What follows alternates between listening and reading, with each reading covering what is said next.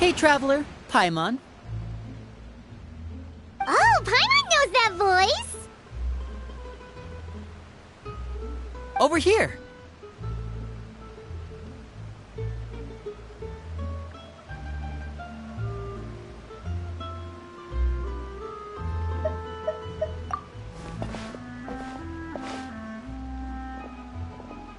To borrow one of the more popular turns of phrase at the moment, this appears to be quite the fated reunion. Running into you two out of the blue like this has really made my day. I certainly wasn't expecting it. You can say that again. What brings you to Poisson? Wait, Paimon's got it! You must be here for one of your magic shows, right? Actually, we've run into a bit of trouble on the home front, so Father arranged for us to stay in Poisson for the time being. Oh, are Lynette and Fremine here too? Yep, along with most of the other members of the House of the Hearth. You may have noticed Poisson seems a bit more crowded than usual. So you're saying nearly the entire organization has moved to Poisson? Sounds like you've run into way more than just a bit of trouble. What's really going on? Well... Since the two of you are so curious, perhaps I can fill in the gaps. You scared Paimon half to death! Father, you're here. You know... On second thought, maybe we don't need to know? It's all probably super confidential House of the Hearth stuff, right? We totally weren't trying to pry or anything. No need to be nervous. I could sense your genuine concern from your conversation just now. Of course, I can also understand your confusion. Sending so many Fatui here to Poisson, it's only natural that some might suspect an ulterior motive to be involved.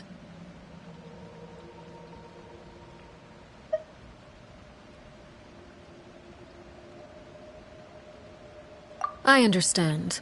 I'm well aware you've had your fair share of confrontations with the Fatui in the past, and I can't exactly guarantee that we'll remain on good terms in the future.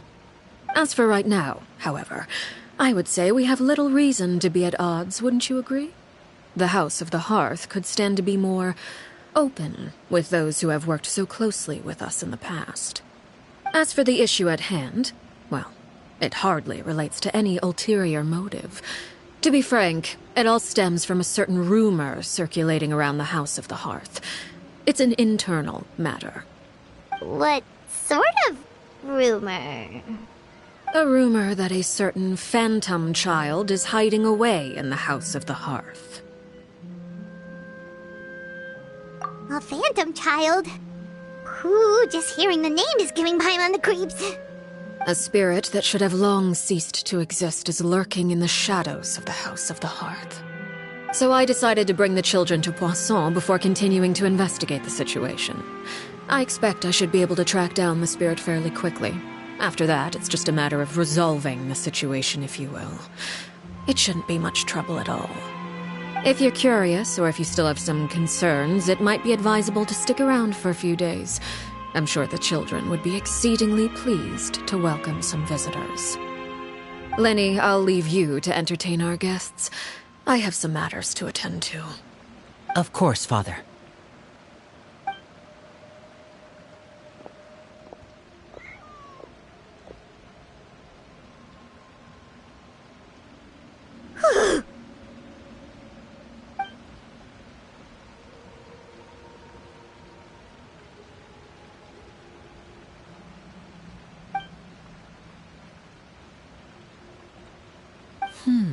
It has long been a dream of mine to invite you to our home and introduce you to my other siblings. You're quite well known in the organization already. A lot of people have been talking about you, especially after everything with the prophecy. If you're willing, why don't you stay a while and have a little chat with us? Alright. We don't have anything else to do right now anyway. But let's be clear, we're just gonna be there as guests, okay? Don't get any funny... Oh, wait a second. For your guests, that probably means we'll be treated to lots of yummy food, right? Of course. During our stay in Poisson, we've been helping out the locals with some fishing. We bring in quite the bounty every day. In fact, today's the perfect chance for me to show you what I can do in the kitchen. Let's go. I'll take you to where we're staying.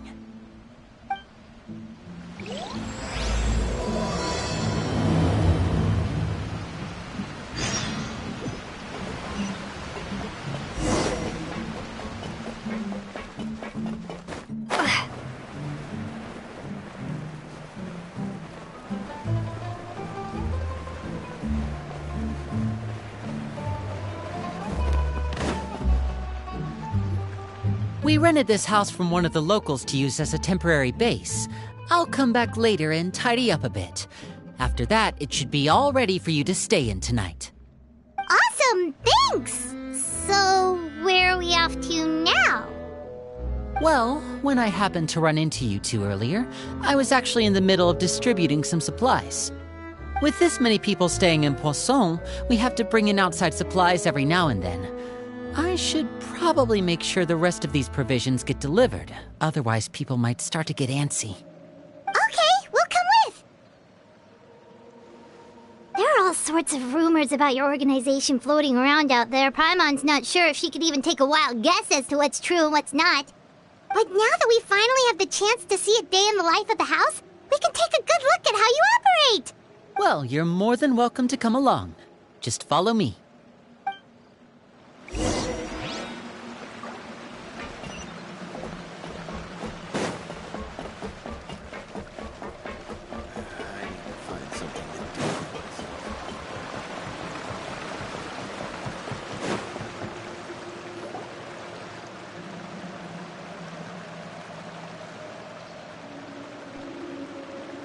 Linny! You're finally here. The supplies. I'm assuming you've... Brought them with me? Yep, here you go.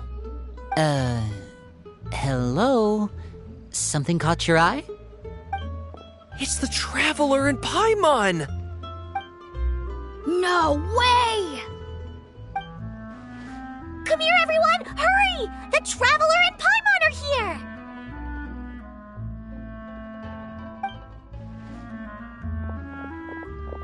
One at a time, please. Don't crowd around them all at once. We don't want to scare off our guests now, do we? Oh, it's all right! Gotta say, Paimon didn't realize we were this famous. Of course! Father and Linny have told us so much about you. Father told us about how you helped Linny. According to her, you're a trustworthy friend. And as far as she's concerned, that's pretty much the highest compliment we've ever heard her give. As you can imagine, everyone's been very curious about you. I heard the Traveler is so strong that she can move a mountain with her bare hands.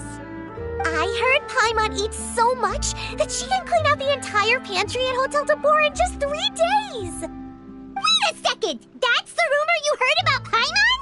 Oh, not cool at all!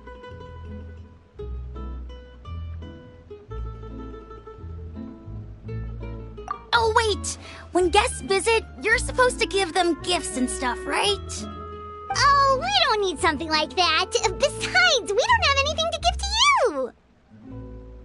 Come on, we insist! I can give you some of my new potions. Just pick your poison. And by that, I mean medicine or actual poison. I've got both. Huh? Or maybe Shaplo can teach you guys about stealth! He's super good at it! He's never been caught. Ah, now that's not a bad idea. I know you usually prefer to fight head-on, but it never hurts to expand your bag of tricks, right? When it comes to eliminating your enemies, staying quiet can go a long way. Trust me, I would know. I was poisoned not too long ago, and I'm still dealing with the after effects. So I'm not quite as good as I was before, but I can still give you some pointers. Wait, when you said gifts, Paimon didn't think you meant poison and stealth tactics. But those are the best things we can give you. You don't like them? Ooh, how about this? Tell me the name of someone who really annoys you, and we'll teach him a lesson for you. All right, Fold, Selwar. I think that's enough suggestions for now. When it comes to being a good host, it's the thought that counts. You don't need a physical gift to make our guests happy.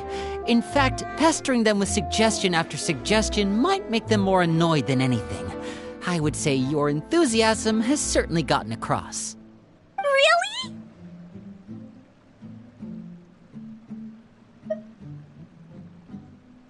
Awesome! It's been so long since we have had guests to play with. If there's anything you need, just let us know. Yeah, especially if it's poison or something. I've got all sorts of potions for that.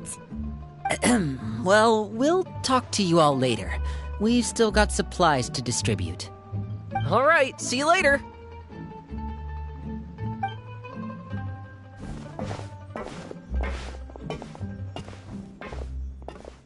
Bye!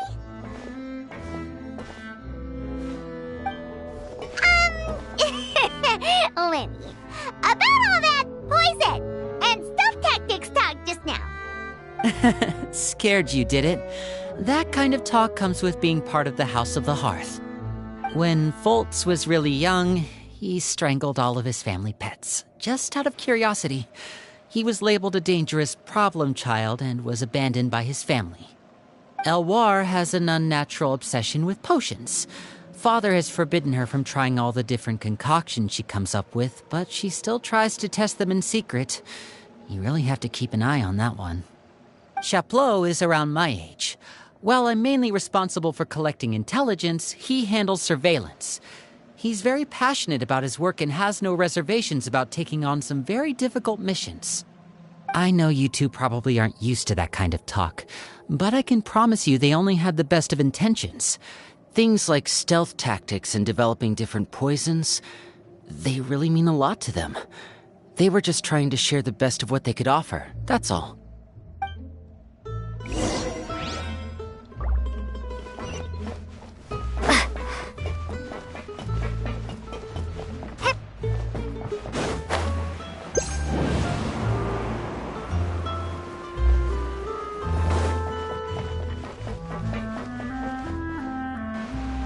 Filial, supplies are here.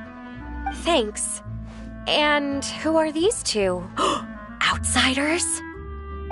Allow me to introduce you. This is the Traveler and Paimon. Oh, you're the famous duo I've been hearing so much about. It's nice to meet you. I heard you've traveled to all sorts of places. Is that true? Of course! We're making our way all across to that! Oh, good for you. You must be pretty familiar with Fontaine by now, then. Have you seen the new opera that started running recently? I think it's called... The 4,000 Thieves? Oh, this is the first we've heard of it. It seems like it's going to be fantastic. From what I've been able to tell from the posters, anyway. You should definitely check it out if you have the time. Oh, and there's the Blind Maiden, too. That one is supposed to have audience interaction. Seems pretty interesting.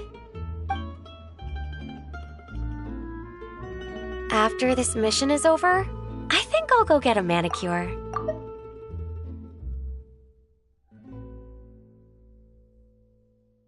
Oh, maybe I should dye my hair.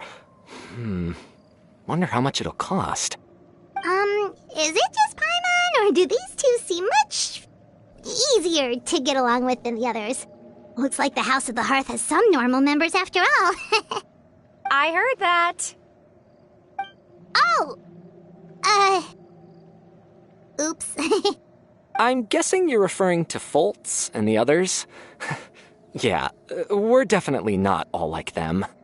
I bet those crazies are practically foaming at the mouth right now.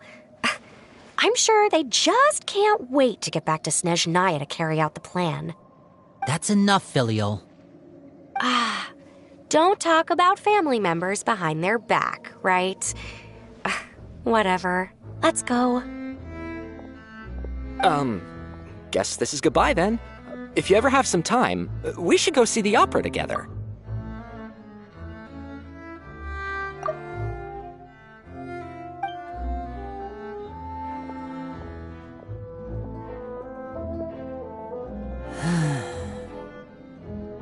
Well, that's it for the supplies. We should probably head back as well.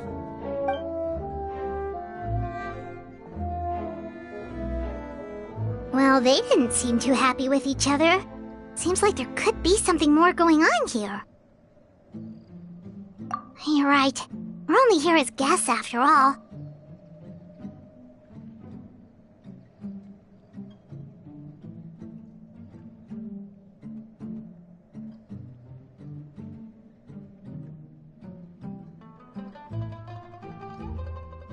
Oh, Linny's getting super far ahead. Come on, let's catch up.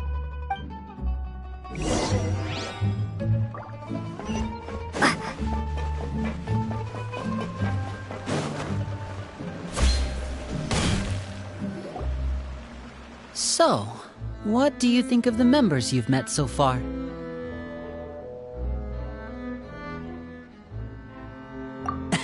Well, Father is always encouraging us to be strong-willed and independent. So if there's one thing we've got, it's people who aren't afraid to speak their mind. Well, I should probably get cooking. Wanna join? Of course! Then let's head out and... Fremine? What are you doing here? Well, Fremine! Nice to see you again! you too. I heard you're here as guests of House of the Hearth. Welcome. We were just going to make some food. Why don't you come along? I could use some help in the kitchen, and I seem to remember you mentioning you wanted to make seafood soup for the traveler in Paimon. Seafood soup? Oh, Paimon's drooling already. Were you looking for something just now, Fremine? Maybe I can help. It's nothing. I just wanted to see if there were any extra supplies. Yeah, we've got some left over. What do you need? Some food and water, and some clean cloth, if possible. No problem. Give me a second here. Food, water... Wait a minute. What do you need all of those for? You're not on any missions as far as I'm aware, and you were just going to come eat with us. So what's this all about? I thought I'd grab an extra portion because I get hungry at night. Could be because I'm growing, you know? And... Fremine, you remember what I told you? You're not like me. Your lying skills still need some work. Tell me what's going on. Is it really bad enough that you have to keep it from your own brother? Maybe it'll be better if we gave them some space.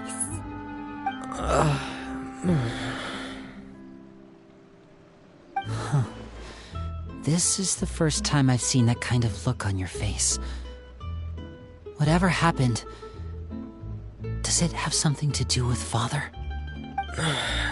Yes. Just follow me.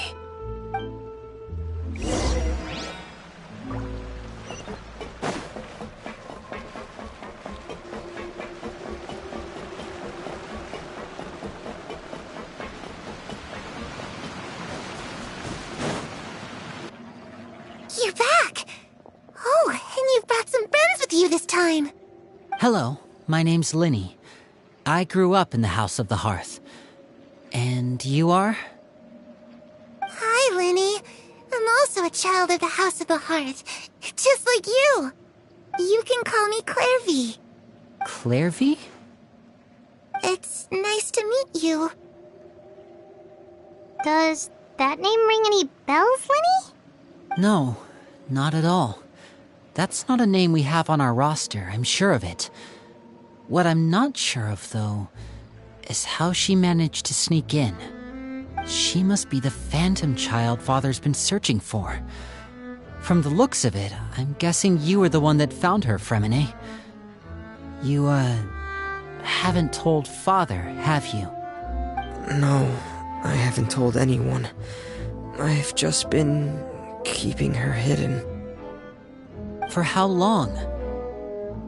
About half a month now. So ever since we got to Poisson, then. Do you have any idea what you're doing?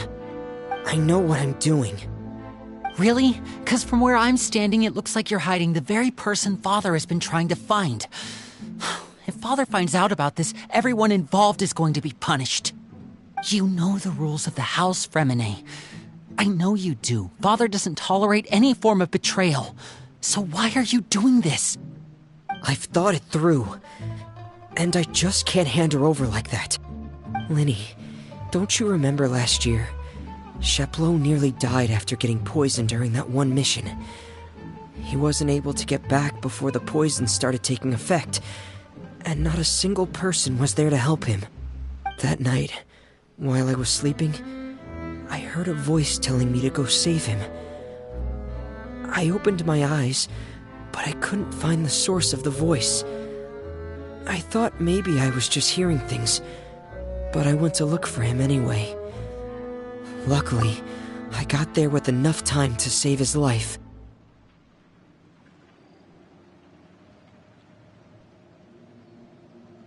That feeling of being haunted, of hearing voices, it's happened many times in the House of the Hearth.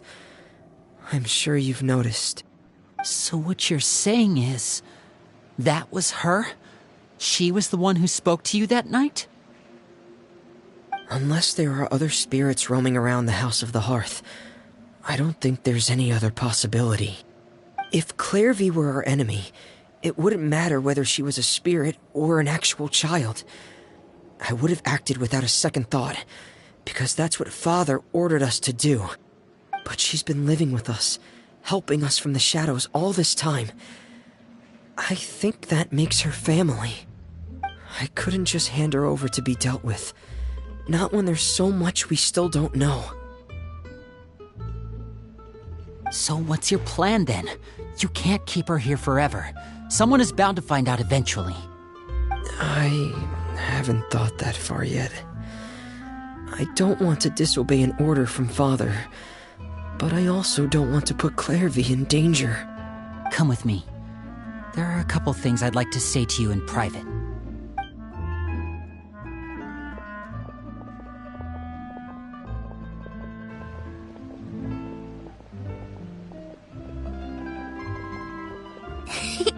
Those two sure care a lot about each other. Well, they got a funny way of showing it. From where Paimon was floating, it sure seemed like they were about to bite each other's heads off. No way! They have a really deep bond. I could tell right away, because I also have a friend like that. I just don't know how long that kind of bond can last.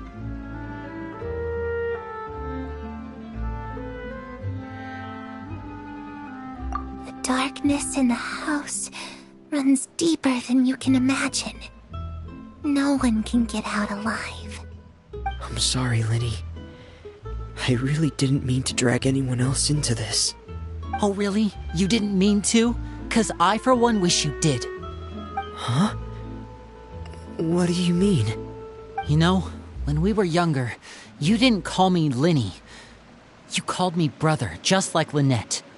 We grew up together, the three of us. We were all orphans, all rescued by Father. Of all the siblings in the House of the Hearth, I think our bond was the closest. Later on, when you started calling me Linny, I wasn't actually surprised. After all, Lynette and I are related by blood. We've had to depend on each other to survive long before we joined the house. Linny, The darkest and most difficult moments of my life happened before you and I had ever met. I'm sure that's true for you as well. Even so, Fremine, we've stood by each other for all these years now, and to me, that means more than blood. You and Lynette are the most important people in my life. No one can replace you. So I won't let you face anything alone. Not if I can help it. Oh, looks like things are getting kinda heated between Linny and Fremine. Maybe we should go check on them. Oh, it's raining. I should put my clothes away.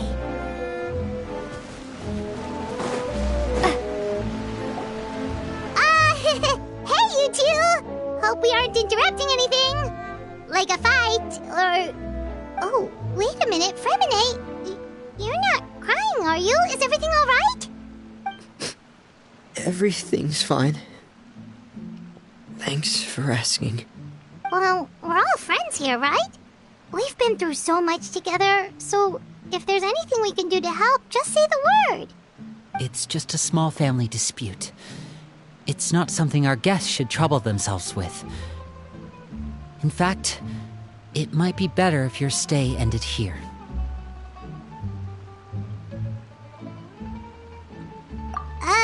What are you getting at, Traveler?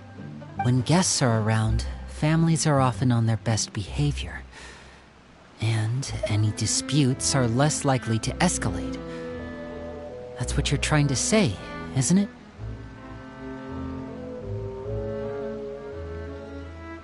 I just... Thank you. I was really hoping to keep you out of it. But even if I could think of some other reason to turn you away, I'm not sure I could convince you. I know things could turn dangerous, so I promise you this. From now on, I'll protect you like my life depends on it. Me too. Well, back to the matter at hand then. If we don't plan on handing Clairvy over to Father, then our only other option is to solve the mystery of her identity before Father is able to track her down. That means finding out where she came from and what she's doing here. Then we can send her on her merry way and pretend like none of this ever happened. I've tried that already. And? And... nothing. I tried taking her somewhere really far away, but... after some time, she just reappeared. She even came with us all the way to Poisson. It seems like wherever the house is, she follows. I don't know much about spirits. Do you two have any ideas? Let's see here. Paimon remembers hearing something like, if you fulfill a spirit's last wish before they died, they'll let go of whatever's keeping them here and return to the ley lines. Oh, it's just that Paimon doesn't really remember where she heard that, so it's not guaranteed to work or anything. Well, sounds like it's worth a shot. Guess that means we should go ask her about her wish. But first, Fremine, I need you to promise me something. What is it? I need you to promise me that this will stay between the two of us. We're the masterminds behind this whole thing. No one else gets involved. Can you do that for me? Of course. I promise. All right. Then let's seal the promise just like when we were kids. Fist bump on 3. Ready? 1, 2, 3. I swear.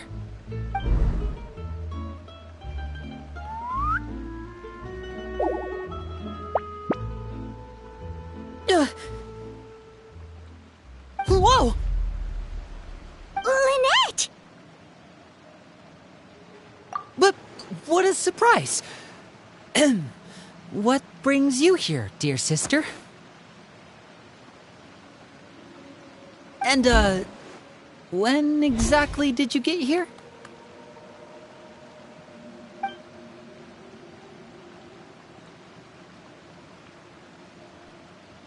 You're an idiot, brother. And you too, Fremine.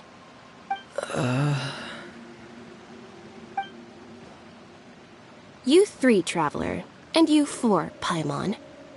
Wait, what did we do? I've seen Clairvy around the House of the Hearth before. I hadn't seen her in Poisson, so I figured she must not have come with us. But it turns out, you were just hiding her.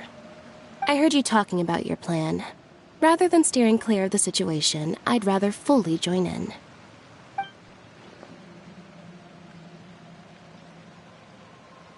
If you don't agree, I'll have no choice but to report everything back to Father. Simple as that. You're not giving us much wiggle room here, Lynette. Well, I guess we're all in this together then. After we talk to Clairvy, we'll figure out our next move. There's no time to lose. Let's go.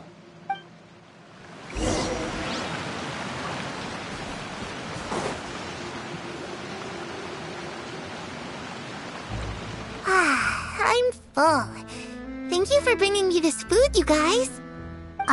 She said she's full, but the food doesn't look like it's even been touched.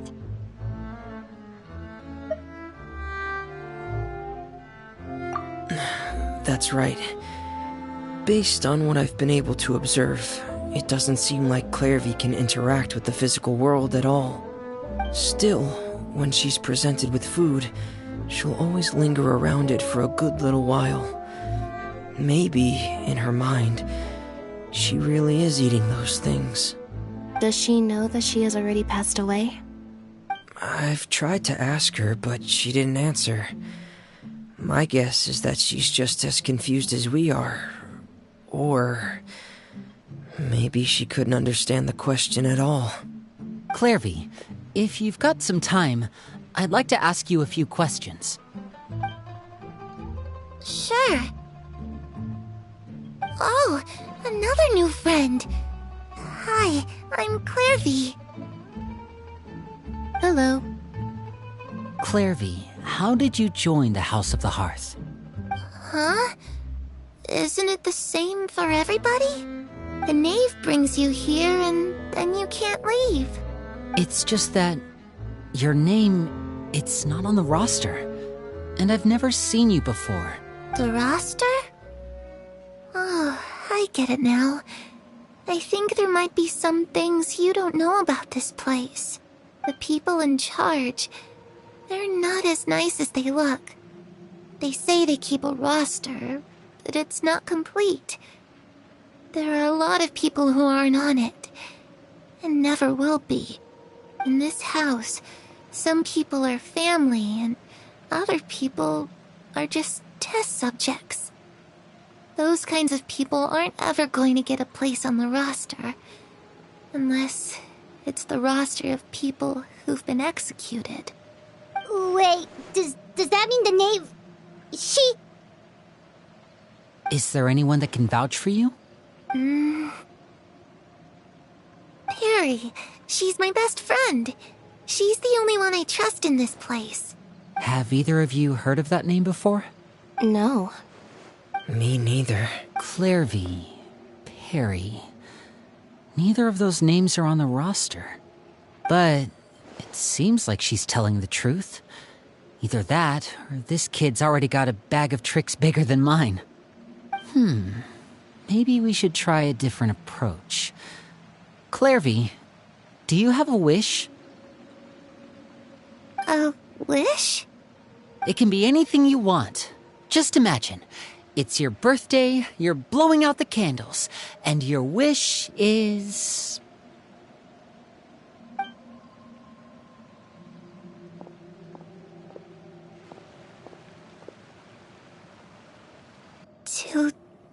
To go outside, where the sun can find me.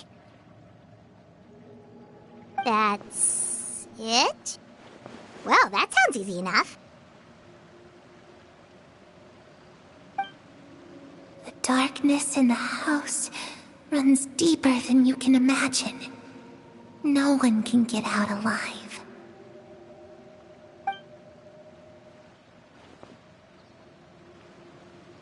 Okay, time to divide and conquer. Listen up. I've got a plan. I'll try and find a way to use basic illusory magic to take Clairvy outside and bring her somewhere with sunlight. Lynette, try and find the list of executions that Clairvy was talking about and see if her name is on it. Fremine, you stay in Poisson. We can't be the only ones who've had run-ins with Clairvy. I need you to collect intel on everything she's said and done. Understood. I'll try my best. What about us? What should we do? I really appreciate your willingness to help, but this is a family matter. I don't want to drag you in too deep. It's too risky. Let me think. Since Father considers you to be guests, maybe you could stick by her side for a little while. You don't need to do anything except keep up some nice, casual conversation. Ah, Paimon gets it. You want us to distract her.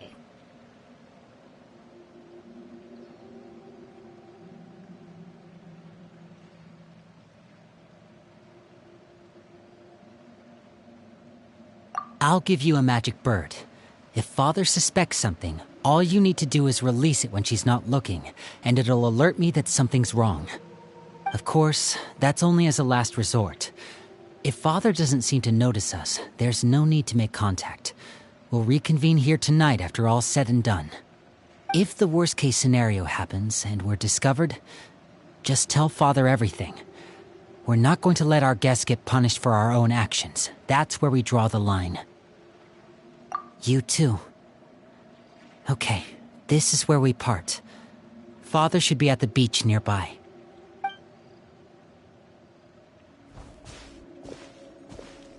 I really hope this goes well. No, it has to go well. That's the only way this can get resolved.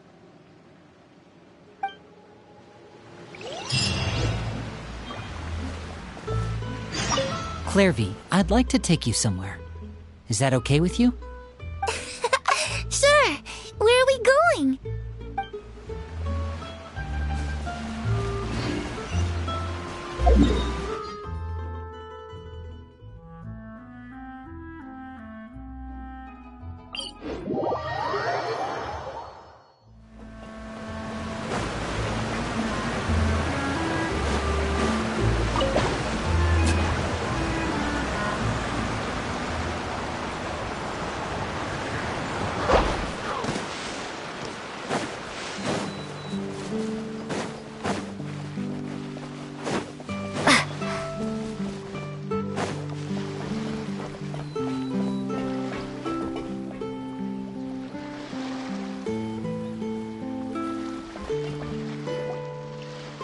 It's the knave! And... child! Hey, aren't you supposed to be in Snezhnaya recuperating? What are you still doing in Fontaine?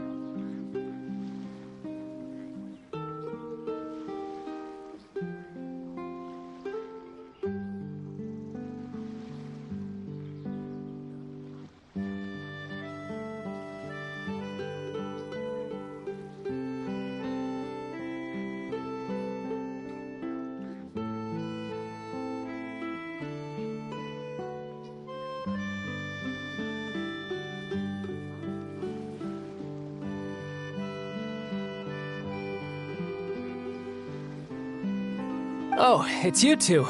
I didn't expect to run into you here.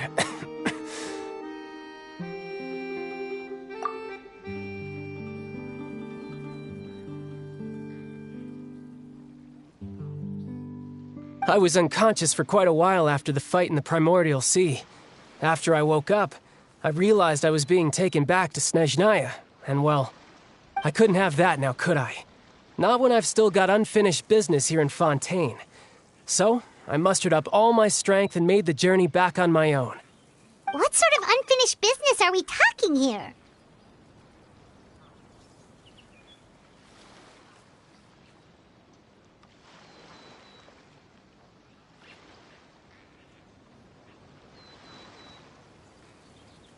It has to do with Skirk, my master. I really wanted to meet up with her, but by the time I got back, she had already left.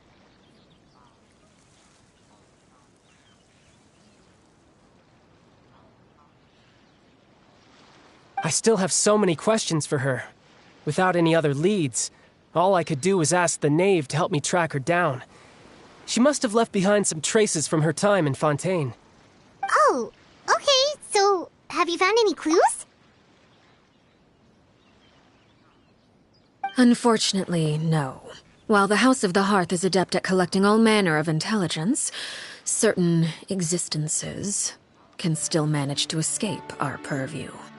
Basically, unless Master feels there's a need to meet with me, she's not going to be found. But that problem has an easy fix. I just need to become stronger, and then... Paimon thinks you should focus on getting better first. The worst of it is over. It's all thanks to that one kid from the House of the Hearth. Elwar, I think her name was. She gave me a bunch of random potions to drink. They didn't go down easy, let me tell you. Pain and chills all over. But they really did help speed up my recovery. And that's good, because it looks like I really do have to head back this time. The old man's been putting the pressure on me. He sent someone to tell me I'm needed for some sort of project. Project Stuja? Yeah, that's the one. I heard Regrader's involved too. I'm not looking forward to having to listen to all his monologuing, that's for sure. Hey, maybe you could think of a way for me to stay in Fontaine for a little longer.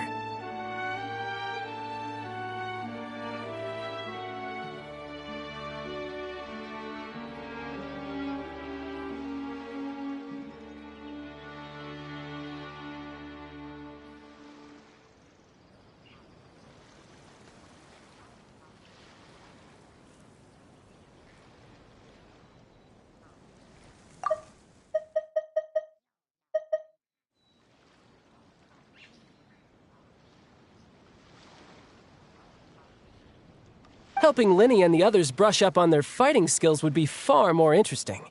If you and I could spar, that would be even better. I've been waiting for a chance to see you go all out.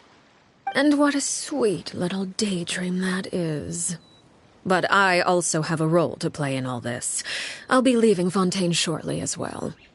Besides, considering how little they see fit to step outside the homeland, being called on to return to Snezhnaya by such illustrious dignitaries, what a great honor. Wouldn't you agree? One I could do without, I'd say. Is it just Paimon? Or does it kind of seem like they're...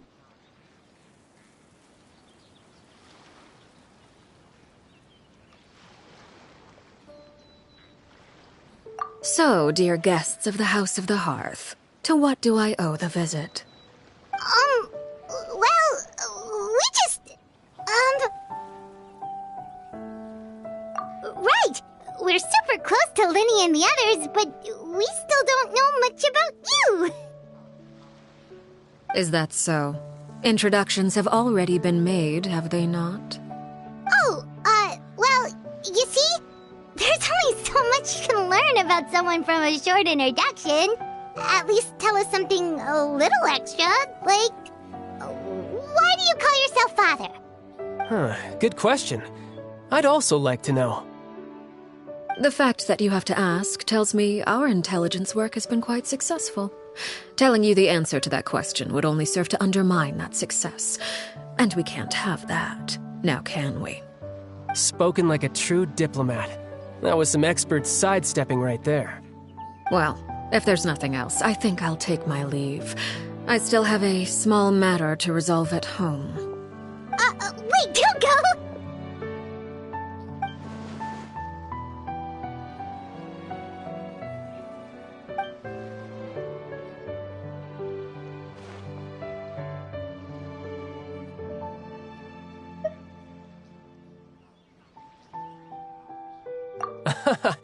I'd also like to hear the answer to this. I've met some of the members of your organization, and they all seemed like really good kids. They actually reminded me of Tonya and Tusser. Which, by the way, if you ever betray them, I'm just letting you know, I won't let you off easy. And why would I betray them? Well, you've already betrayed the House of the Hearth once, haven't you? At least, that's what I heard.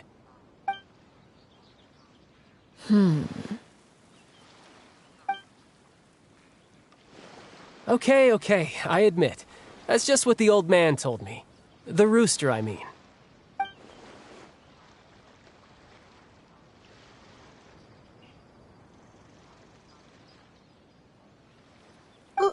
Wait, did you really do something bad to those kids?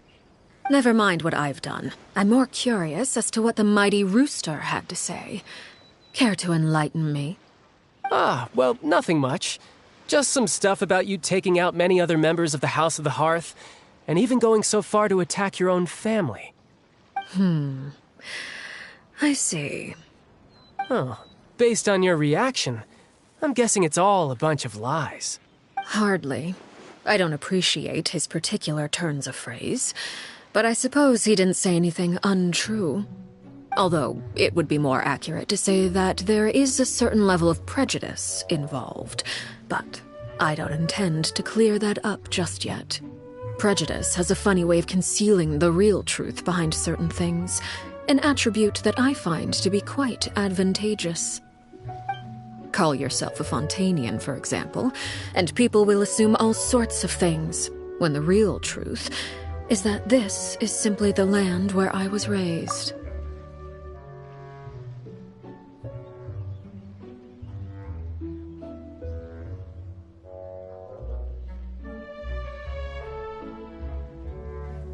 Huh?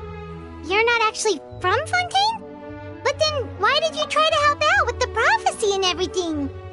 I was trying to protect the children born in Fontaine. Claiming that I myself was a Fontanian simply made it easier to operate. People would hardly suspect a fellow Fontanian of having any ulterior motives. Who wouldn't want to save their homeland after all?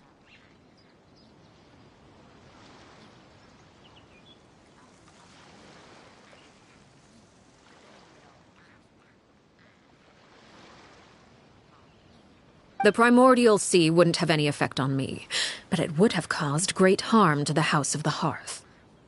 Well, you wanted extra information, didn't you? There you go. I hope that satisfied your curiosity.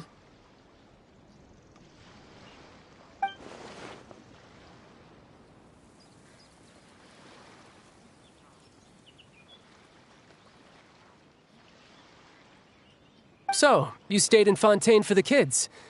I guess I was wrong to believe you'd betray them. Apologies. Looks like I was holding on to some prejudices myself. Good. Like I said, I like it when others have misconceptions of me. Actually, while I was recuperating at the House of the Hearth, there was something else that really caught my attention. I heard that members always resolve disputes and arguments with a friendly spar, and the loser has to back down. Seems pretty cool if you ask me. Would also give them plenty of opportunities to hone their skills. Well, that's only a recent development. In the past, such spars weren't nearly so friendly. The losing party would lose everything, including their life. They were that high stakes? Whew, at least that's not a thing anymore. Well, the current atmosphere's not half bad. I'm a bit jealous, actually. You've got so many family members around you, and you even get to live with them. Having a lot of family around means dealing with a considerable amount of bickering and scheming. Once Tonya and Tusser enter their rebellious phase, I'm sure you'll understand. Just imagine. Tusser becomes obsessed with plucking out strands from the rooster's mustache, or Tonya decides to dye her hair 42 different colors. Okay. I get the picture.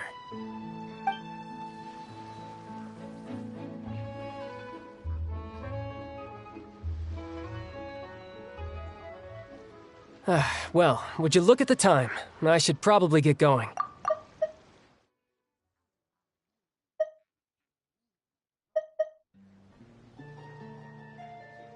Traveler, Paimon, I'm not sure where our paths will cross next, but the next time we run into each other, we should definitely try and find some time to spar.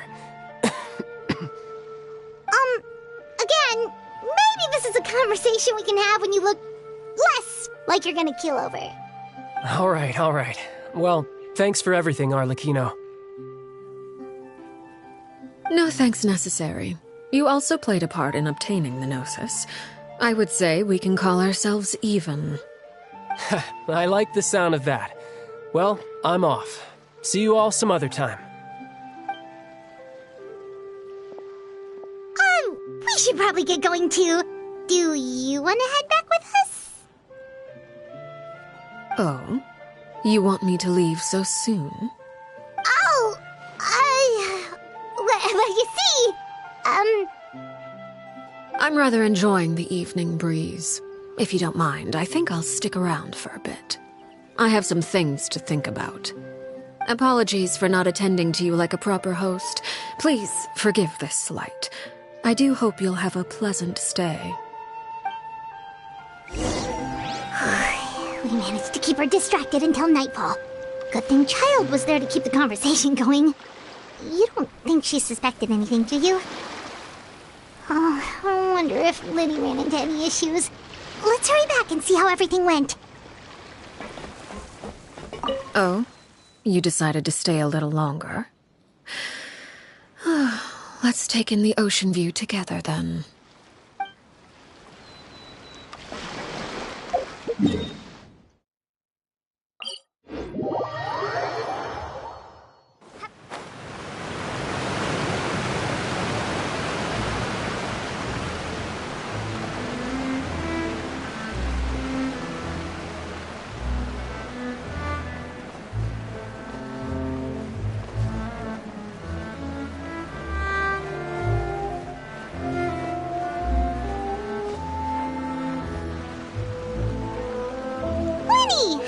we go?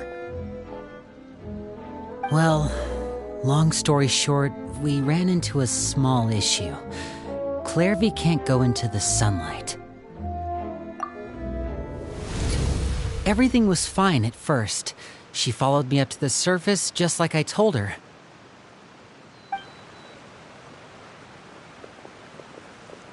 But as I led her out of the shadows and into the sunlight, she vanished. I turned around and there she was, standing at the edge of the shadows, silently watching me. Huh. Maybe she's afraid of sunlight, or... No, it wouldn't be her wish if that were the case. Well, we could always try pushing her into it.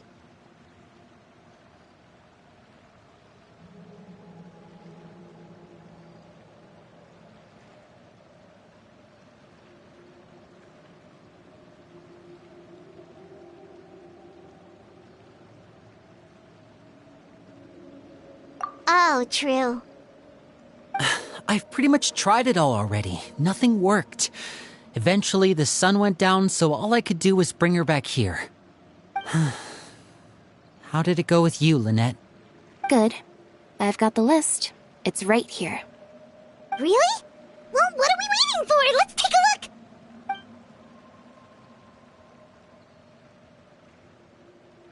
Oh, that's a lot of pages.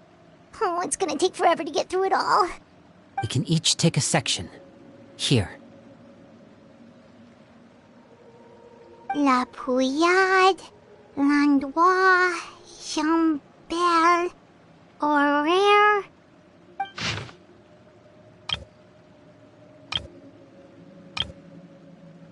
Oh, yikes. That Horaire guy has a huge scar on his face. He's kinda giving Paimon the creeps. I've met him before. The scar is from an injury he received during a mission. I still remember him joking with me about it. He said any future lover would take one look at him and then lose all interest. Did he say anything else? Well, I asked if there was someone he was interested in. He said no, and that's where our conversation ended. It was only later that I learned he really did have someone he liked. He risked everything to escape so he could be with her, but it didn't work. One day, Father asked to see him, and, well, I never saw him again after that. Wait, so that means the knave, It may seem cruel, but it's just one of the rules of the house. Betrayal is not to be taken lightly. We know too many secrets to come and go as we please. So, if you do try to leave, you pay with your life.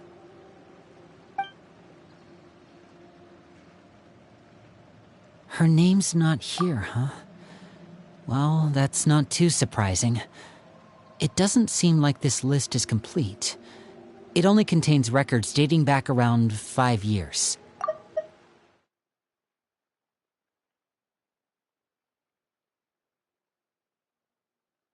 Let's shift our attention then. Fremine, were you able to find anything out? Fremine. Sorry. I was thinking about something. I managed to talk to quite a few people, but I couldn't help but notice that the atmosphere in the house was a little... strange. Strange? Yeah, I mean...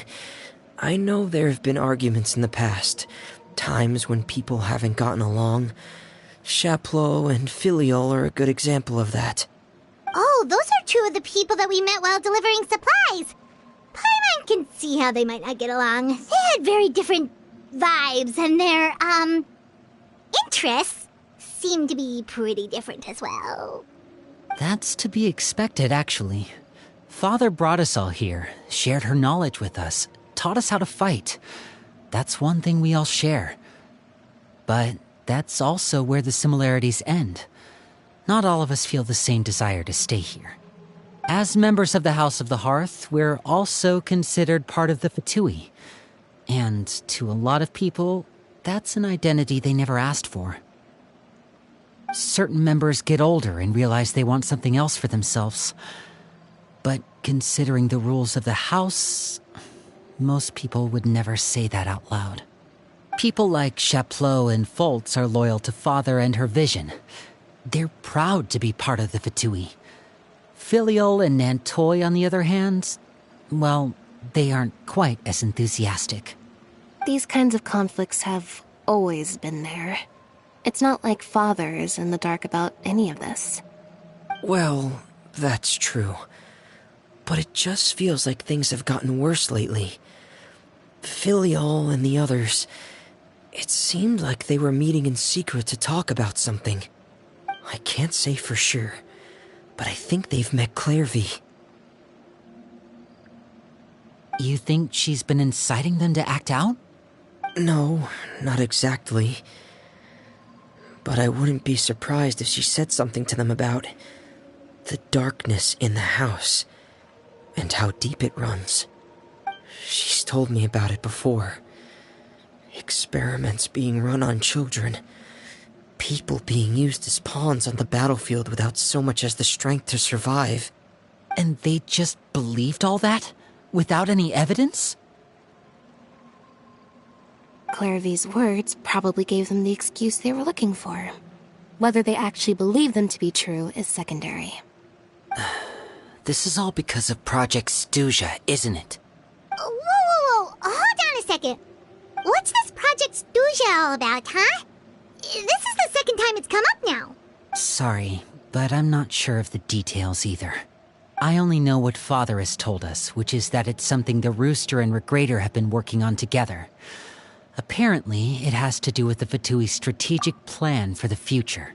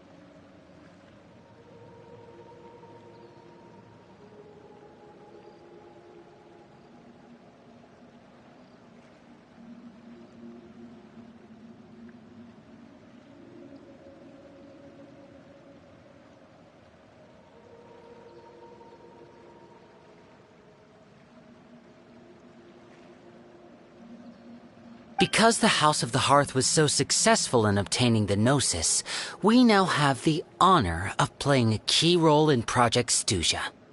Wait, but isn't that a good thing? Key role is just another way of saying dangerous role. To us, the whole thing is an inconvenience.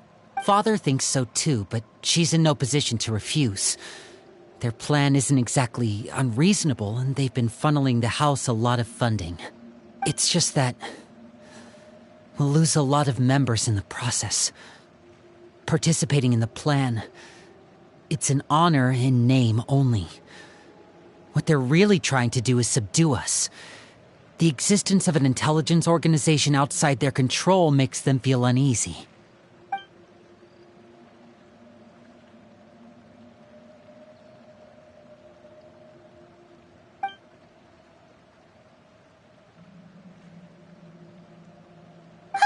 Super complicated top secret Fatui business aside, what does all of this have to do with the conflicts you were talking about earlier? Paimon doesn't get the connection. External pressure has a way of exacerbating internal strife. You can't overlook the power of fear either. People are afraid of dying, and that fear is often the impetus for a lot of stupid decisions.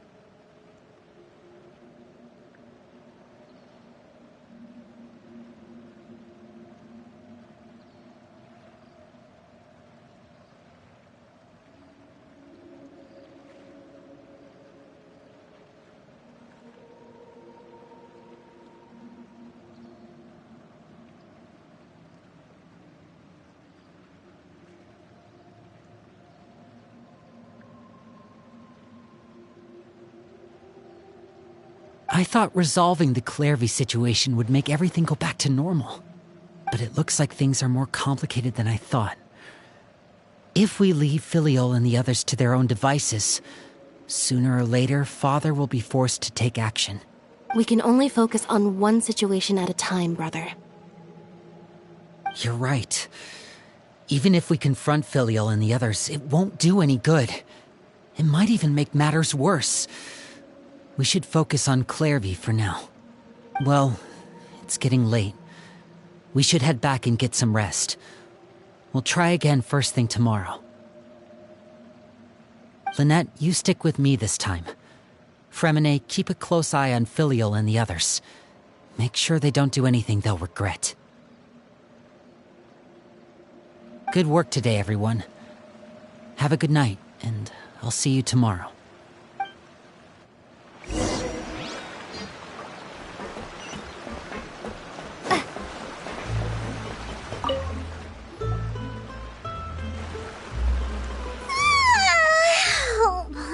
Looking forward to an early night, but she can't sleep at all. Hey, you don't think the knave will be too angry with Lenny and everyone if she finds out about all this, do you?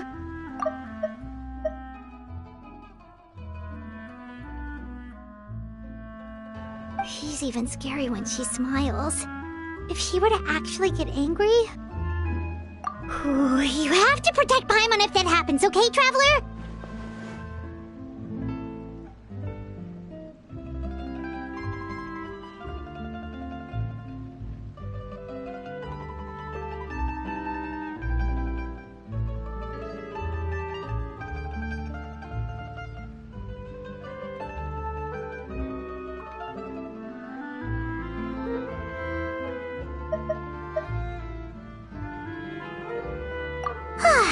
Trusty as ever, Traveler. Look! Look over there!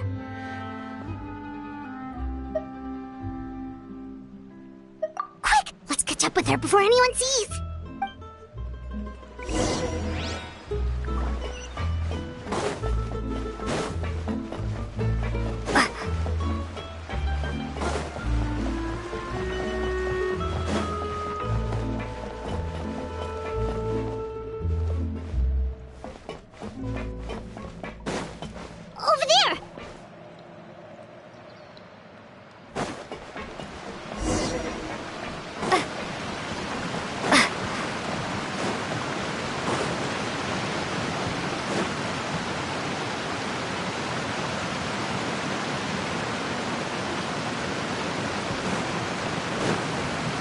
Where is she going? Oh, if someone sees her, we're toast!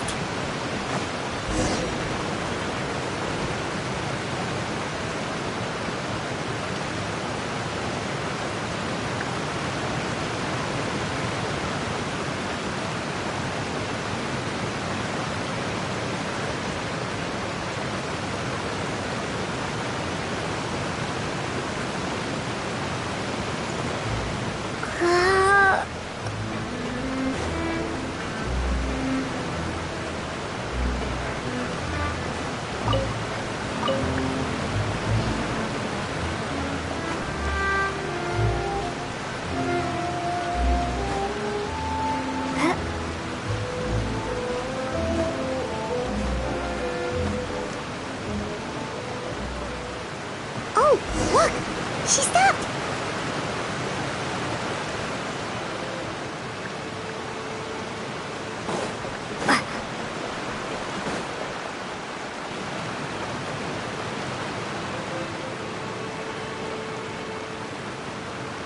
Clearly! Shh. I opened the window while no one was looking. Look how pretty the outside is. If only I could have more than this. You probably think I'm being silly, huh? All this hopeless resisting. It's better to dream of what I could have than try to make it a reality, right? Please, help us get on the same page here, Clary. We need you to tell us what you know. Can you do that? Sure. Although, after you hear all this, I think you might regret that decision. Everyone in this family is nothing more than a tool. Something to be used and exploited. We're all expendable.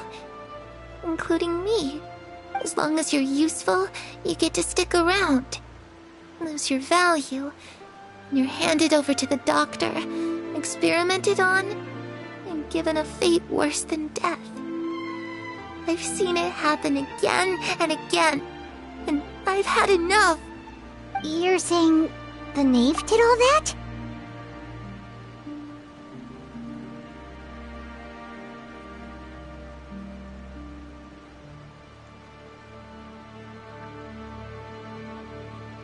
It's just, that doesn't seem like something she would do. She's scary and all, but it seems like even she has lines she wouldn't cross. I knew you wouldn't believe me. Everyone thinks she's a good person. They all think of her like a real mother. Mother? But she doesn't deserve that title. She's disgraced it and tarnished it. And if I had things my way, I'd never see her again. If only Perry were here, she'd understand. Perry. There's that name again. Also, Paimon's getting a strange feeling. It almost feels like she's not really here with us. Paimon can't tell if she's actually talking to us or if she's mistaken us for someone else. Well, in any case, it seems like she really needs someone to talk to. We should keep her company for a little longer. She looks so young. But it seems like she's been through a lot. It's getting windy. I should close the window. Ooh, look at the moon. Isn't it pretty? Hey, wanna hear a secret? I heard that if you look up at the night sky in Snezhnaya, you can see the aurora. It's supposed to be super pretty. Even prettier than the moon tonight. Perry and I promised each other that once we're older, we're gonna go see it together. But I can't find her. I'm worried she's also been... No, that wouldn't happen to her. She's special. Mother likes her a lot. I should really go talk to Mother, but we just fought. She doesn't want to see me, and I'm too scared to face her. What should I do?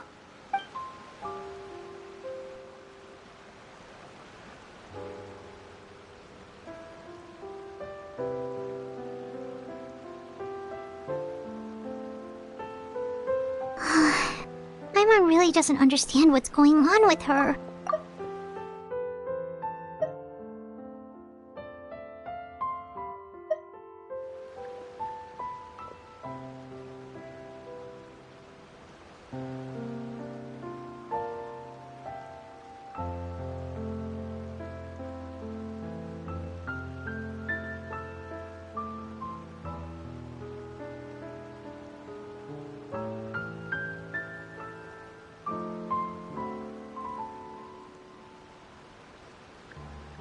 Well, let's head back. We've got an early morning tomorrow.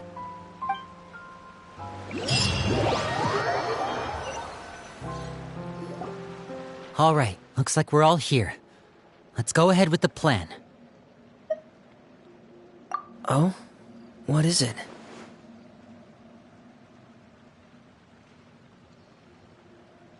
What makes you ask that? Well, we kinda ran into Clairvy last night, and that's what she told us. We met the doctor back in Sumeru. He's super dangerous, and he's done all sorts of bad things. It's possible that Father and the Doctor have had certain dealings, but I don't think Father would work with him. We're not really on the same side, so there's not a lot of trust between them. That doesn't exactly set the stage for a successful partnership. I did hear, though, that when Father first became a Harbinger, the Doctor offered to work with the House of the Hearth. Father rejected most of his proposals, except for one. It had to do with some sort of secret experiment. Secret experiment? Could that be what Clairvy was talking about? I don't think so. I don't know any details about the experiment itself, but I do know it's an entirely independent operation. The Doctor only proposed a direction for the research. That was the extent of his involvement. I still don't think that counts as working together. The details of the experiment are confidential, but complete records are kept on all participants. That doesn't seem to be the case with the situation Clairvy referred to. I know you don't agree with some of the Fatui's methods, and I'm not asking you to. But I am asking you to trust us on this. The House of the Hearth has its own principles. There are certain lines we're not willing to cross. Alright, that's good to hear at least. Clairvy seems to think the Knave and the Doctor worked together to do something horrible. If that turned out to be true, Paimon doesn't know how he would even face you guys. It's just that it doesn't seem like Clairvy is lying either. The easiest thing to do would be just ask the Knave directly, but Paimon doesn't think she'd tell us.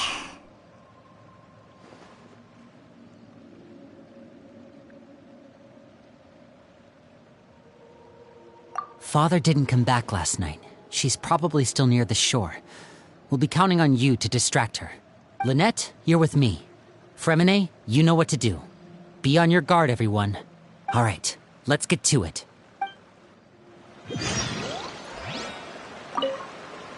Where are we going today? Let's try somewhere further away this time.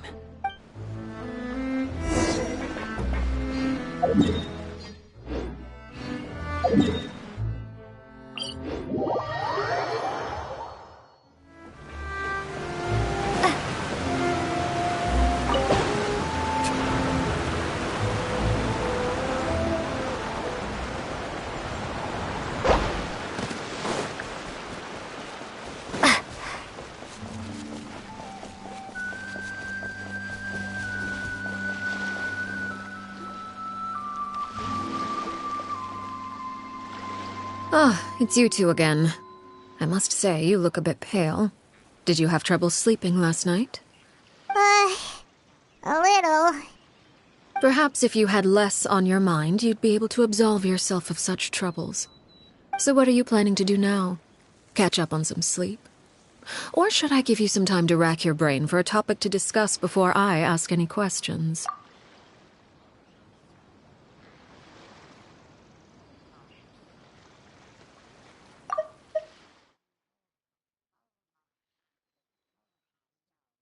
Perhaps if you had less on your mind, you'd be able to absolve yourself of such troubles. Perhaps if...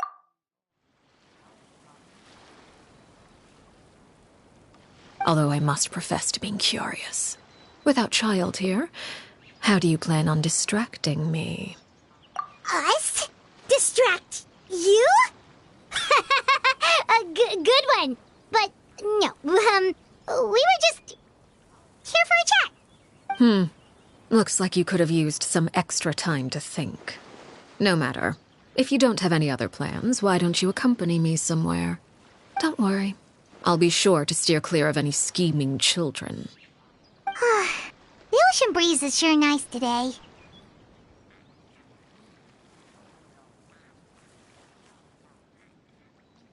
Children always think they can hide things from the grown-ups. But nothing gets past me. Least of all a little scheming. I think I'll let them have at it for a little longer. I can be very patient. Well, I'll leave you to think things over. If you're so inclined, meet me outside the Palais Mermonia. Good things come to children who do as they're told. So I do hope you decide to tag along. If only for your friends' sakes.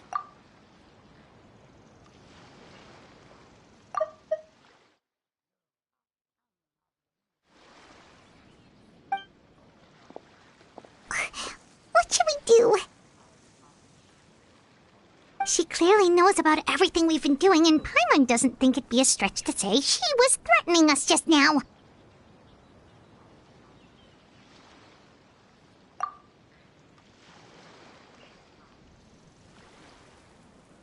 Oh, good idea.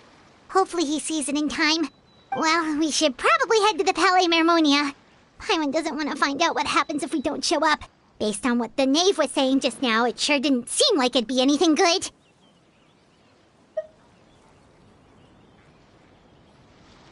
Okay, then we probably shouldn't keep her waiting. It seems like Linny and the others are on thin ice, so let's do our best to not get them in any more trouble.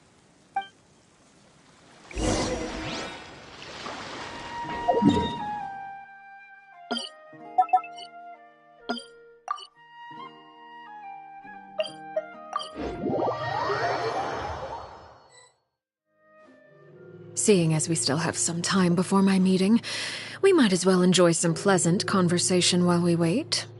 I'm glad to see you get along with my children. Being surrounded by good companions is necessary for a child's development. You're not planning on doing anything to them, are you? I assume you're referring to Linny, Lynette, and Fremine. Although, there's that situation with Filial and Nentoy as well. It appears quite a few people have been acting out lately. No matter. I'm not one to discriminate. All those who betray the house meet the same fate. There are no exceptions. Does that mean you're going to kill them? Oh, are you here to beg for their lives? I'm sorry to disappoint, but the rules of the house change for no one.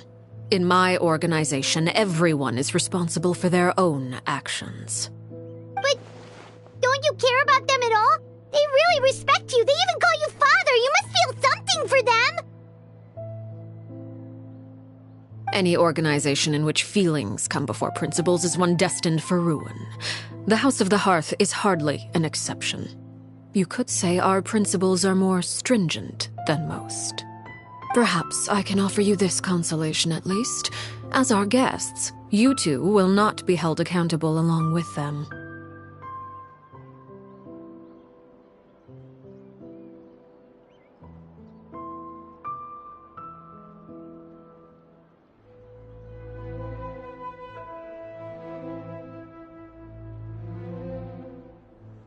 I would imagine Linny, Lynette, and Fremine will be able to keep their lives.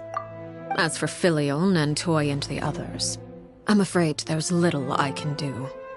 They can try to escape, but once you know our secrets, there's no getting out alive.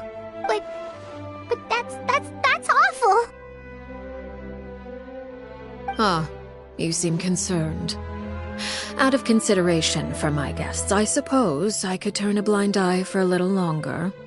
If Linny and the others manage to dispose of Claire V in the meantime, all evidence of their wrongdoing will be lost. In that case, I could hardly punish them for something I couldn't prove. If their efforts are unsuccessful, on the other hand, all will be held accountable. And the punishment will be severe.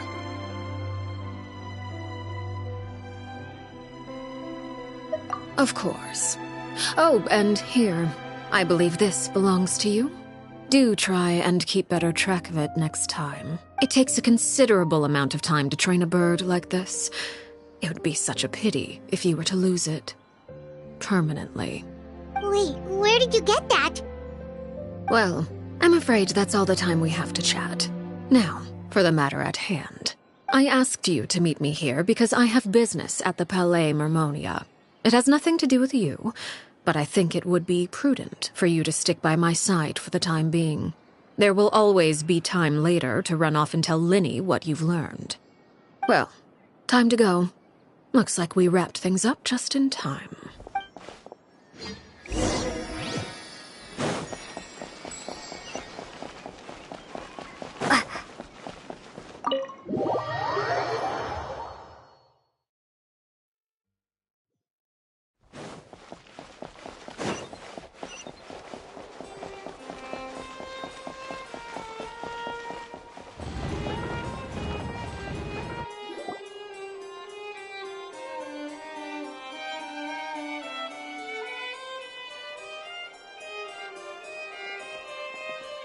It's been a while, Monsieur Neuvillette.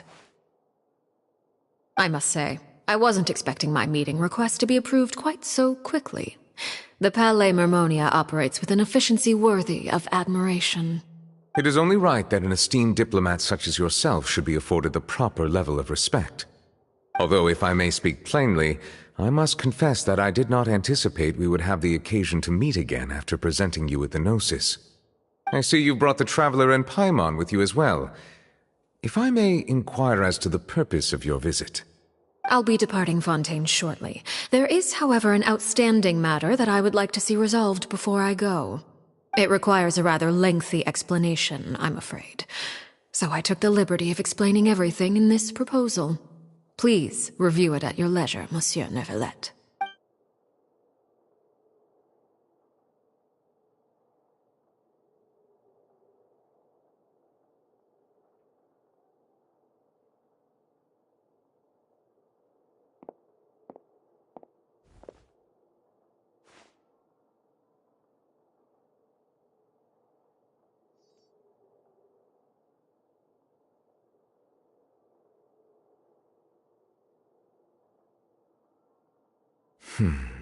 I understand your request. However, at the risk of causing offense, I must admit that I fail to see why you would wish for such a thing. I heard you have a certain fondness for water tasting, Monsieur Neuvillette, so allow me to use water as an analogy. A family is like a large body of water with countless rivers flowing in and out. As someone who watches over this system, I would hope that each river that flows from the source will eventually reach the ocean. Of course, objectively speaking, I know this is impossible. Most of the rivers will dry up along the way, disappearing into the ground and leaving nothing but a barren riverbed behind. Not all rivers are destined to reach the ocean, but I would not see their existence rendered meaningless. I believe the water that flows within them is simply meant for a different destination, like a field in need of irrigation. Or perhaps the glass of a certain water-tasting enthusiast. Did you get any of that, Traveler? Your words paint an optimistic picture indeed. Allow me to remind you, however, few among us are willing to sip from a glass filled with tainted water. It may have been tainted at one point in time, but not to worry. I'll make sure it's strained of all impurities and returned to its cleanest form.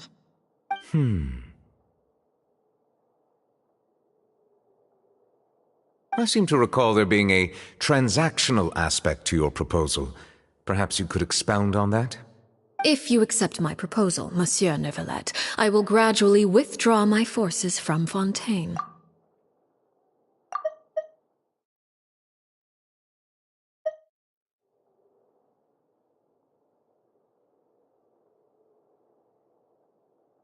And, unless absolutely necessary, I will no longer carry out any special missions within Fontaine. I presume I can take your words to mean that, in the future, cases similar to the Tartuffe assassination will cease to cross my desk? Tartuffe? Ah, that thief who embezzled funds from all those charities, you mean? My deepest condolences to his family, but without any evidence, I cannot imagine how the House of the Hearth might have been involved in his passing. Of course, if you accept my proposal, Monsieur Neuvillette, I'm sure certain measures could be taken to reduce the frequency of such troubles. You choose your words carefully indeed. In that case, I am inclined to accept your proposal. My thanks for your generosity, Monsieur Neuvillette. Well, with that settled, we should be going now. I took the liberty of bringing along 2 bottles of spring water from Snezhnaya for you to enjoy. I do hope I get the chance to hear your impressions. Perhaps at our next meeting? Yes? Indeed. I trust you would not overlook your commitment in the meantime.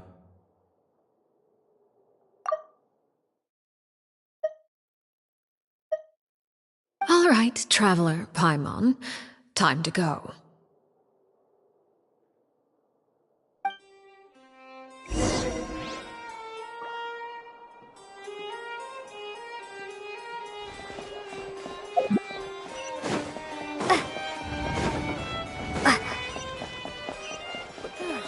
The Ministry of External Relations was definitely the right decision.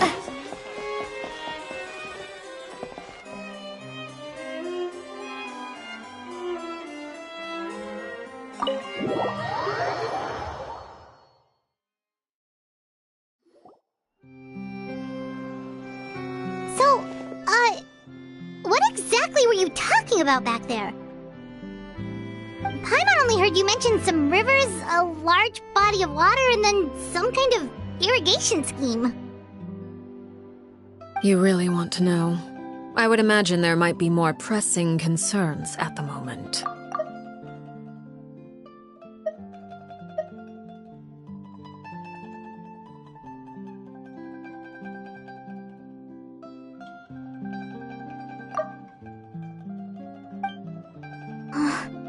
Lenny, Paimon really hopes everything's going okay.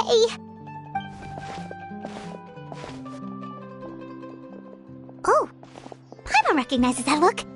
You've got your thinking cap on, don't you, Traveler?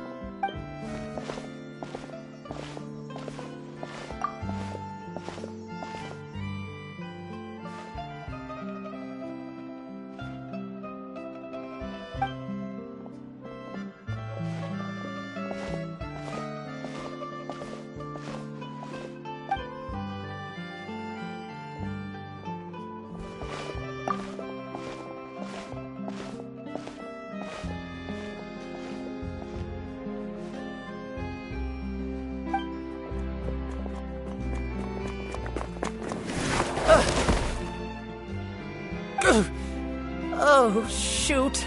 Are you alright? Oh, jeez. I'm so sorry. I was so focused on selling these papers, I wasn't looking where I was going. Well, let me make it up to you at least. Here, take this paper. On the house.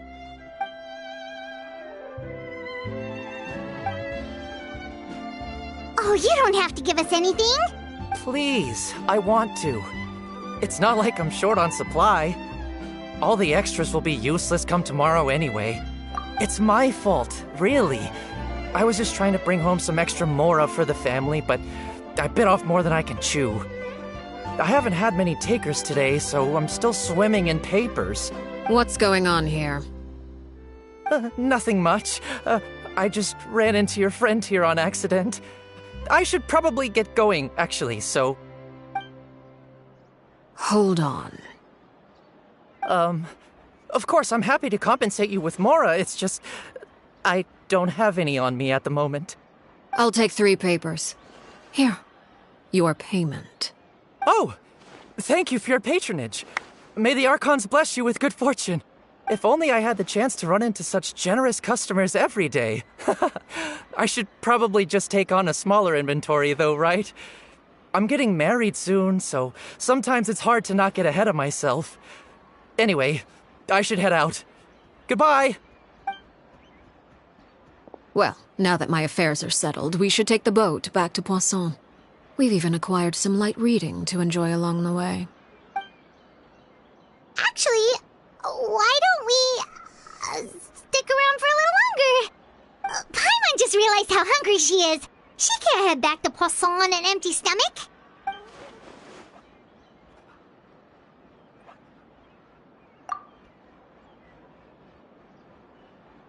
It appears you two are under the impression that delaying our return will somehow alter the situation in your favor. I'm sorry to ruin your fantasy, but your efforts are meaningless. That being said, I could be persuaded to give Linny some extra time. I just have one condition. If you agree to my request, I'll even answer some of your questions. You're quite curious about Clairvy, are you not? And my relationship to her. Wait, why are you being so generous all of a sudden? You're not gonna ask us to do something bad, are you? You overestimate yourself. You don't have the talent for bad things. Then what can you possibly... The most important consideration in a negotiation is that both sides receive something they want. Demands and threats only get you so far. Wonderful. Here it is. When the time comes, make the choice that you deem most appropriate in the situation, and lend your help to the House of the Hearth. Okay, sounds normal enough. But what do you mean, when the time comes? When is that supposed to be? That is for you to decide. Then we have a deal. Follow me.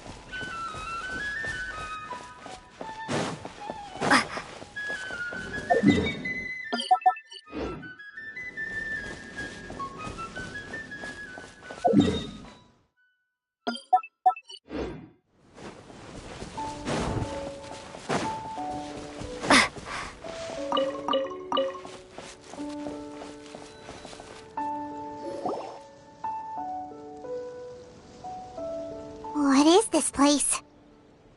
Somewhere long forgotten by everyone. It used to be a grand building.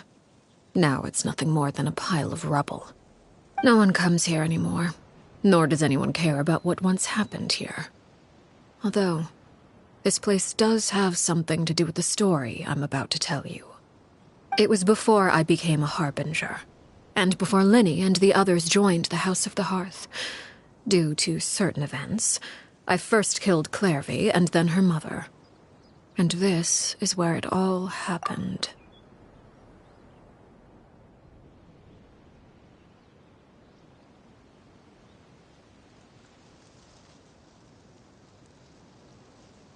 You were the one that killed Clairvy? Patience now. Allow me to explain Clairvy's side of the story first. I'll start from the beginning. Clairvy was 6 years old when she was brought by her mother, Crucibina, to live in the House of the Hearth. From the outside, it seemed like a fairy tale. A thriving family made up of kind adults and friendly children. Crucibina was the knave at that time, and the House of the Hearth was under her control. She was Clairvy's mother by blood, but she was also the mother to all the children in the house. Clairvy was happy here, for a time. But she quickly realized that being part of this family wasn't a fairy tale at all. It was a kind of purgatory. Purgatory? Exactly. The House of the Hearth takes in war orphans from all over Tevat. But as for how to raise them, that depends entirely on the person in charge. Crucibina came up with a novel idea. She would teach the children to fight, force them to duel each other, and then crown as the king of the house the child who proved themselves most worthy of inheriting her title. It's difficult to estimate the number of children who died or were maimed in the process. There's little I can say about the ones who died. The ones that emerged with permanent injuries, on the other hand, well, they still served a purpose. They would be handed over to the doctor to be experimented on, or sent away on dangerous missions. Nothing more than tools to be used and then discarded. So those were the experiments Clairvy was talking about. But what actually happened to her? You said that Clairvy was Crucibina's daughter, so if Clairvy tried to convince her to stop what she was doing, Crucibina probably would have listened, right? Despite being Clairvy's mother, Crucibina cared little for her daughter. She forced Clairvy to join the House of the Hearth only as a means to demonstrate her own impartiality as a mother, to prove that she treated all her children equally. Clairvy did try to convince her mother to change her ways, but it was to no avail. After her efforts failed, the only other option was to rise up and try to fight back. Unfortunately, the other children had already been thoroughly indoctrinated into the illusion of happiness Crucibina had created. Of course, there was one exception. Someone Clairvy's age who knew the truth about the House of the Hearth. Her name was Peruere. Wait, the friend that Clairvy mentioned? Friend, huh? I suppose we can call her that for now. Clairvy was a cheerful and passionate person with a tenacious spirit. Peruere, on the other hand, was rather cold-blooded. Her cold-blooded nature allowed her to see through Crucibina's facade. Yet, it was also this cold-bloodedness that prevented her from acting against it. At least at first. While Clairvy longed for freedom, Peruere was convinced that, amid all the fighting and violence, she would make it until the end. Despite their differences, the two became fast friends, united by their knowledge of the truth. Clairvy told Peruere that she hoped to create a real family, where no one would be killed or sacrificed.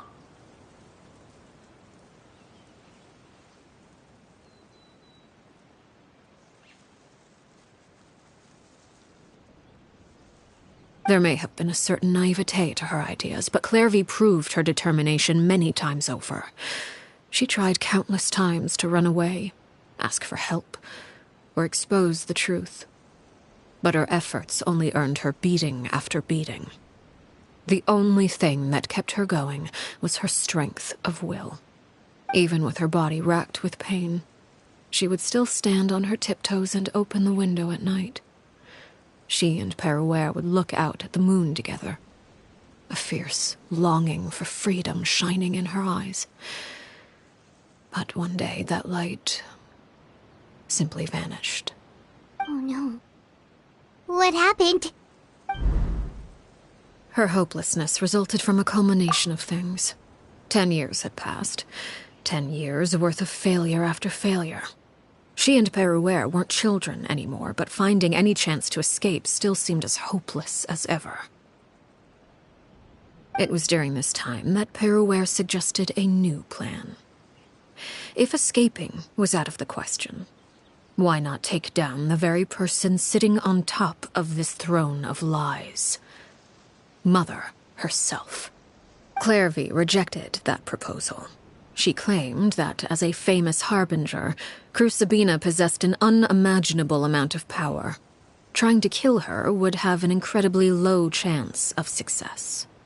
Clairvy never gave another reason, but Peruere could see it written all over her face. Clairvy still thought of Crucibina as her mother. Killing her own flesh and blood was a line she couldn't bring herself to cross. If she couldn't escape and fight back, then only one option remained. Precisely. Death was the only way that she felt she could be free. It happened during a duel. When she arrived at the dueling ring that day, her partner turned out to be none other than Peruere, the very person that had stood by her side all those years. It was a fierce battle, but ultimately, Clairvy decided to let Peruere end her life. From that moment on, Peruere's journey was one written in flames. When the rain finally came and washed it all away, there she stood, the sole victor in Mother's endless game of slaughter. A trail of corpses strewn across her path to success. It was the very result she had predicted 10 years prior. Even then, she believed she would make it until the end. She wasn't surprised by the fact that she emerged as Mother's undisputed heir. Rather, her success left her with an inexplicable sense of restlessness. She was unsettled, and there was only one thing that could quell that sensation. Perhaps you two would like to take a guess as to what it was? Crucibina, you mean? But... Correct. This is the place where Peruere killed her best friend. A mere year later, this is also the place where she fought tooth and nail to kill the mother they shared. The moment she acted, any conception of what was right or wrong ceased to matter. It's one of the principles of the house. Only those who survive get to write the rules. Peruere won the battle, and became a harbinger herself. After which Her Majesty, the Tsaritsa, bestowed upon her a new name. Arlecchino. So the Perry Clairvy was talking about... It was you all along. You're Peruere.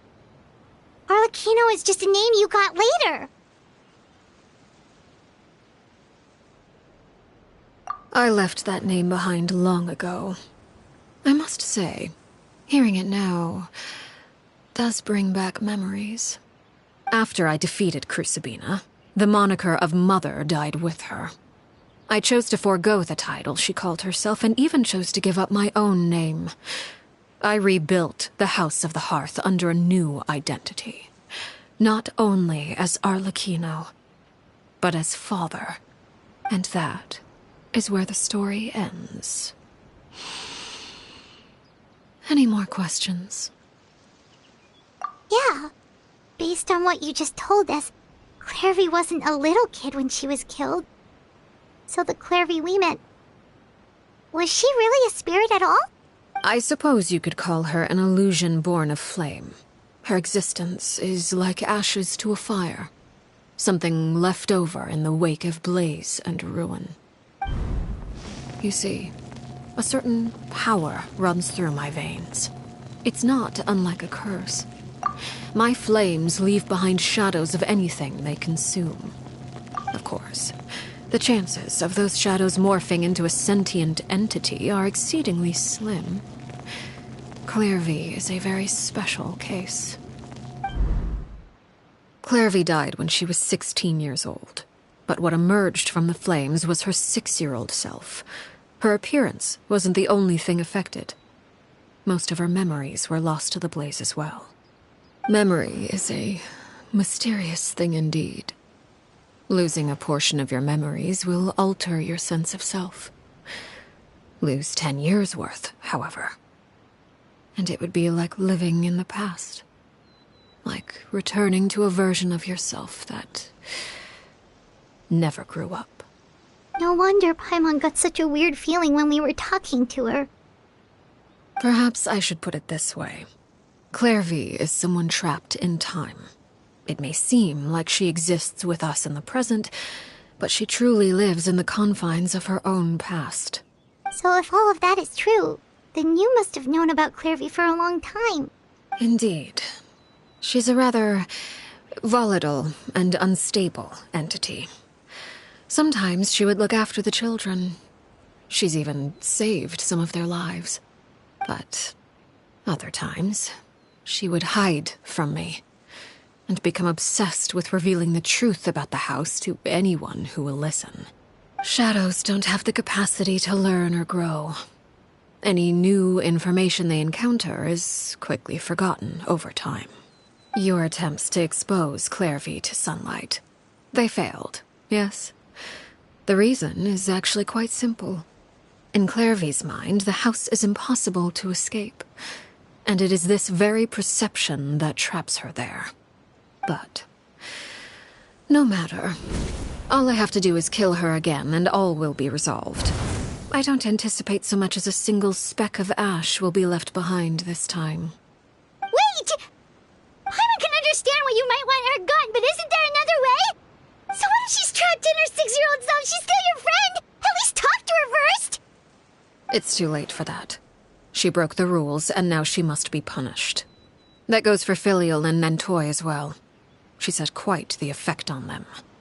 I hope you understand. The difference between Crucibina and myself lies in our formulation of the rules, not our policy for enforcing them. Upholding the rules without question is a trait we both share, because that is how a household should be run. Is this really what you want to do? Whatever could you mean? Don't you want to say a proper goodbye at least? Whether as a killer or as a father, there are two things that must be avoided at all costs: anger and sorrow. Anger makes you impulsive. Sorrow causes you to waver. Well, it appears it's about time to proceed. Before we arrived, I told some of my well-behaved children to bring our troublemakers here by nightfall. I do believe I've kept my end of the deal. I gave your friends quite a bit more time. As for what happens now, we'll just have to wait and see.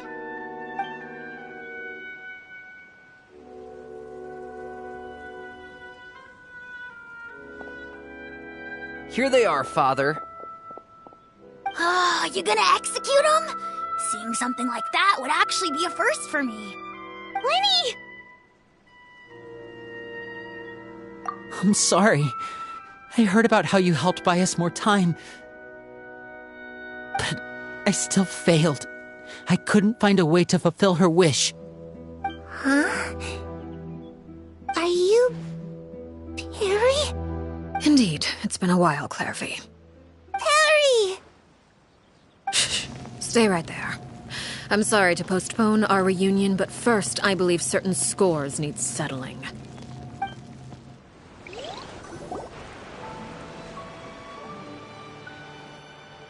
Father, let me explain. Out of my way. Father! You chose to conceal a threat to the house. And for that, you must be punished. Overall, however, I suppose your wrongdoing is hardly the most egregious of the bunch, so I'll deal with your punishments later. As for right now, the more pressing concerns are the traitors among us. By traitors? Do you mean us? Father, let me explain. We didn't mean to... Fultz, why don't you share what you heard? Yes, Father. Secret Midnight Meeting number 3. Participants: Filial, Nantoy, Sato, Toddy. Nantoy clearly said, "If only Father wasn't the one who took us in." Sato added, "I'm sick of this life. I just want to live as a normal person." Filial was the worst of them all. She called us crazies and said a bunch of mean things about Father. I did not! You're lying! Fultz is trying to frame us. It's not like I'm the only one who heard those things. After that, you and Toddy and a bunch of other people started talking about Clairvy. You were using all those things Clairvy brought up as an excuse to question Father. We're birds locked in a cage. The only way out is to destroy it. That's what you said, wasn't it? You little. You just want me gone, don't you? What did I ever do to you, huh? And you, Sheplo, have you forgotten who stood by your sickbed, watched over you, and changed your dressings? Come on, let's hear it then. What's your reason for all this?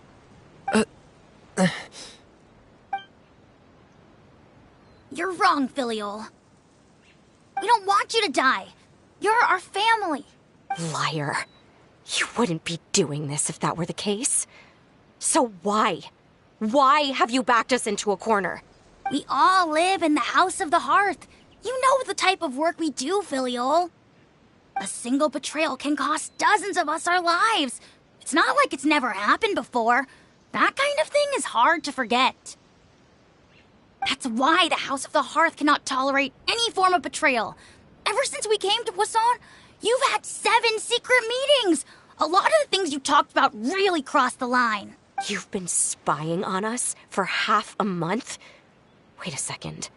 Now that I think about it, the move to Poisson was just a way to make it easier to spy on us, wasn't it? Because we were all in one place. You've had this planned all along. Filial, Nantoy, I'm sorry. I owe you both my life. I owe Clairvy too. If it weren't for all your help after I got poisoned, I wouldn't be standing here today. If this were any other situation, I would do anything to repay that kindness, even if it cost me my life. But rules are rules. I'm sorry. My hands are tied. Why? Why? That's enough, Filial. We made a mistake, and we should own up to it. We broke the rules, plain and simple. And now we have to face the consequences. I'm sorry, Chapleau. Foltz. I'm sorry, Father. We accept our punishment. Chapleau, according to the rules of the House of the Hearth, how should these traitors be punished? All those who betray the house pay with their lives. And so it shall be.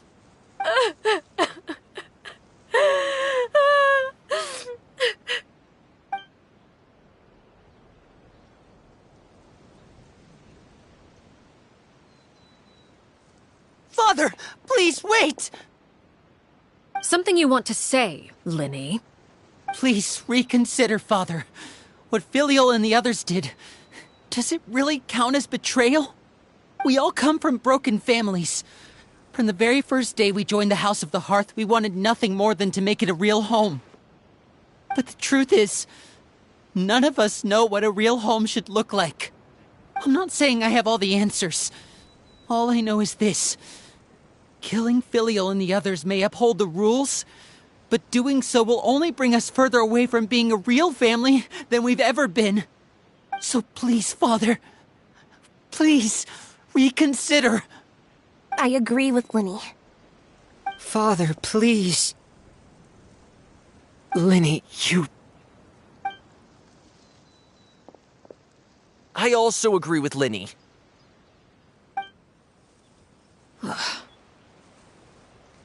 An order once given cannot be rescinded.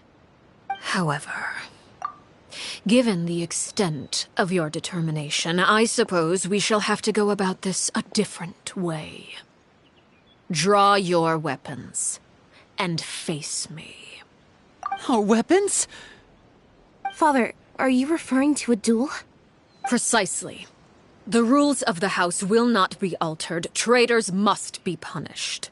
However, resolving disputes with a duel is also one of our rules, one that also applies to me. Demonstrate a sufficient showing of strength, and I shall offer a concession. Wait. Beat Father in a duel? Impossible. Father is way too strong, even for Lenny.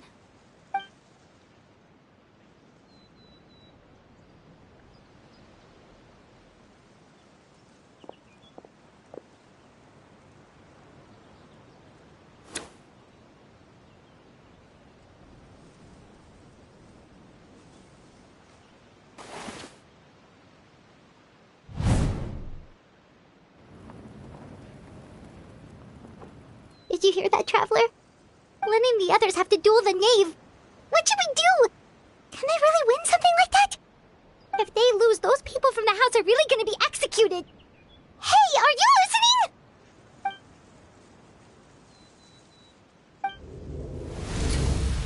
Don't you want to say a proper goodbye at least?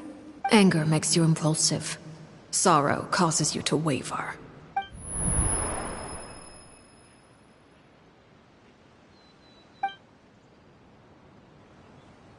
Oh, looking at that expression on her face, she seems really serious about this.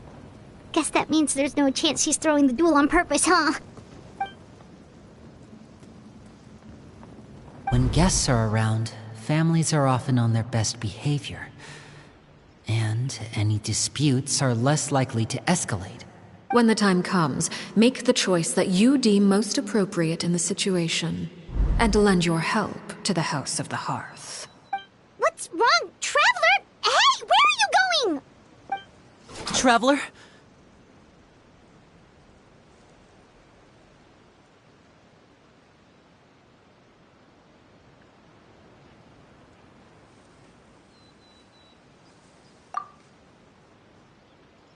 You're asking to join the duel against the knave? I'll allow it. We do have a ready-made dueling ring at our disposal, after all. All I would advise is this. Keep a firm grasp on your weapon, and give it your all. Any less, and you may just lose your life.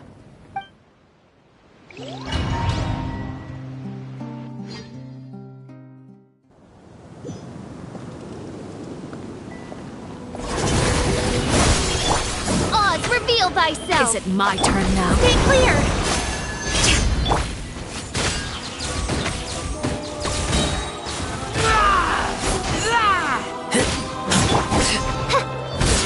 Watch out for Father's movements!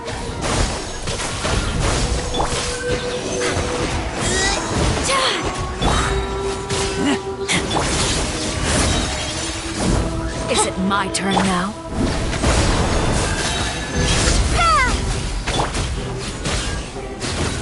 Over here! Now that's more like it. Animal hypostasis emulation! Animal Tech 6308! Midnight Phantasmagoria!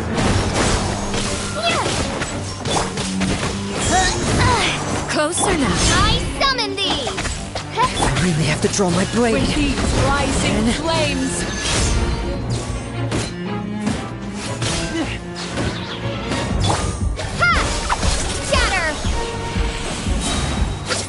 With the fall of darkness, destruction shall rise.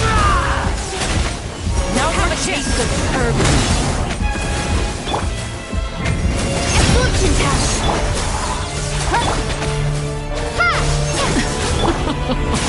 Look at you, trapped like a bunch of helpless animals. No rest for the wicked. Is it my turn now? Over here!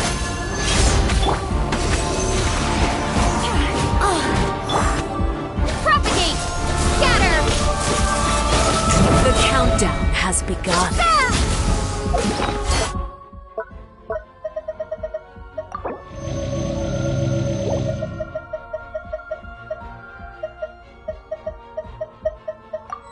Like a fly tangled in a web. No rest for the... Getting here! Spare your enemy. Who's next? Stay clear!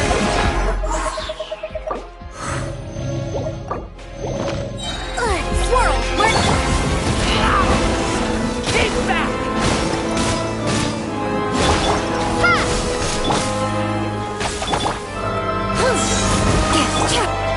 Spare your... Now's our chance! Running!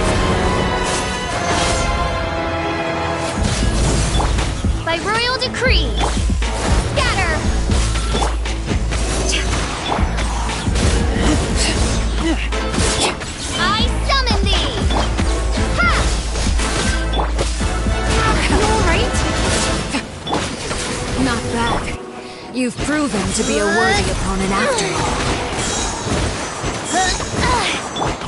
Propagate! Spring forth! No rest for the wicked. Spare your energy. Running is of little use.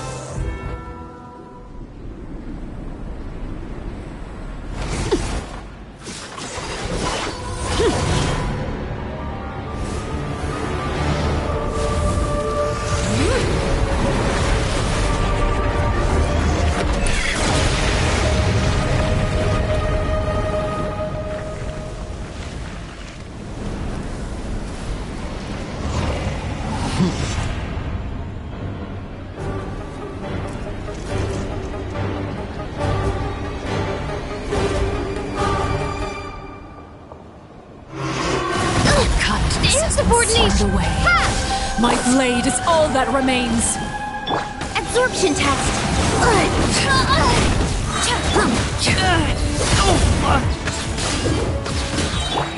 Enhanced animo module?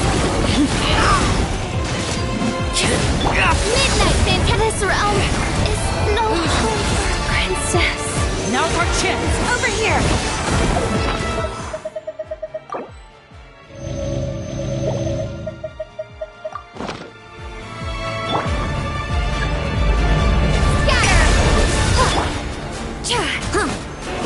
Your punishment made manifest.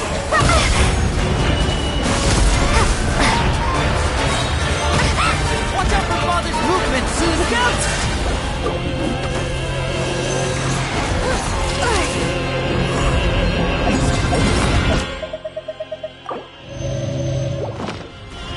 The sun and moon have set. Only ruin remains.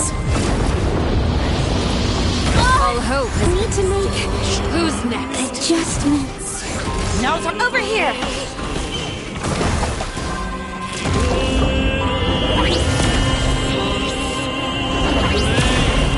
No rest for the wicked. Oz, reveal thyself!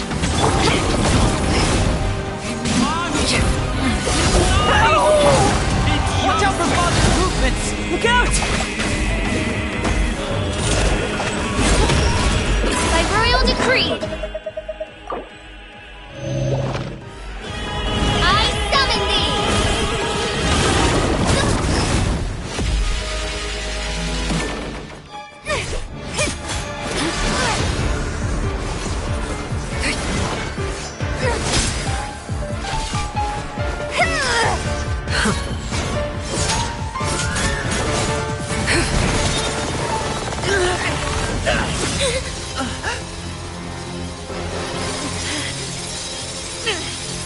You should know better than to crowd in one place.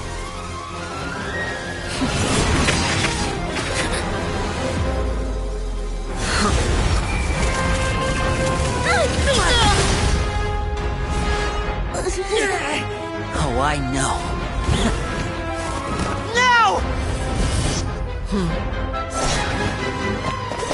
I'm sorry, Father!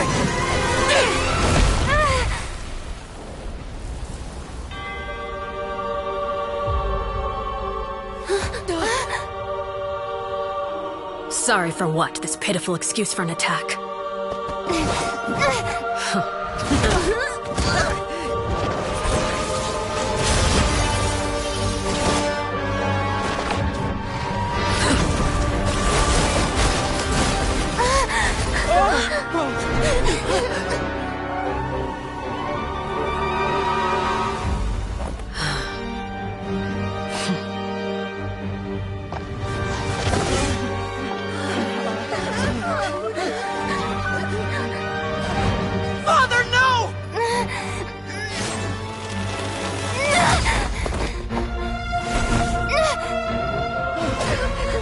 Made it out, did you? You're stronger than I expected.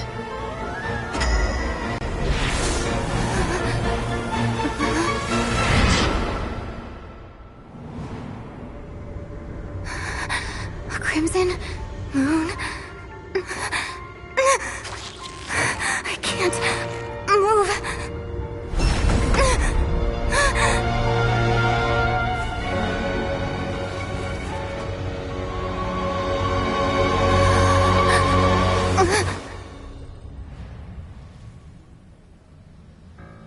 Still, not strong enough to beat me.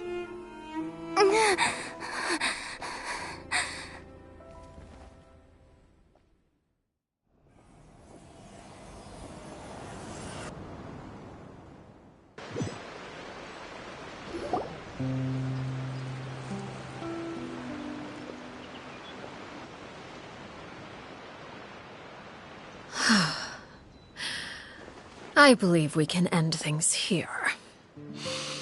It's not often that we get to enjoy the company of guests, after all. We wouldn't want things to get too out of hand. Brother, are you all right?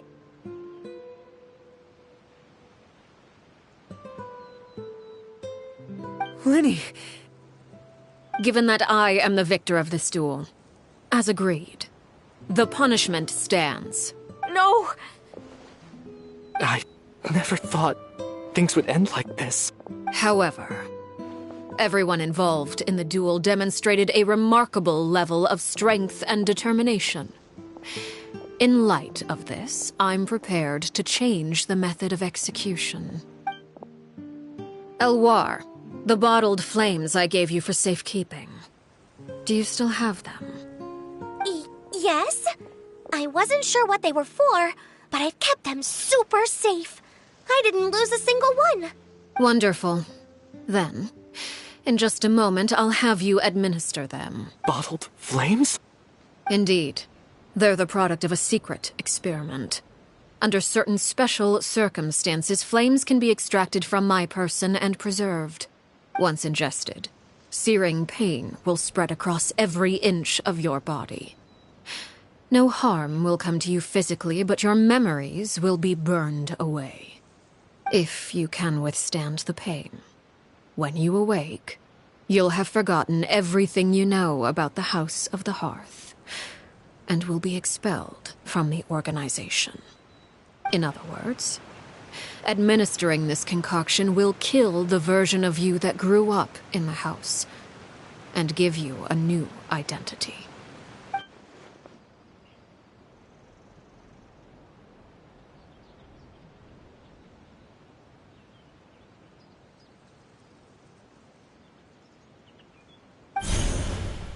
Memory is a mysterious thing indeed. Losing a portion of your memories will alter your sense of self.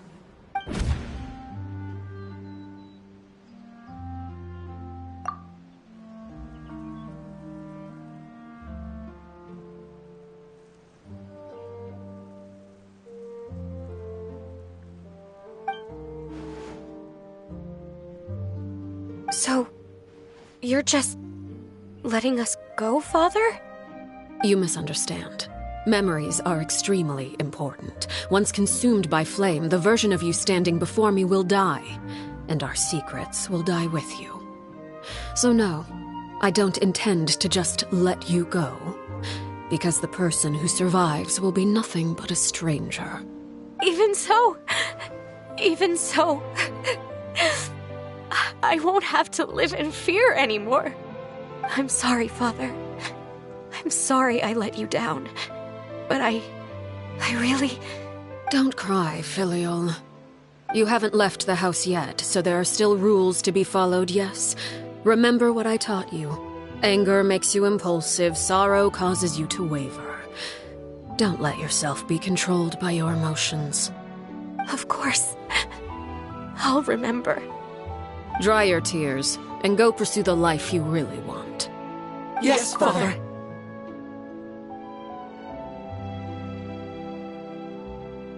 Chaplot, Fultz, Elwar. Take them back to Poisson. And bring Linny and the others as well. I prepared 3 extra vials of bottled flames. As for whether to take them, the choice is yours. Goodbye, children. The next time we meet, I will no longer be your father. Thank you for all you've done for the house. I hope you have bright futures ahead of you.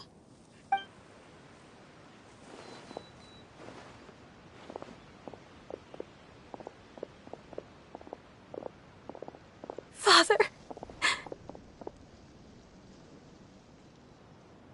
Let's go.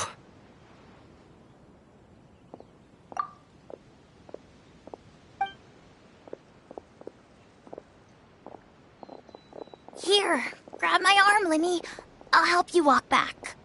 Thank you.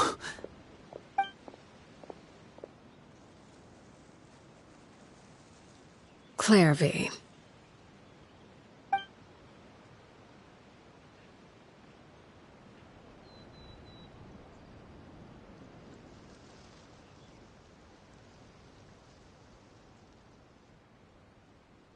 Can we talk now? I've been waiting for a super long time. You really are Perry, aren't you? I haven't seen you in so long. How come you're all grown up? Wait, did I somehow travel to the future on accident? Or am I dreaming? What a long dream. Neither. You died, Clairvy. That's what happened. You could have at least sugarcoated it a little. Look, she's that speechless.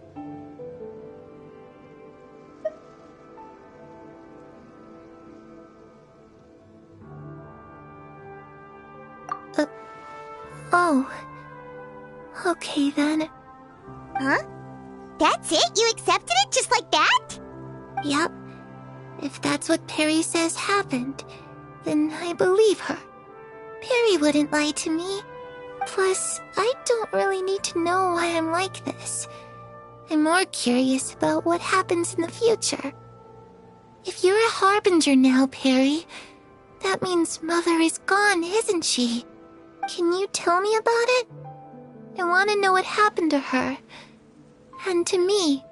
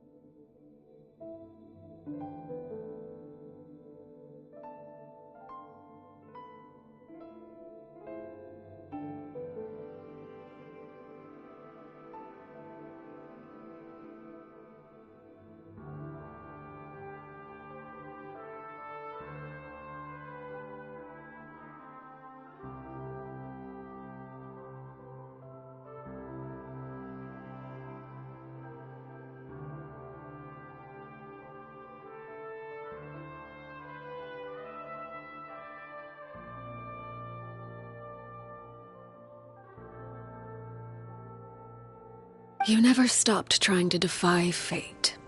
At first, no one believed you. You could only vent your frustrations to the moon.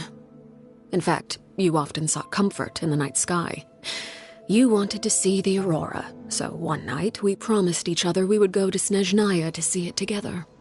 Later on, you tried to run away, but you were brought back each time. Mother spared your life, but it wasn't out of kindness. Instead, she decided to make an example of you by slowly torturing you over time. That way, the other children would know what happens to traitors. Still, you never gave up. Mother hoped that through ruthless duel after ruthless duel, she would be able to crown an ultimate victor among the children she raised. But you called on everyone to unite, to fight to a draw in order to reduce casualties. Your efforts may have only delayed the inevitable, but still. You gave them hope. You tried everything you could think of, but every attempt ended in failure. Still, you never turned your sword on Crucibina, and you never turned it on me. On that gloomy day, you told me, "For the last 16 years of my life, I've done everything I can to fight for freedom. But now, I realize that the only freedom I truly possess is the freedom to choose to die." I never imagined I would say something like that. I must have been feeling really worn down. But somehow, I still think I understand. According to Mother's plan, only one of us was going to make it until the end. And I always hoped that person would be you. If I could do it all over again, I still don't think I would make a different choice. Even when I first met you, I knew you'd be able to do what I couldn't. Is that so? Even now, I'm not sure I truly understand what kind of freedom you were trying to pursue. But as the head of the House of the Hearth, and as the children's father, I've tried to give them the most basic of freedoms. The freedom to choose their own fate. It's something I discussed with the Iudex of Fontaine. The children who want to leave the house will have their memories wiped clean of all secrets pertaining to the organization. In return, they will be allowed to live a normal life in Fontaine without being prosecuted for their past. Of course, I won't simply hand freedom to them on a silver platter. They have to fight for it and prove themselves worthy of it. Only freedom that is earned has true value. That's more than enough. That's exactly the kind of life I was fighting for. You know, Perry, I think you're a pretty amazing king, and a really great father, too.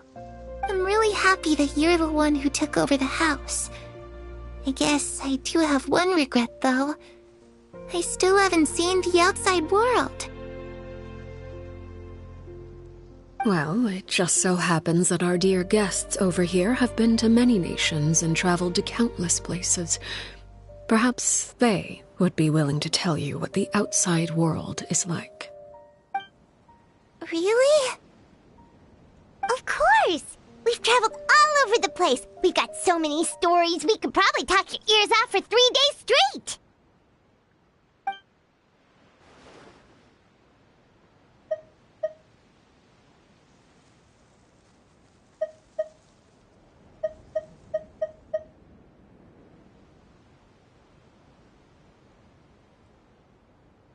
I was always too afraid to skip Mother's fighting lessons. But at the academia, I bet you could do all sorts of secret things in class. Things that have nothing to do with studying. I'm just kidding. Being able to study whatever you want without having to fear for your life actually sounds pretty great.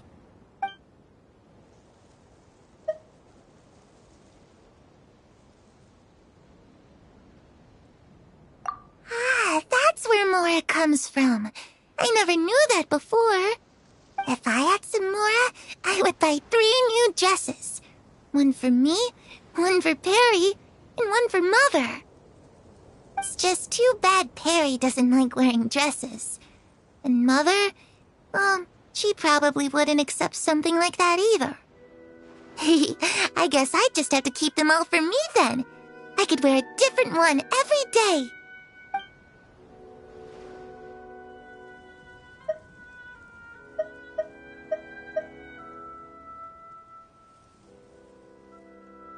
Those yokai you mentioned, what do they look like?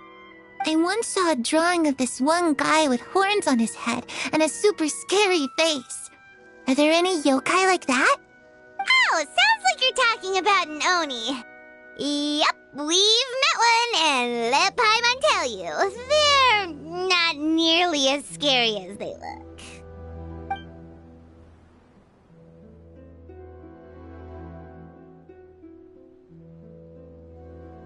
You know, I used to dream of being a bard. Playing the lute while singing into the winds of freedom. Even if there was no one there to listen, I would have continued to sing no matter what.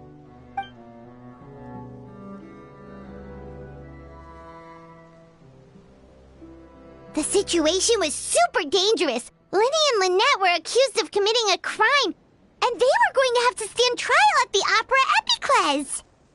Oh no, that must have been hard for all of you. What happened next? Don't worry, we were able to turn the situation around super quickly, all thanks to Detective Paimon, of course. How'd you do that? Come on, tell me. Okay, so it was like this. After the failed magic show, we rushed to the scene and...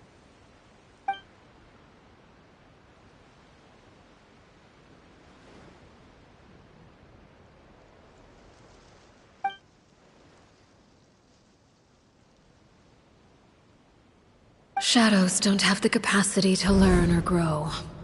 Any new information they encounter is quickly forgotten over time.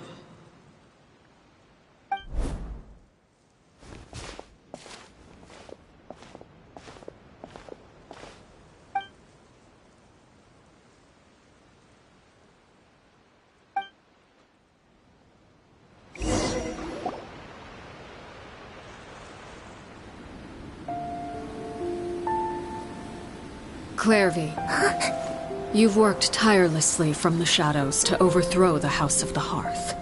Now, by my authority as the Knave, I shall announce how this matter ends. You are hereby expelled from the House of the Hearth. You are no longer tied to this place, nor are you bound by its rules. You're saying that I can finally leave? I get to experience the outside world as well?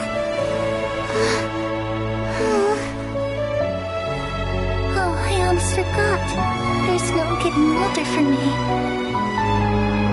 Still, seeing who you grew up to be makes me really happy, Parallel. Take care of yourself. Goodbye. May we meet again someday.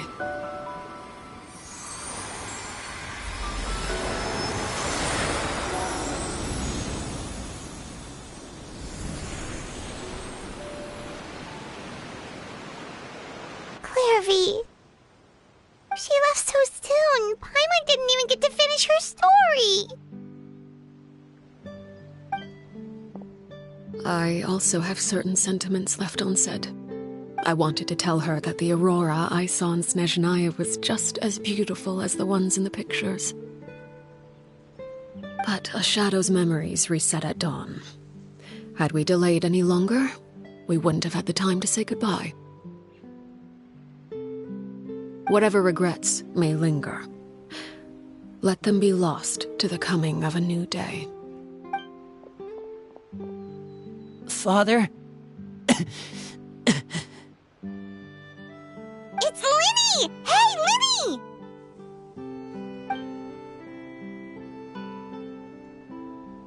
What is he doing back here? Let's go check it out.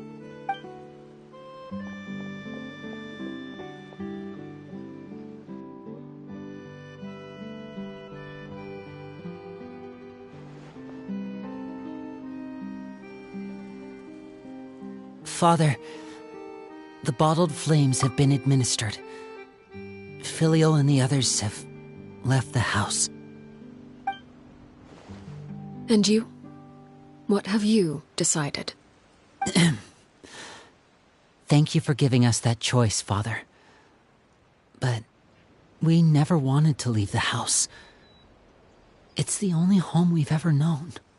Lynette and Fremine feel the same way. They're recuperating back at the Hotel Bouffe d'été. But I decided to come back and tell you where we stood. I'm sure you're well aware of the expectations I have for you. I want you to follow in my footsteps and become the next king of the house. Yet you seem to have different ideas. I must admit, I'm rather surprised by your decision to stay. There's nothing wrong with choosing to live a quiet life. Leading this organization is a heavy responsibility, one not so easily carried by someone forced onto the throne. I just never understood what you saw in me. What made you believe I was deserving of that throne? You're brave, talented, and, most importantly, you cherish your family. You would do anything to protect them, even if it costs you your life.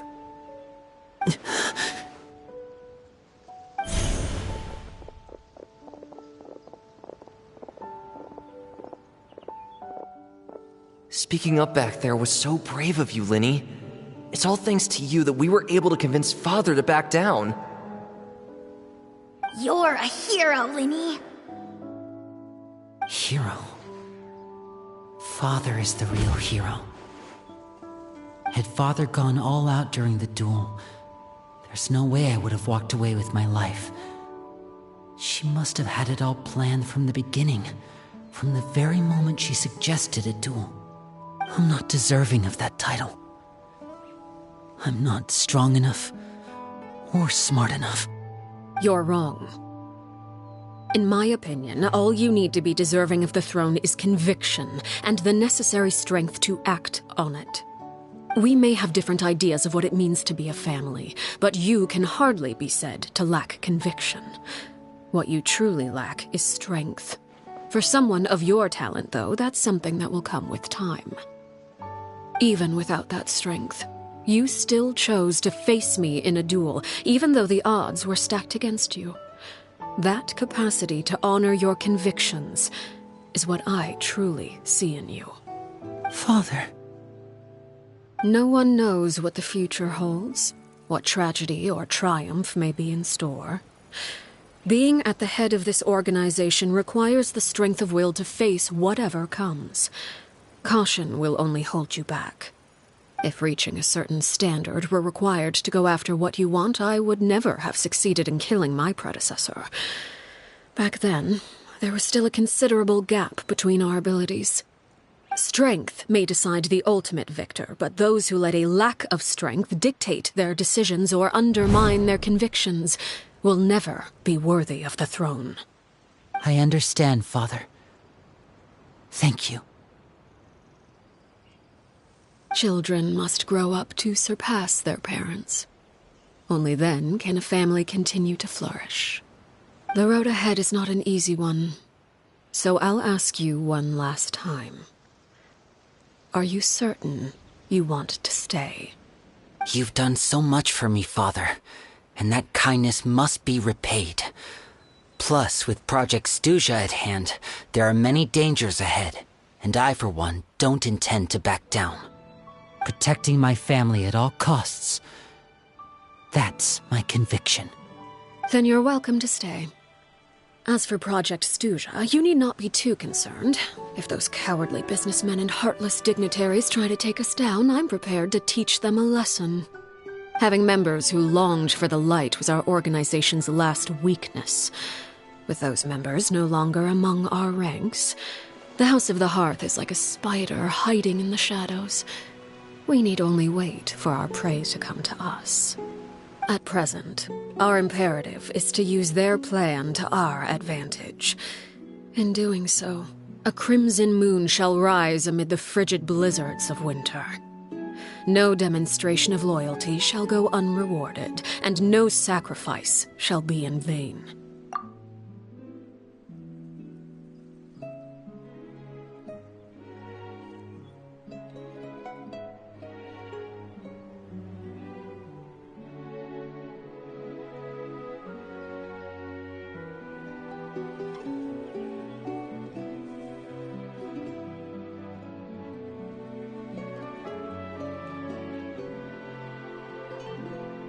As for the two of you, whether we meet again as friend or foe, I'll remember the camaraderie we shared in this moment.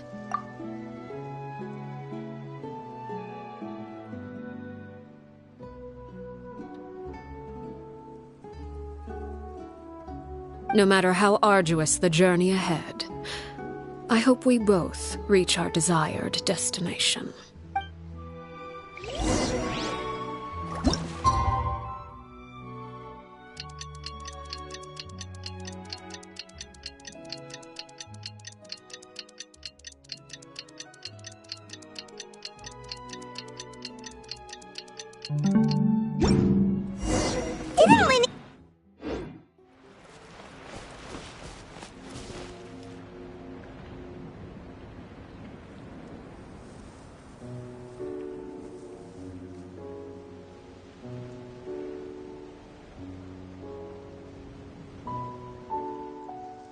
I created another universe and founded paradise. For I, Fischl, am the Prinzessin der Verirrt...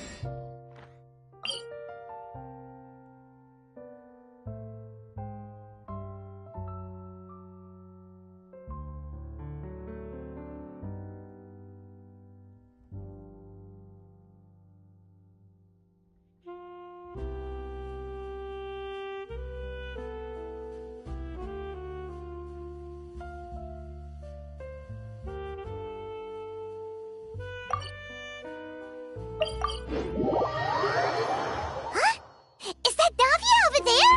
Oh, it's been a while. Let's go say hi.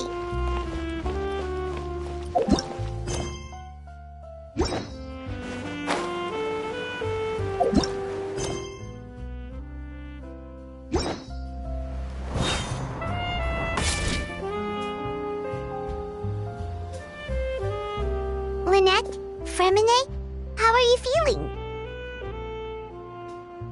Much better. Whew, what a relief. What about you? Are you feeling alright? I knew you'd come out unscathed. Us, on the other hand, well, we've been bedridden for 2 days. I couldn't even turn over. Oh, and I wanted to ask, is Clairvy gone? Linny and the other members have left Poisson and returned to the House of the Hearth. According to him, there haven't been any more sightings of a spirit roaming the house.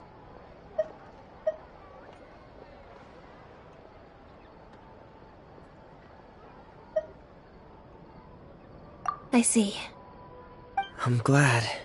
Father came to check up on us 2 days ago and told us about what happened with Crucibina and Clairvy. Actually, I've met Crucibina before. Wait, what? You've met the former knave? Crucibina died a year after Clairvy. It was during the year between their deaths that I joined the House of the Hearth. Crucibina had an extremely cruel and radical way of doing things. While she was alive, the atmosphere in the house was suffocating. When I joined, though, the experiment she valued so much had already come to an end, and all the people involved, dead and injured alike, were gone. Crucibina never talked about the past with us newcomers. A couple of months after I joined, Father killed Crucibina and burned all her files. With that, the names of all the people subjected to her experiments, Clairvy included, were lost to the flames, along with the painful memories they represented. Father took in Lenny and me a couple months after that, but she never mentioned anything about Crucibina or Clairvy. It really seems like something she was planning to keep to herself. The last time you talked to her, did she mention why she kept it a secret for so long? She said she didn't want us to be affected by the darkness of the past. She was worried we'd develop a false sense of gratitude towards her if we knew about it. The foundation of a family should be free of any corrupting influence. Whatever happened in the past, it has nothing to do with who we are now. And that's what Father told us in the end. But I still thanked her for everything. It was only after hearing about what Crucibina did that I finally realized how insignificant our lives could have been. The members of the house meant nothing to her. To say that she valued them in any way, even just as a tool, would probably be giving her too much credit. If Father hadn't taken over the House of the Hearth, I probably would have already...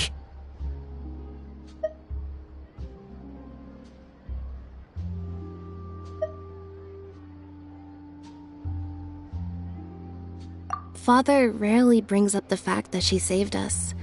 She doesn't believe that being indebted to her should be what ties us together. But even if we didn't owe her anything, we would still choose to stay. Because this is our home.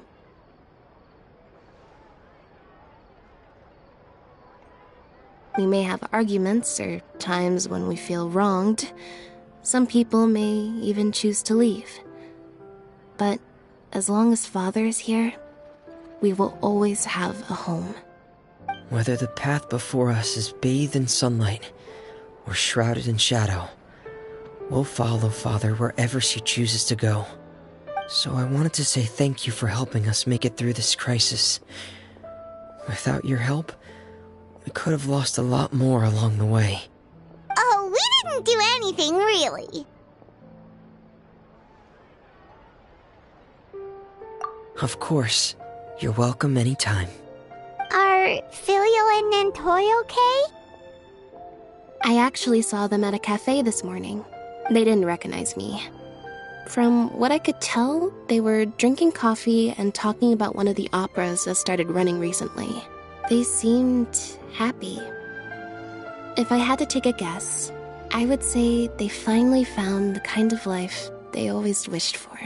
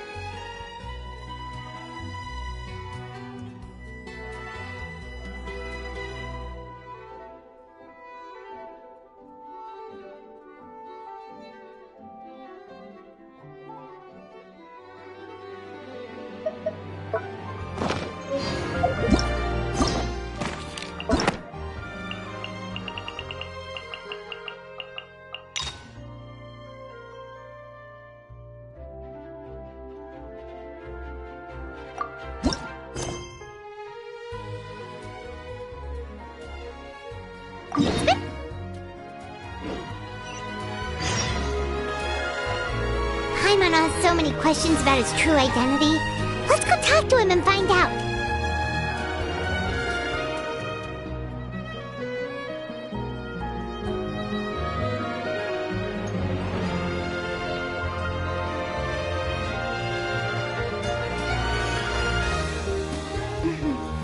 May the glory of the Prinzessin bring light to this world.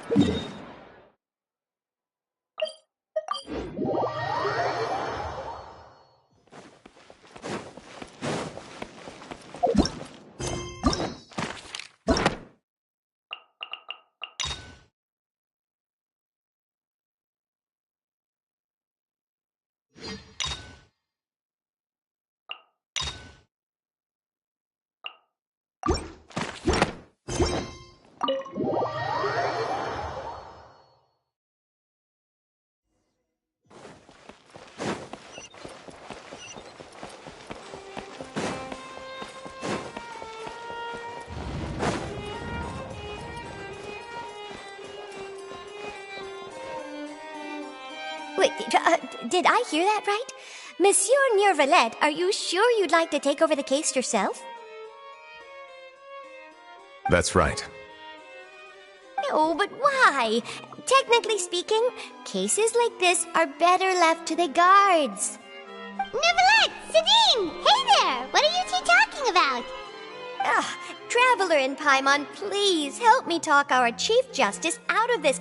He wants to investigate a case on his own. Now, this is completely unprecedented. How can we have the Udex acting like a private detective? Hmm? Thank you for your concern, but I currently have no such plans. Oh, apologies. I took your question in earnest, but it now occurs to me that it was most likely in jest. So, what is it exactly? It sure sounds serious if it's something you've got to investigate personally. A Melusine named Kiara received a threat letter. And then? That is all the information I have acquired at this stage. Huh? I have no idea why you're so hung up over this. I've checked the schedule in advance, and it seems like there aren't any trials today. So, if you insist, I have no objections. Thank you for understanding. Then I shall return to my post for now. Should anyone visit while you are away, I will be sure to make a record of it. I sincerely hope that you will return soon.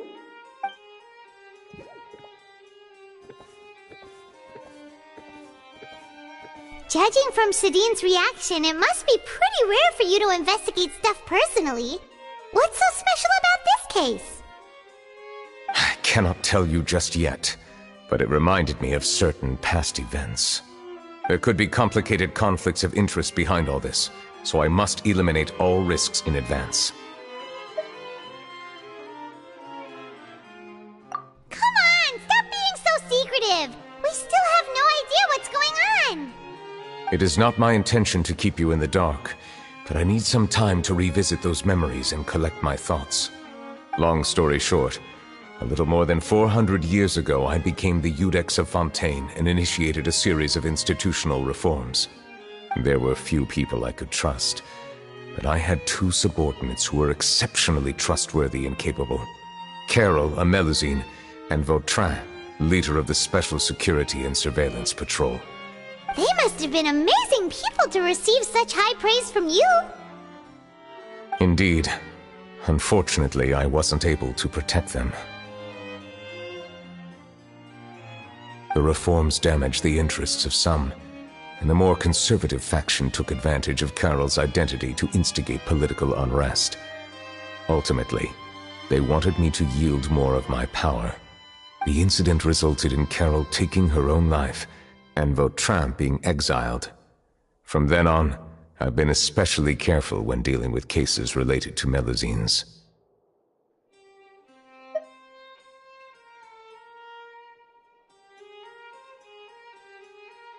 All Melusines used to live a secluded life away from human society.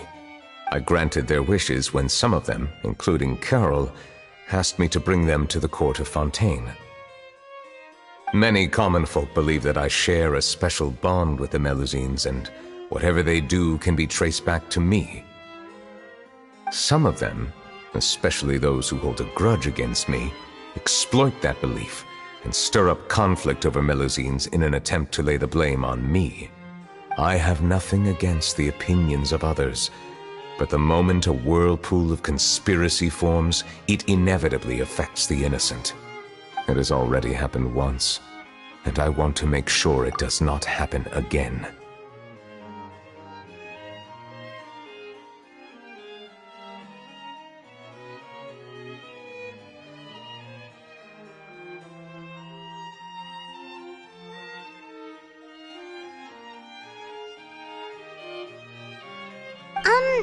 Even so, why do you have to be the one investigating? There's the guards, the Maréchaussée Phantom, and the Special Security and Surveillance Patrol. Aren't they more than enough to figure out what's going on?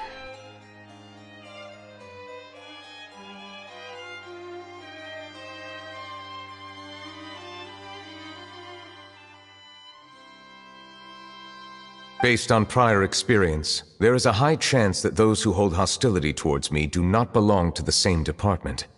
The political system of Fontaine is relatively complex and involves the interests of multiple different factions. However, since I am technically an outsider in Fontaine, a lot of trouble could be avoided if I personally took on the case. Outsider? But aren't you the Chief Justice of Fontaine? Why would you be an outsider? I understand where you are coming from, but there is not necessarily a connection between my responsibilities and how I perceive myself. You know very well about my true identity, and have even met others of my kind in other nations.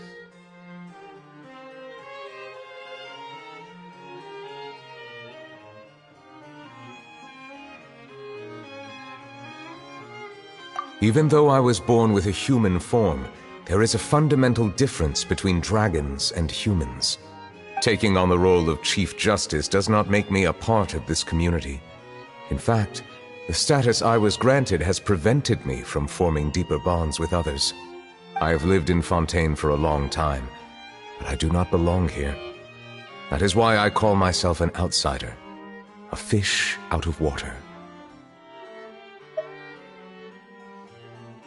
Yeah, we have nothing to do with all those organizations anyway. So how about we come with you on your investigation? Let's team up and round up all the bad guys lurking in the dark. That does not sound like a bad idea. I rarely investigate cases on my own, but with professionals like you around, I'm sure it will go a lot smoother. Oh, Paimon's starting to get a little embarrassed. Just leave it to us. Let us go. We should visit Kiara first and try to gain a better understanding of the situation.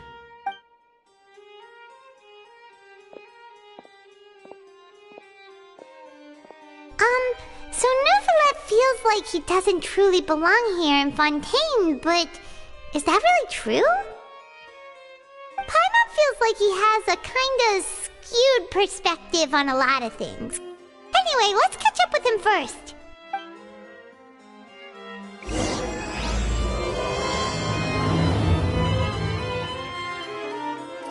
Paimon's been thinking. You called yourself a fish out of water, right? But since you're the Hydro Dragon, would a dragon out of water suit you better? Thank you for your suggestion. I will consider using the more accurate term in private occasions. Please allow me to rephrase. Has a dragon out of water? Ugh. That sounds kind of weird. Let's stick with the previous version instead.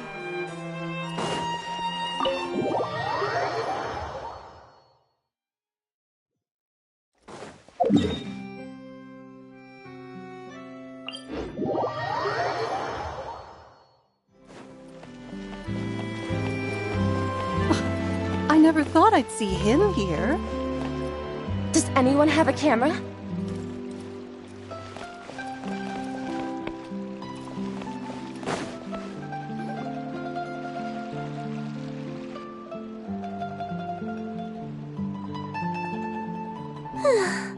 The weather's amazing today.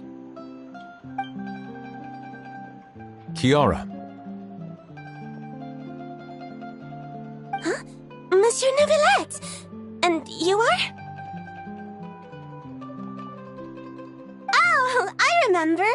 You're the Traveler and Paimon. I've heard about you.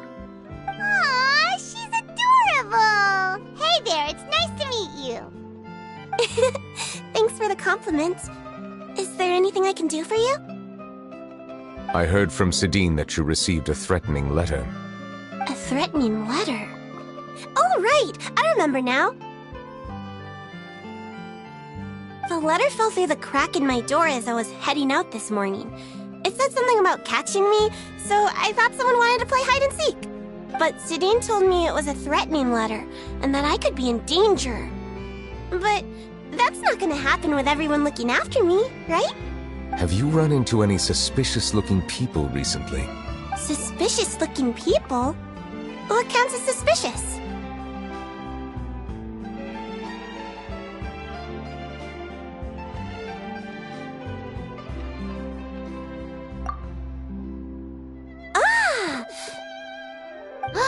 Did you think of something? Nope.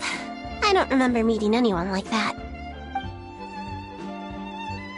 Do you still have the letter with you? I want you to show me what it says. Oh, let's see.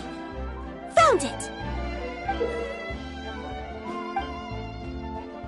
Now then, get lost. If you don't leave the Maréchaussée Phantom, I will come and catch you in person. Don't say I didn't warn you. A simple threat. Neither the handwriting nor the content itself reveals anything about the writer's intentions.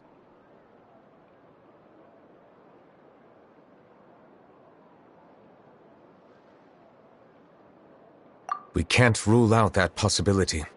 Since you can't think of anyone suspicious, I will be heading back to the Palais Mermonia to review some official documents. Kiara, you should come with us. It's safer if you stay close by. Sure! Wait, no. I still have a case to work on. I promised Alof that I'd check on her place later. But you are being watched right now. Going off on your own could be dangerous. And that's where we come in to help. We'll stay with Kiara and make sure she's safe. With us around, anyone scheming to hurt Kiara can forget about it! Thank you, Traveler. Big Sis Paimon.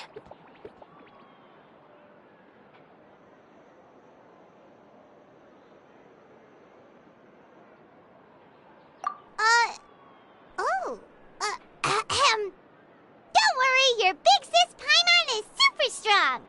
All right, let us go our separate ways for now. Please take care of Kiara. We'll take her to a lost place right away! See you around! So, Kiara, how old are you? Let me think. 1, 2, 10? I can't remember. But I remember coming to the Court of Fontaine with Carol and Neuvillette. That must have been a long time ago. Carol? Didn't Neuvillette mention her just now? That was more than 400 years ago! Why would Paimon be a big sister to you? My memory isn't that good, but Carol told me I could address others based on how I feel about them. Paimon feels a lot more grown up than me, so you're a big sis. Huh, Paimon sees. Hey, Traveler, did you hear that?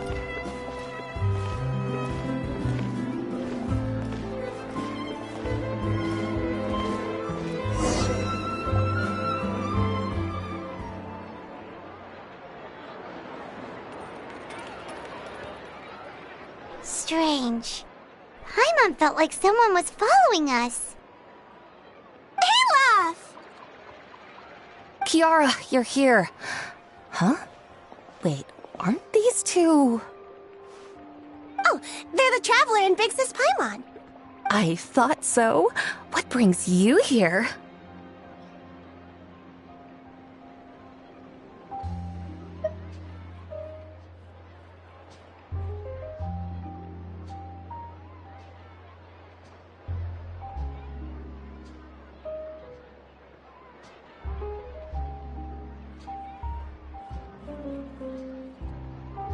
Did you run into any trouble? It's not really trouble anymore with us around.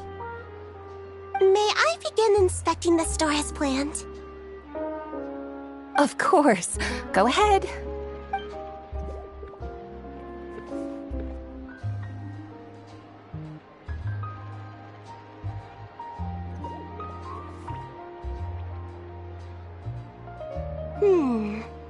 No hazards detected.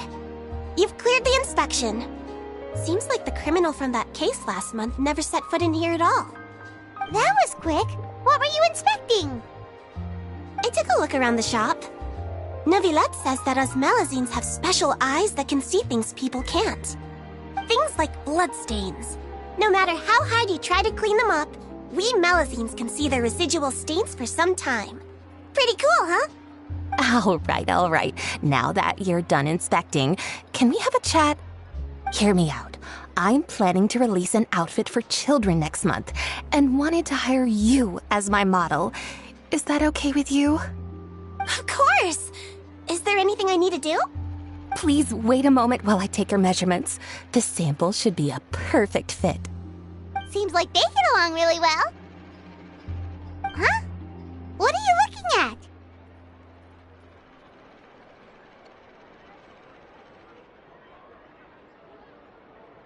Is there really someone watching us? Shh! Let's sneak over and take a look.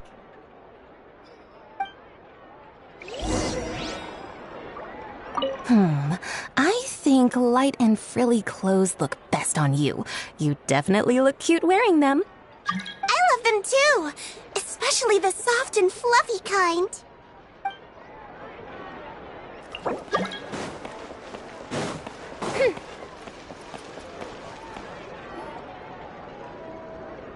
Strange. Why isn't he back yet? Gotcha! Ah! Charlotte, what are you doing here? Oh, wait, don't tell Paimon you're the one who sent Kiara that threatening letter. But you don't seem like the type to... Threat letter? What threat letter? This is starting to feel like an interrogation. Okay, I'll be straight with you. I don't know the slightest thing about that threat letter you mentioned. I only wanted to follow Monsieur Nouvelet and request an interview with him. You want to interview him? That's right. I'm not the only one, you know. Interviewing him is every journalist's dream. But it's not an easy task to accomplish. The Palais Mermonia rarely accepts appointment requests from us, and we never have the chance to interrupt when the court's in session. So imagine how surprised I was seeing him out on the streets today. It seemed like you were investigating something too. The perfect opportunity to whip up an exclusive, don't you think? Of course, I'll make sure to turn in my manuscript to him for review. I have my principles, and I'd never publish an article without the consent of all parties involved.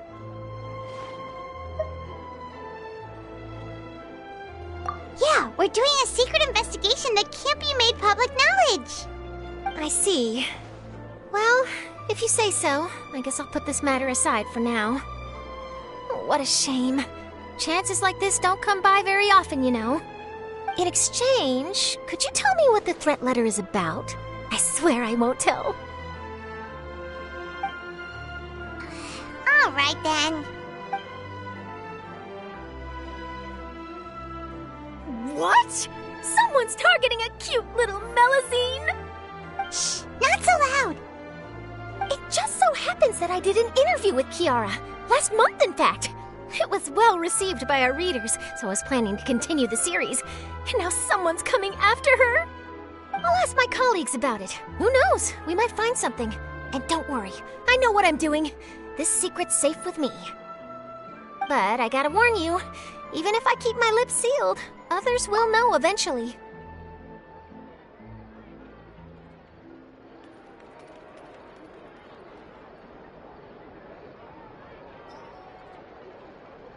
Why? People care a great deal about Monsieur Nouvelet's each and every move. Some may have already realized that something was up. Besides, the case involves Melusines, so... Anyway, I'll get going now.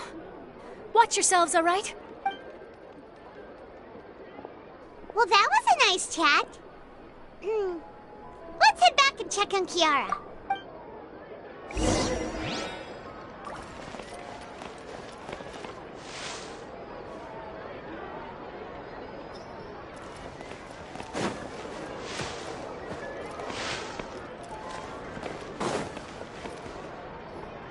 What do you think? The design looks pretty good, huh? I think it's great! Huh. It's very pretty indeed. Coran! What are you doing here? It seems that you just showed up out of nowhere. As I passed by the Palais Mermonia, I heard that Nouvelet was investigating a case with you. Technically speaking, he and I are under an employer-employee relationship. It didn't feel right to have my employer personally take on such trivial cases. I happened to have some time at the moment, and came to take a look. I sometimes have my clothes custom-made at this boutique, in any case, so we always have a lot to talk about. Ah, Nouvelet sure is lucky to have someone like you. Leave this to me. You should go meet up with Nouvelet. Okay then, we'll leave Kiara in your hands. Come on, let's go find the roulette.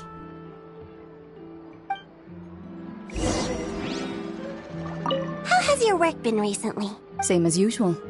My schedule normally isn't too packed, so I have plenty of time for myself. Ooh, then shall we go out to play? How about a beach vacation, like last time? I've even signed up as a volunteer lifeguard. I'm really good at swimming, so I'm sure I can help.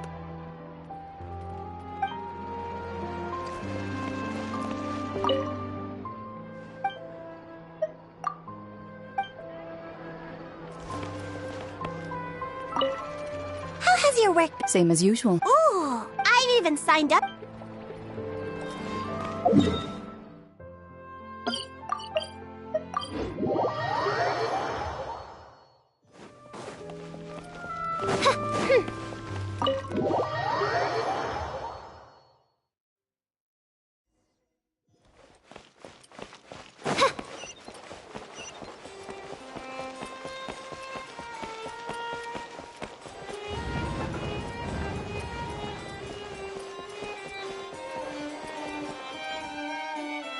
Oh, you're back.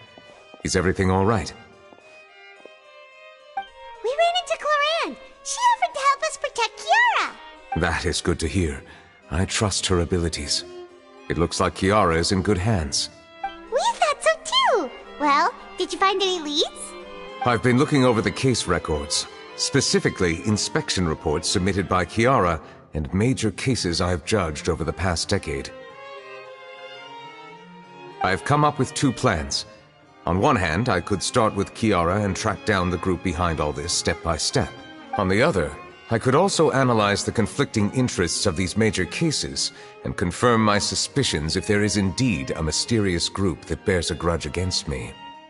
They both sound like pretty solid plans, but can you really finish browsing through all these documents? That's a lot of reading even for Paimon. Don't worry. I'm a fast reader when it comes to official documents. After all, I have several hundred years of reviewing under my belt. We'll help you read through them. We have nothing else to do. Thank you. I will continue looking through the ones piled up on the desk, but feel free to browse through anything else in this room.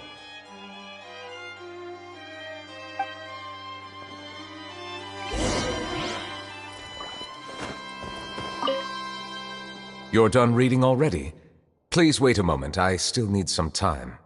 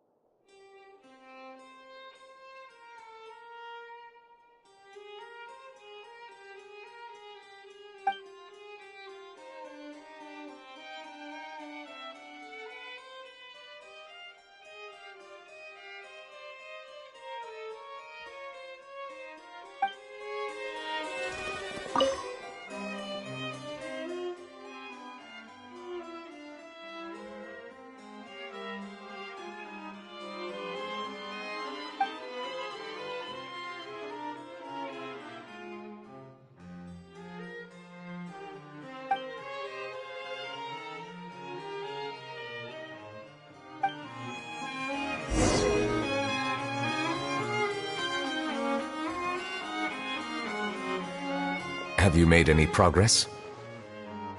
We skipped through some of them, but there wasn't anything useful. Oh, there are so many documents lying around. Just how many cases have you handled? I would love to answer that question, but the truth is I've never made a precise calculation myself. If memory serves me right, there should be at least 100,000 cases. The documents you see are just a small fraction of what's really there. Whoa, that's a lot. Looks like the work of a Chief Justice isn't easy at all. That might be how it seems from another's perspective, but trials and official duties are, to me, simply routine. There are many documents here. Take a break if you are tired. You read Paimon's mind. All right, let us take a break then.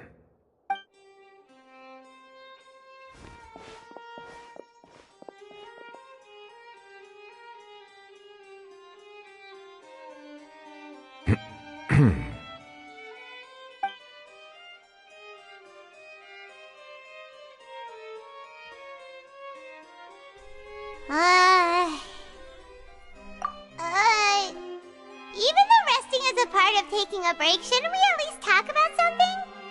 All this silence is making Paimon feel really awkward. Please pardon my lack of consideration. People rarely come to the Palais Mermonia for matters outside of work. To be quite honest, I am not sure what we should do. Would you like to have some drinks, perhaps? You must be thirsty after all that work.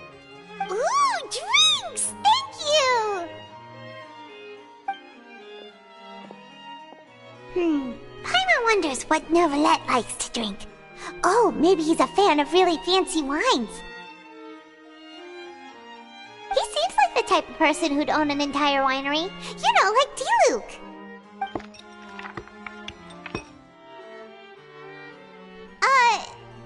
What's inside these glasses? It looks just like water. An astute observation. It is indeed water.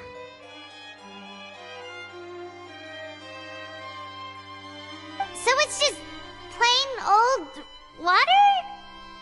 What did you think it was? Since you're the Chief Justice and all, Paimon thought you'd prefer something more sophisticated. This water is indeed very special. It would not be an overstatement to call it sophisticated. Huh? I believe you've already tried Fonta. In fact, there are many other drink factories in Fontaine, including those that specialize in packaging pure drinking water. Said water is sourced from all across Tevat, including Mondstadt's Cider Lake, Liyue's Chintsa Village, and Inazuma's Konda Village. Here is one of their latest products, water from Sumeru's Apam Woods. If I were to comment on their mouthfeel, the waters of Cider Lake warm the heart, the waters of Chintsa Village have a poignant touch, while one might call the waters of Konda Village placid. Distinct differences exist between the waters of each area. You will appreciate their intricacies once you taste them carefully.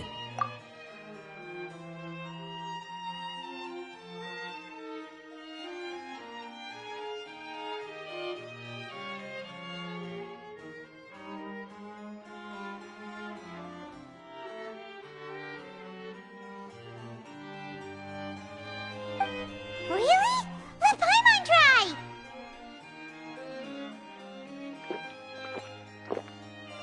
What do you think?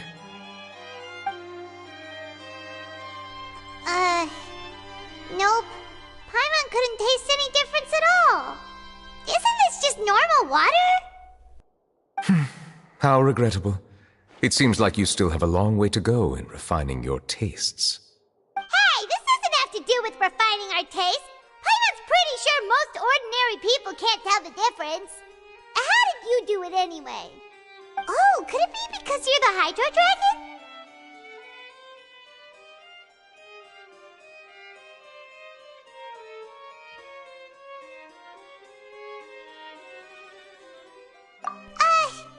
We are allowed to bring that up, right? since no one else is around? Oh, Paimon's been wanting to ask this for ages! If you're the Hydro Dragon, why would you become Chief Justice in human society?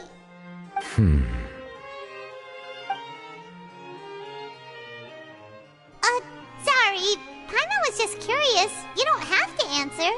There's nothing to hide. I was simply organizing my thoughts. I accepted this position because I wanted to seek out answers to questions that have perplexed me. Questions? Are there really things you can't figure out? Many, in fact. But the one question that puzzles me the most concerns my own existence. In essence, I neither know why I was born in this form, nor do I understand where my long life should take me. For a long time, my memory was rather incomplete. With regard to the primordial sea, for example, I used to only be able to vaguely recall its connection to me, but I was unaware of what that connection was exactly.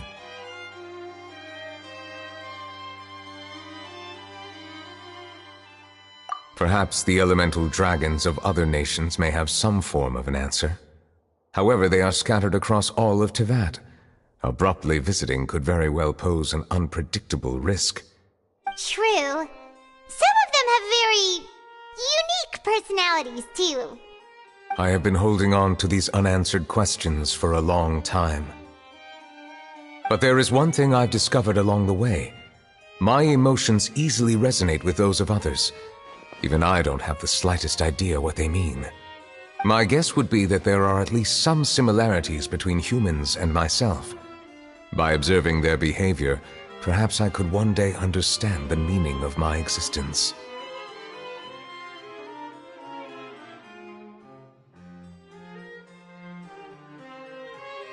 Have you made any progress then? Perhaps, but I find such progress difficult to describe. As an outsider, chances to engage in meaningful interactions with others are few and far between. That's why I'm quite thankful for this chat. Such opportunities are rare. Alas, time is limited. We should move on with our investigation. Are we gonna continue reading these documents? Paimon's getting dizzy already. I wasn't able to find any leads even after browsing through most of the documents. But while we were on the topic of water a moment ago, another idea came to me. Water? Do you mean...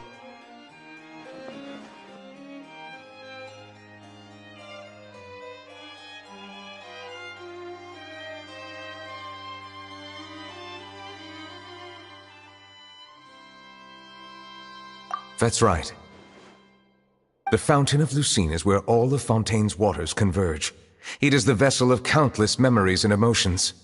If there really were an organization attempting to use Melusines against me, they should also hold an intense resentment towards me. Perhaps we'll be able to find some new leads by sensing the hydro element within the fountain. Huh. Why didn't Paimon think of that? Come on, let's go take a look! Perhaps we should go. There shouldn't be too many people near the Fountain of Lucine during the evening.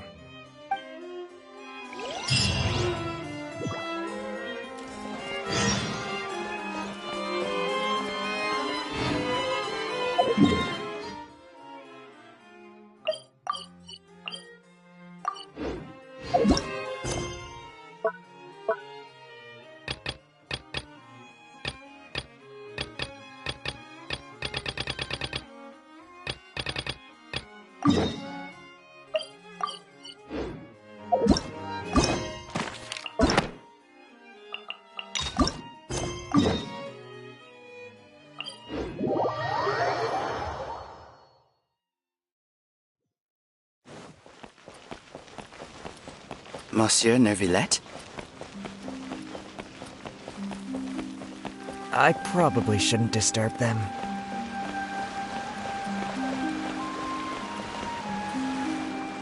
Looks like we got lucky today.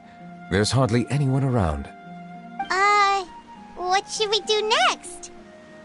Oh, Traveler, can you still hear the voices from the fountain?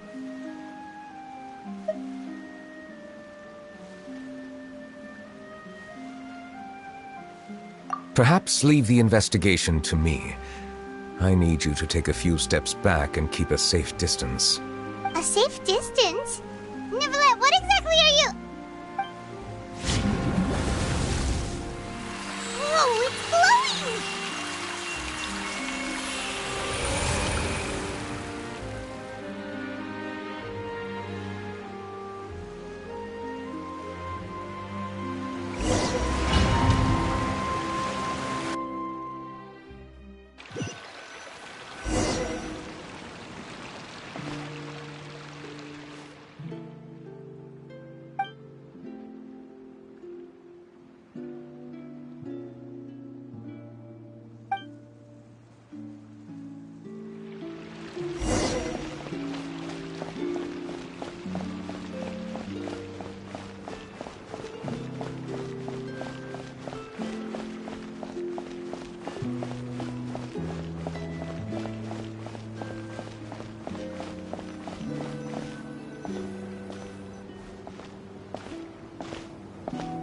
Thank you for bringing us here, Monsieur Neuvillette.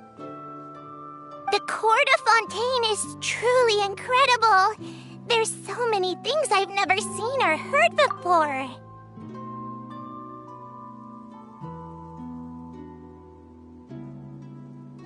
I understand your excitement, but there's no need to thank me.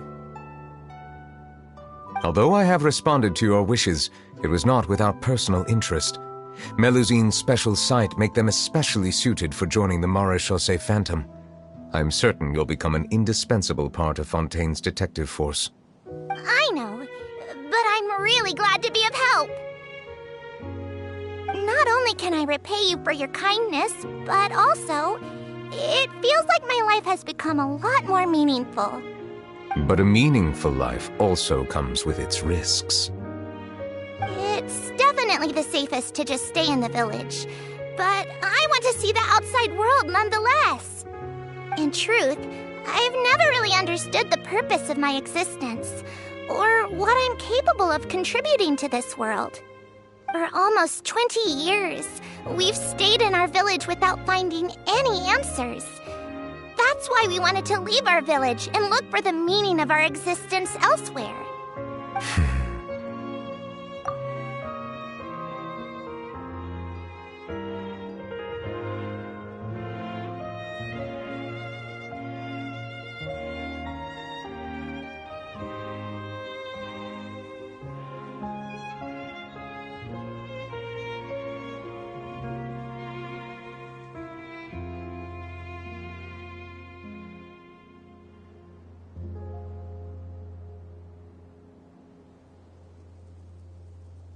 I understand your confusion. In fact, I feel the same way. I too came here for an answer to my questions about my own existence. Really? Could you tell us what we should do to fit in as you did? The truth is, many people threw rocks at us today and told us to go back to our village. It hurt a lot when they hit me in the head, and I tried really hard not to cry. Logically speaking, both time and effort are essential when different species attempt to peacefully coexist.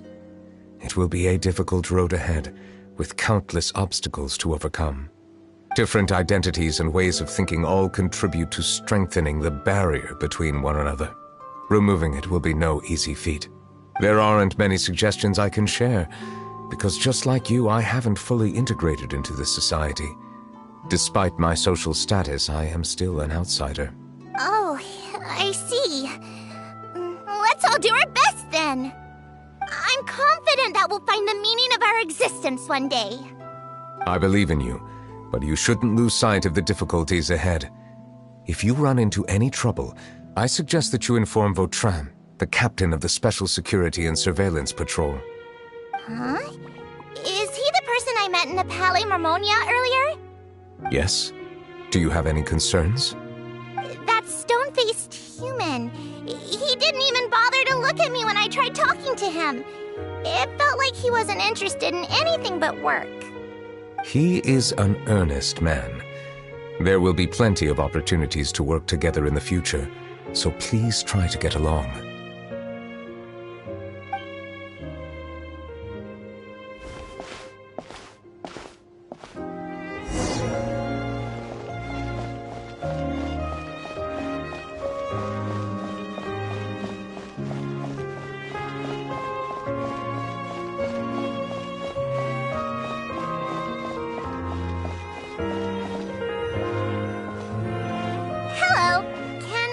with anything. Thanks, but no need. Oh.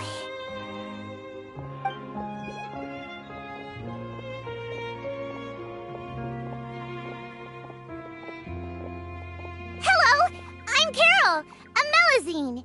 Is there anything you need help with? Get away from here! I'm calling the guards. Please, calm down. I don't mean to cause any harm. Hard to say. Yeah, we should probably stay away from these monsters. Haven't you realized? Strange incidents have been increasing ever since they came.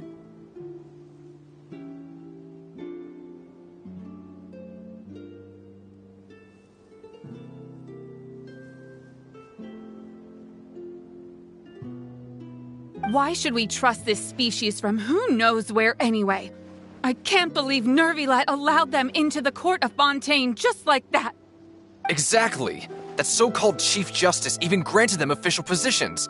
Not only that, but they're now responsible for investigating cases as well. I swear, there's some hidden agenda at play here. Go away! Quit acting innocent! I'm not leaving. I won't let you say bad stuff about him. We joined the Maréchaussée Phantom and solved lots and lots of cases. We've never done anything wrong. Solving cases? With Nervilet in cahoots with you? You could have fabricated it all, and no one would know. So tell me, how can you guarantee that you Melazines aren't involved in anything that occurred recently? Didn't I tell you before? Don't go advertising if you're not a good talker. Vautrin? Aside from spreading unjustified rumors, if you continue insulting members of the Maréchaussée Phantom, the Special Security and Surveillance Patrol has every right to subject you to interrogation. There have indeed been an increase in cases recently, perhaps due to the shifting currents of conspiracy, and I understand your concern. However, there's been no evidence pointing towards Melazines being involved. Even the captain of the security patrol is on their side. Nervilet's newly reformed police force is already corrupt to the core. How can two completely different species possibly coexist? You heard that? Yeah. I don't understand. Why won't anyone believe us? There have been rumors saying that you were born from calamity, and that you inherently bring danger to those around you. There are countless negative rumors about you floating around in Fontaine. It's near impossible for you to become a part of this society. Best if you give up before it's too late. Monsieur Nervilet said that we needed to put both time and effort in. I don't know how long it'll take, but I can at least try making my best effort. I still want to try a little harder. Thank you for bailing me out earlier. Okay, I won't be taking any more of your time. I painted a lot of flyers last night, so I have to stay and hand them out to everyone. Give them to me. You're not gonna take them away, right? We'll hand them out together. The faster we get this done, the sooner we can head back.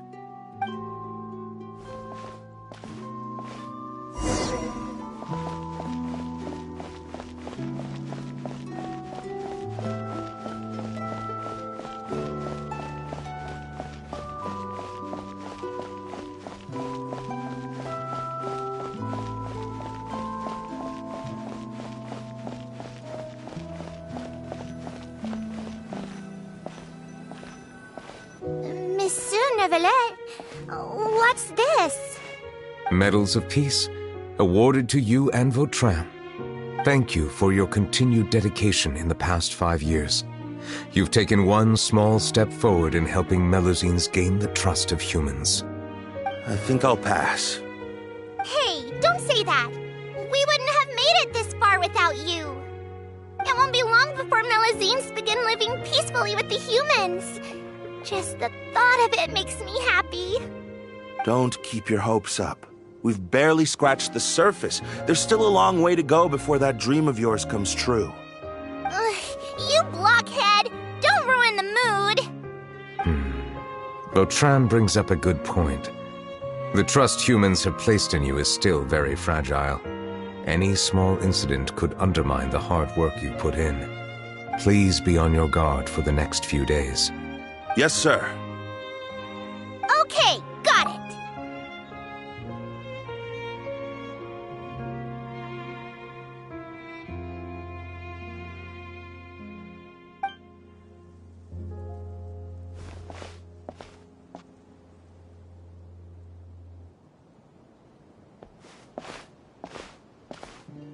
Medal of Peace?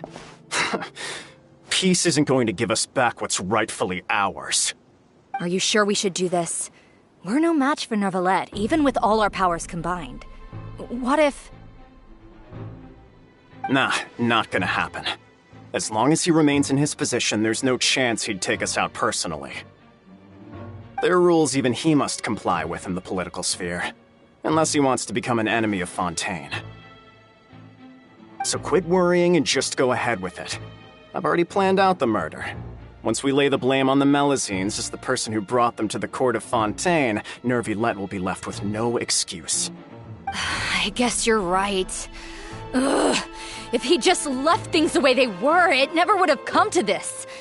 But he's forced our hand. Time to teach him a lesson.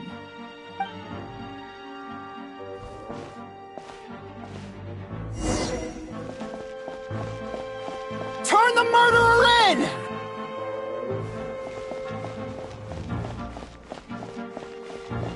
Melusines can't be trusted! That goes for Neuvillette, too!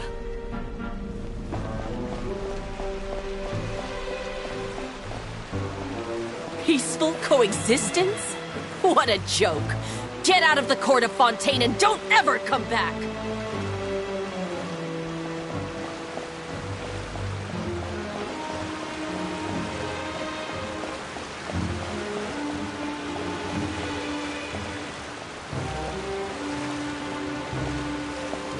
The results of the investigation are in, Captain Vautrin. Go on. There is no direct evidence, but reasonable inference indicates that the ones controlling the situation are supporters of the old regime, whose interests have been undermined by the reform. They tricked Miss Carroll into going to the crime scene and pressed charges against her. After that, they incited panic among the people in order to make Monsieur Neuvillette confess to his mistakes and yield up power. The guards were stopped by the enraged mob and couldn't intervene in time. Miss Carroll chose to sacrifice herself to pacify the situation. And she called me a blockhead. A little investigation would have cleared things up. Why didn't she wait until we'd established the truth? She didn't have to prove her innocence like that.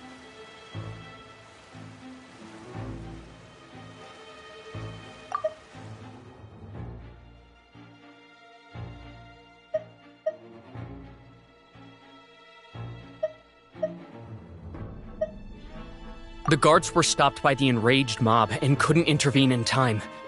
Miss Carroll chose to sacrifice herself to pacify the situation.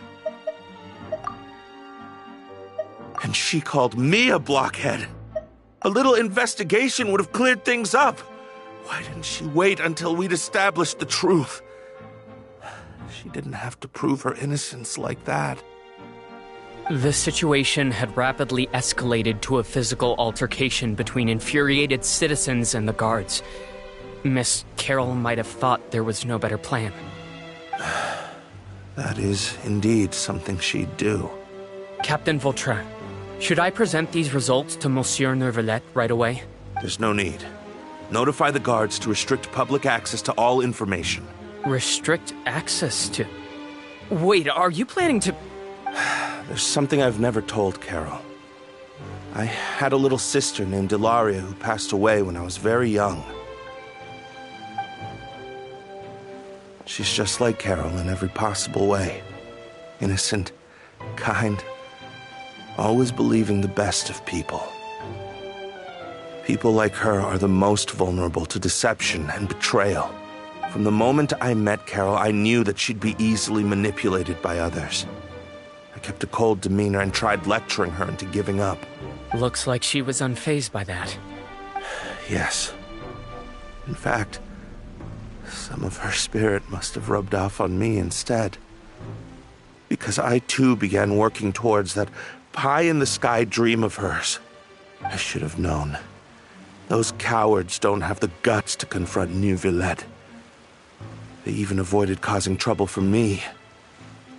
They were after Carol all along. Can you understand how I feel? Right now, there's only one thought on my mind. Only through bloodshed can their debt be repaid. I understand, but I'm certain Monsieur Nervalette wouldn't accept that as a solution. That's exactly why we need to keep this a secret. Give me the list of suspects. What happens after this has nothing to do with any of you. I will take responsibility for everything.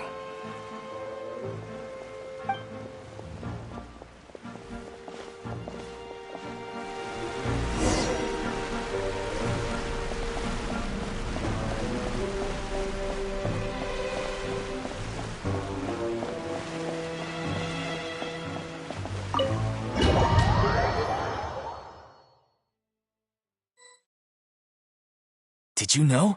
They're hearing a major case today, and the criminal is Captain Vautrin of the Special Security and Surveillance Patrol. Apparently, he resorted to personal measures to seek revenge for Carol and settled the score with the group that framed his friend. Hey, why aren't you saying anything?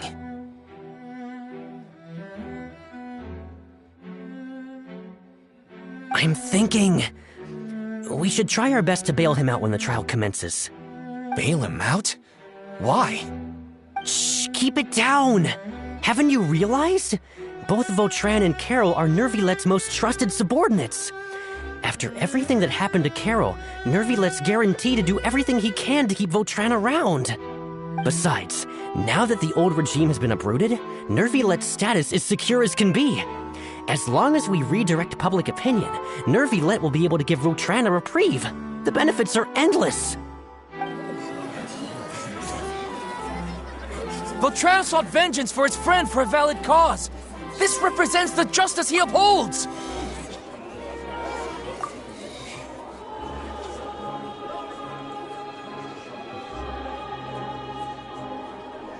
Please, think about it. If the same thing had happened to you, wouldn't you feel the same way he did?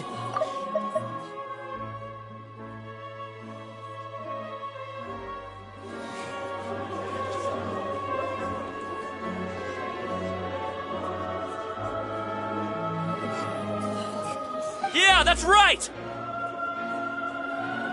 This whole thing started because of those despicable cowards who levied false accusations against Carol. How could Vautrin be declared guilty for seeking revenge? Monsieur Neuvillette. Mr. Vautrin is innocent! He's innocent! Order! I acknowledge your arguments. Vautrin, your revenge could be seen as a form of justice.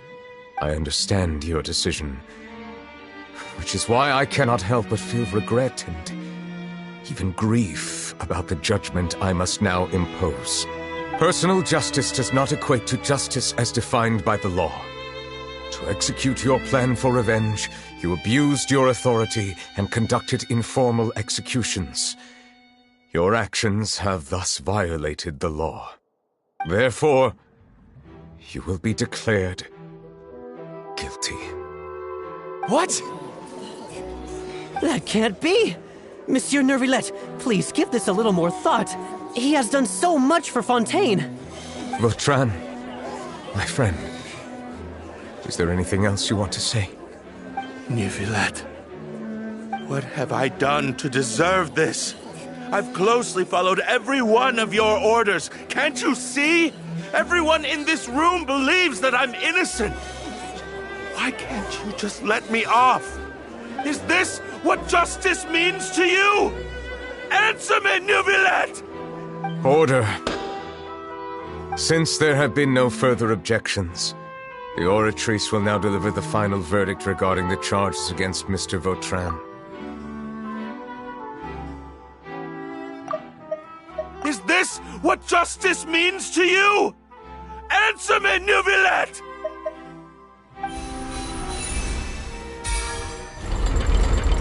According to the judgment of the Oratrice Mécanique d'Analyse Cardinal, Mr. Vautrin will be declared guilty.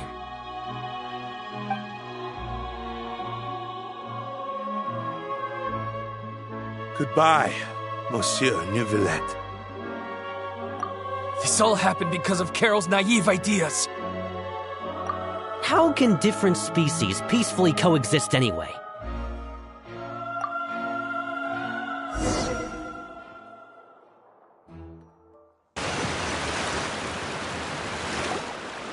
Hey, stop spacing out!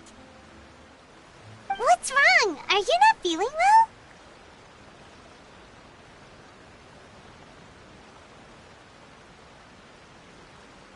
Apologies, it seems like my memories got the better of me. I tried my best to suppress the power of Hydro within myself, but it seems like it still caused the emotions within the Fountain of Lucine to boil over, due to my negligence. The overflow of emotions and memories must have affected you as well. Are you all right?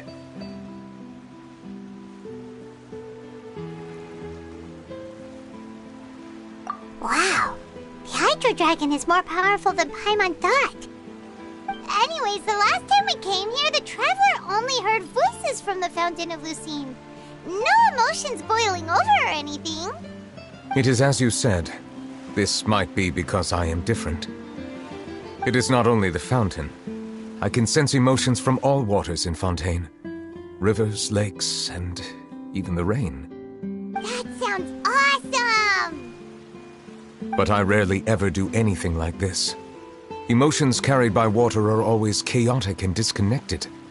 As an outsider, having my mind occupied with irrelevant memories isn't exactly a pleasant experience.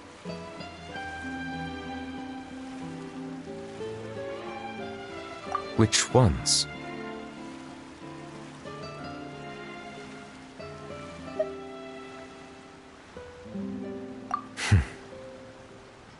It's fine. I prefer not to speak of those memories. That does not mean I am deliberately hiding them. It was a coincidence, but perhaps it is a good thing that you saw everything in that form. You should now understand why I believe there to be a conspiracy behind all this. These two cases are much too similar. I felt like I needed to do something. Paimon's starting to lose track of what you're saying. Don't leave Paimon out of the conversation. Paimon wants to help too. Then let us get back to the point. While I was investigating the fountain, I discovered something strange. I did not sense too much hatred towards me within its accumulated emotions. I don't know what caused this to happen, but it seems like there won't be a shortcut to finding the organization that may be pulling the strings here. However, I did find some resentment directed towards Kiara. If I remember correctly, it seemed to be related to a smuggling case. Oh! Didn't we read about that in one of the documents? You've read about it? In that case, the resentment should have come from that incident. Huh? What are you doing here? I was just about to look for you at the Palais Mermonia. Navia! Nice to see you again! Is there something we can help with? I've heard some things, but I'm not purposely asking around or anything. Don't worry. Rumors are abroad that someone's scheming against Melusines, and that you're investigating the case.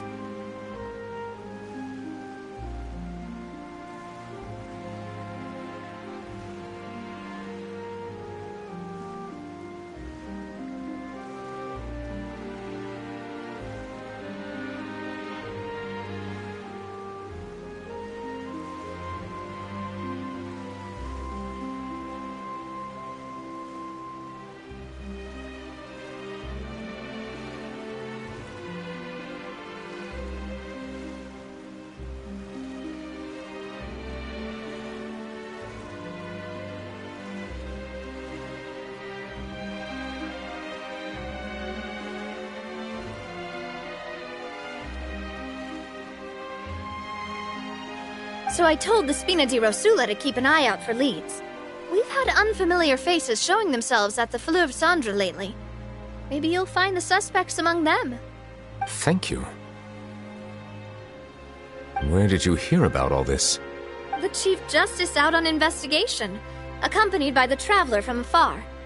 No matter how you conceal your whereabouts, there will be countless eyes watching you. You talked to Kiara, but didn't ask her to keep things secret. People curious to know asked around for information, then it was only a matter of time before word of the threatening letter spread all across Fontaine. So that's what Charlotte meant. Indeed. I did not expect that this could be kept hidden for too long, but the rumors still spread faster than I imagined.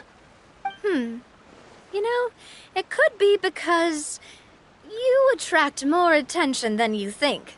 Anyway, any progress with the investigation?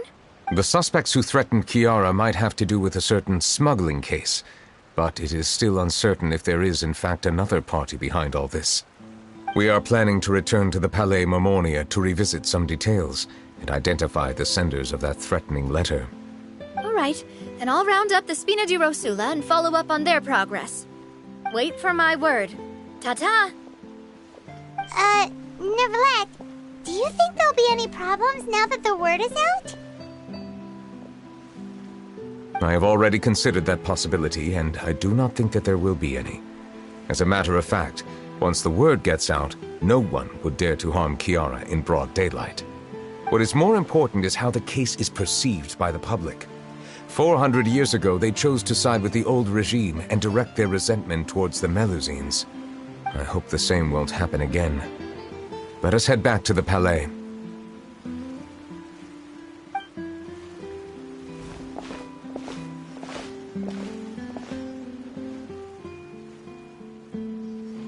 Strange. What are these people doing out on the streets so late at night? Did something happen? Let's take a look around.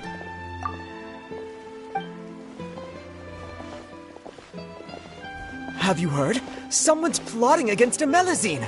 This is 100% the truth. Even the Chief Justice is investigating in person. What? That's it! Who's been threatening Melusines? Show yourself! Our enemies are lurking in the shadows and won't easily reveal themselves. But no amount of hiding will keep us from finding them. That's exactly what I wanted to say. The guards have already begun to take action. We can't just stand by and watch. Think about how much we owe them. Now that they're in danger, how can we just sit back and do nothing? Everyone, please stay alert to your surroundings from now on. If you see any suspicious persons, report them to the guards immediately.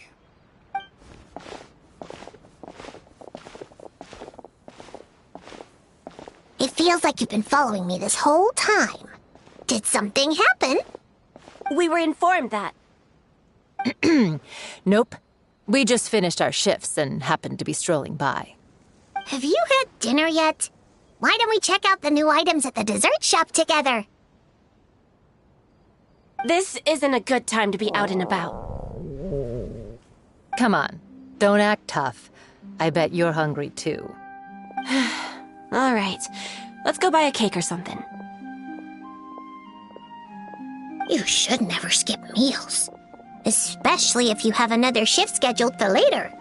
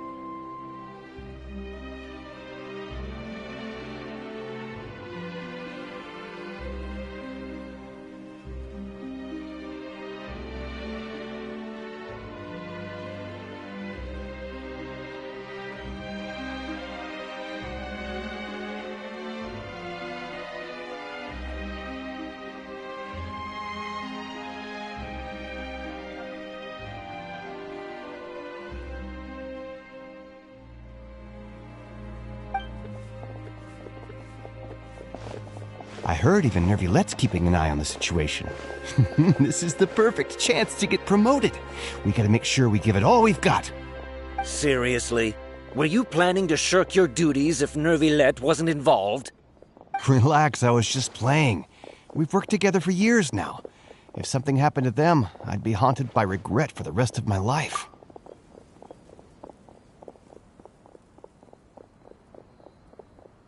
That's more like it. We should stand guard until the criminal has been caught.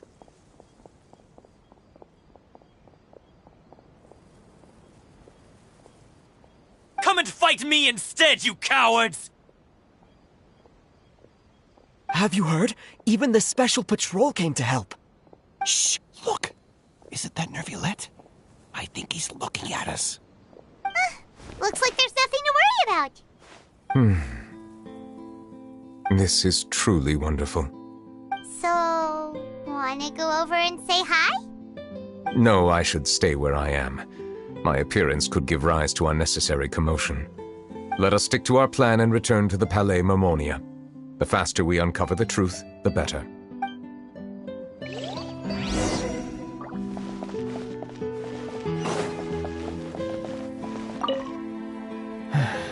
All this reminds me of a rumor I've heard. What rumor?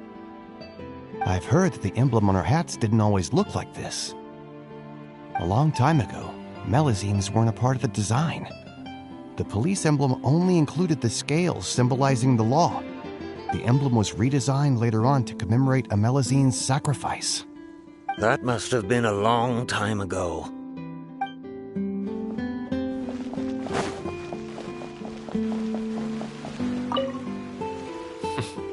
No one can stay hidden on my watch. I must keep the Melazine safe. I just can't sit back and watch.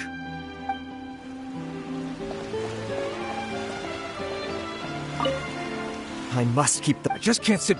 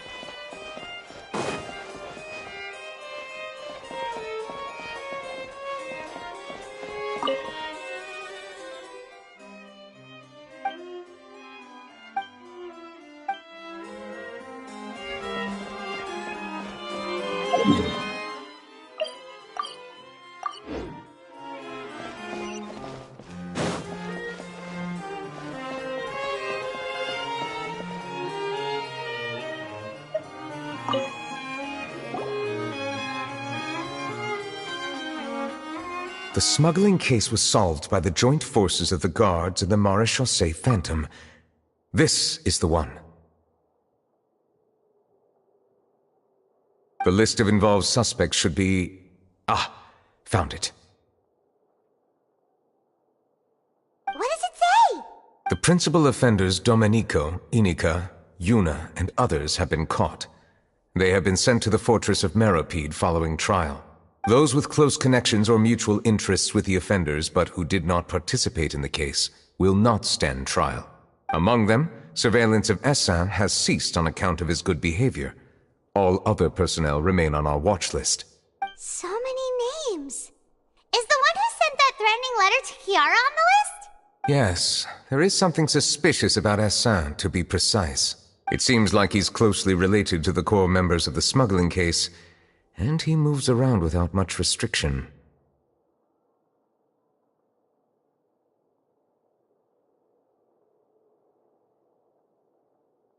Monsieur Nervilette, someone claiming to be from the Spina Durasula just checked in with us. He said, and I quote, "We have located the suspect. They're chatting at the cafe." Huh? How did Navia find them so quickly? We've only just figured out the suspect's name. I too am perplexed. The cafe isn't too far from here. We should head over and take a look.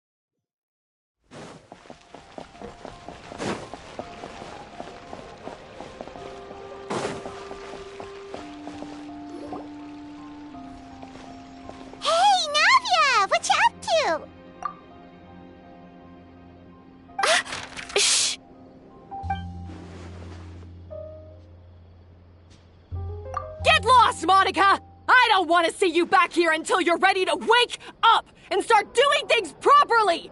Right now, you're a disgrace to my kitchen and to the Hotel de Boer name! It was an accident. I'm sorry, did you hear me asking for excuses? No, I'll do better, I promise. Why is she so aggressive? She won't even listen to what the poor girl has to say! Oh, hey! Cut her some slack! You gotta at least hear her out! Wait! Huh? Who do you think you are telling me... wait a sec. Navia? Huh. So, you're bringing backup now. Suit yourself! You're still wasting your time!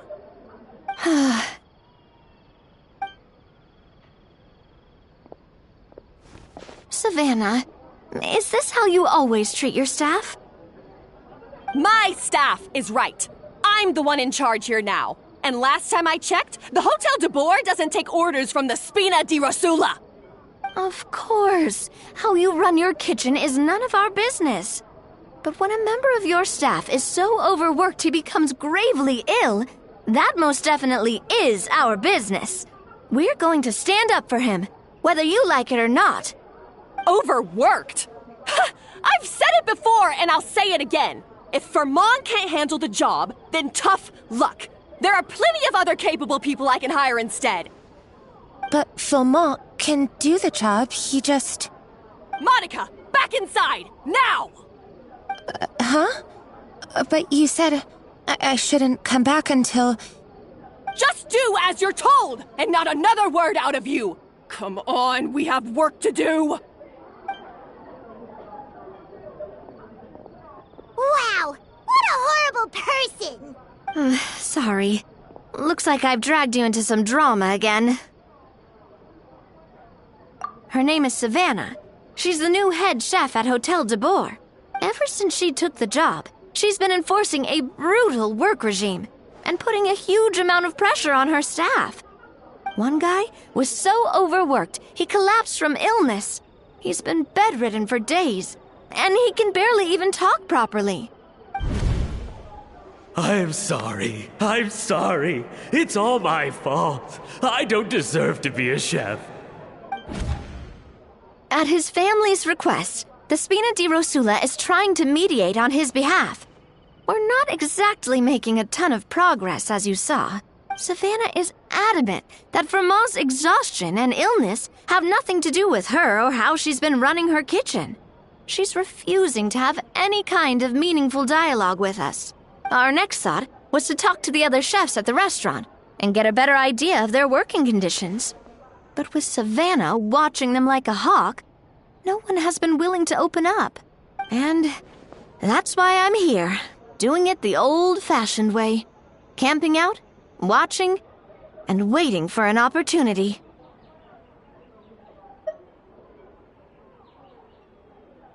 Oh, shoot! It all makes sense now. Sorry. Paimon should have thunk before she spoke. Did Paimon ruin everything?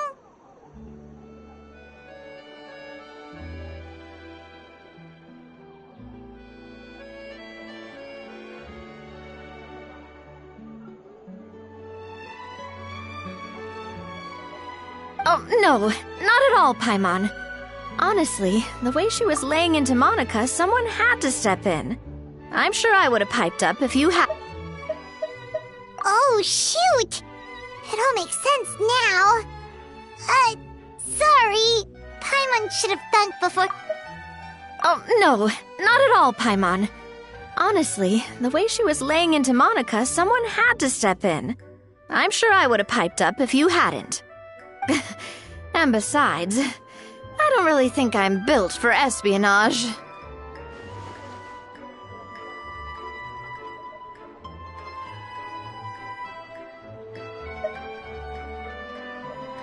Yeah, meaning it's gonna be all the more difficult to get the inside scoop now.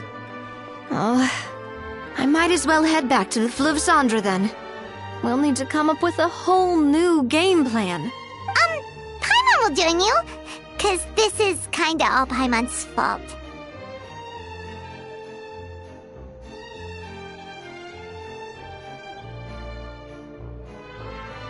Oh, guys, it's fine. You don't need to worry about it.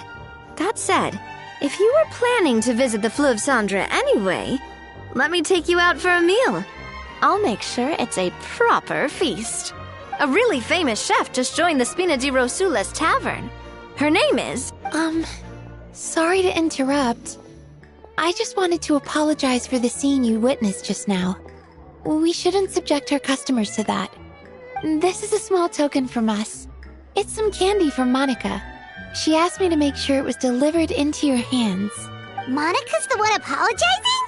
Huh. Clearly Savannah is the one who owes an apology. Our head chef has been a little highly strung lately. Sorry for everything.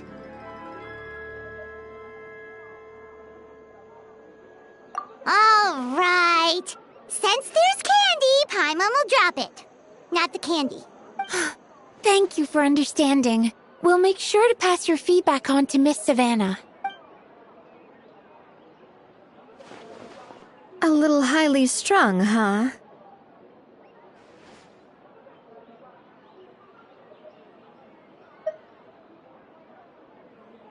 Paimon doesn't get it. How did someone like her even become head chef? Well, according to Fermat's family, she hasn't always been like this. But that's a story for another time.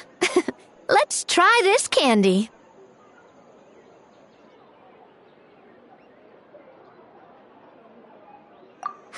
Oh, Paimon totally gets it. Come on, dig in! Huh?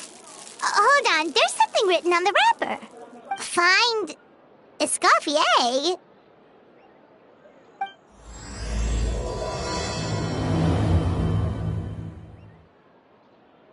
Escoffier? Could this mean...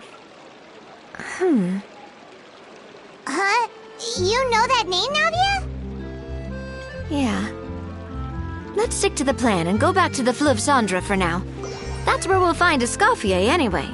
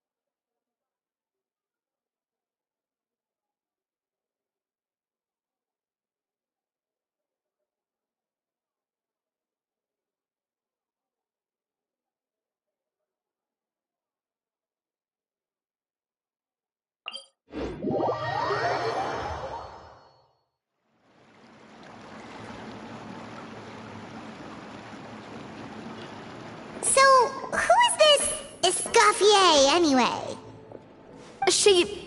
Well, for starters, she used to be the head chef at the Hotel de Bourg, before Savannah. She recreated the legendary Gâteau de Bourg and restored the restaurant back to its former glory. Safe to say, she's the most renowned head chef in the Hotel de Bourg's history. After the culinary genius Modeste himself. Gâteau de Bourg? That's the super exclusive cake that they only sell a few slices a day, right? Wow. Why the heck would she let Savannah take her place? Well, apparently, the Hotel de Bourg was reported for a safety incident. Someone claims that the kitchen was adding an illegal substance to their menu. But none of the chefs had any idea how it could have gotten into the food. In the end, Escoffier decided that as head chef, she should take responsibility. And she was sent to the Fortress of Meripede. The Fortress of Meripede?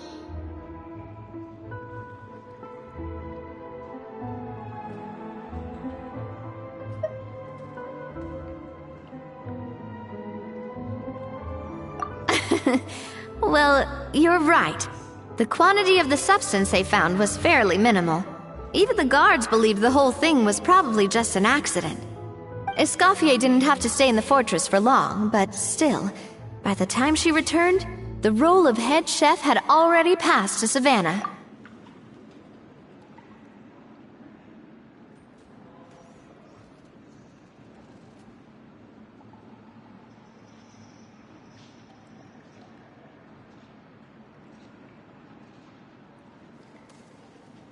So that's what happened. Paimon still thinks it's really unfair.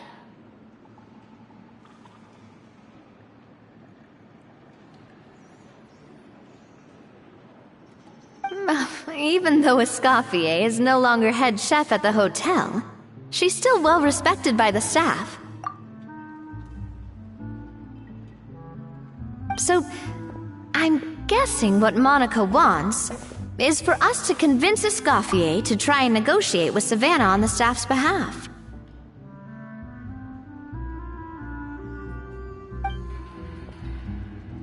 Oh, Paimon gets it! Monica wants Escoffier to come back and kick Savannah out. It's simple. If the new head chef is stressing everyone out, then the solution is just get the old one back. Well, about that... You thought cream of mushroom soup was ready to serve after 3.5 minutes on the stove! You'd have had more sense serving hot water with ice cubes. At least then you wouldn't have wasted all this perfectly good cream and mushroom! What do you say, Hilaire? I'm sorry, Cream. I'm sorry, Mushroom.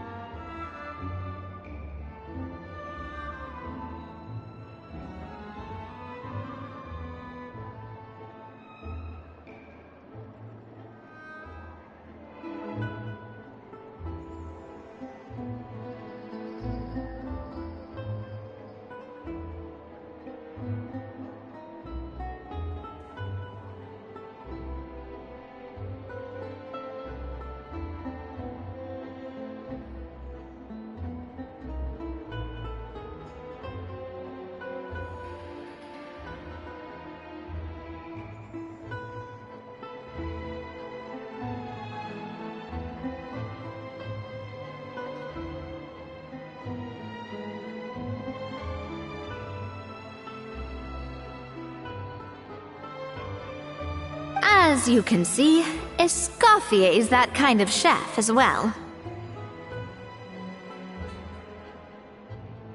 You have to leave it on the heat for long enough to allow those flavors the chance to come out.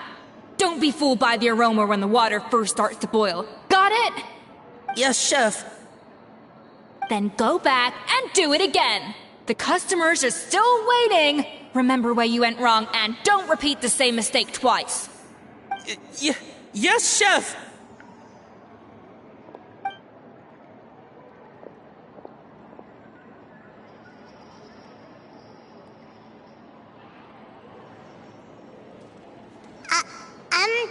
Excuse us, we're... Waiting to be served?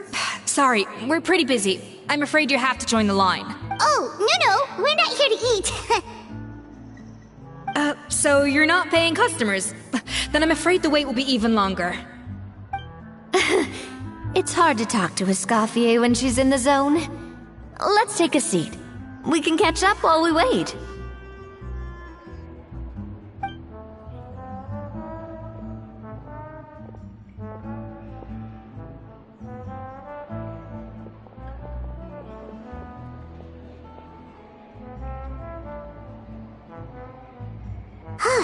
Looks like the rush hour is finally over. Is it always this busy here? These days, yes. I'd say business has tripled since Escoffier joined as temporary head chef.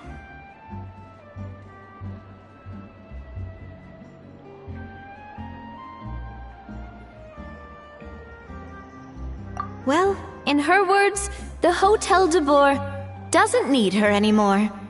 It doesn't look like she's got any plans to go back. I guess I'll be heading off then. Wait, take these home with you. We can't serve them now, and there's no sense in letting them go to waste. Oh, thank you, chef. For what? Like I said, I just don't want them going to waste. Oh, and tell Fiamma to get well soon, so you're not running yourself ragged every single shift.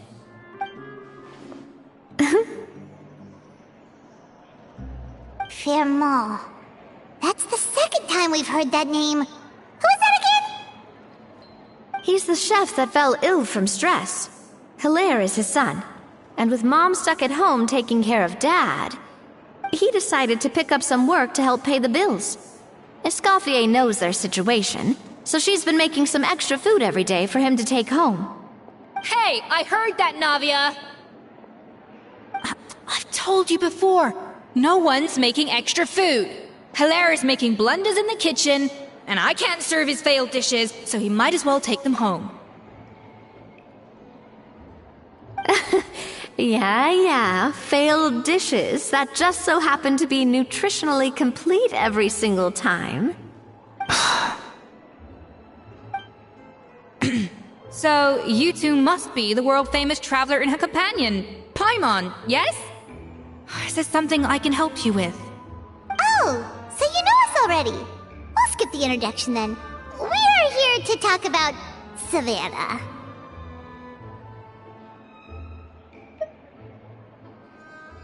Oh, I certainly am. The Spina's headquarters are right next to the tavern. And I've lost count of the number of times Navia's come to pester me about it. But I don't work for the Hotel de Boer anymore. And being ex-head chef doesn't give me the right to interfere with that business. Besides, I'm the one who persuaded Savannah to take the job in the first place. What? Well, she was a much gentler person back then. A little timid, even. She wasn't at all confident that she was the right fit for the role. That's hard to believe. Are we definitely talking about the same Savannah here? Honestly, I do wonder if she's just emulating me. I mean, I'm not the most pleasant head chef to be around either.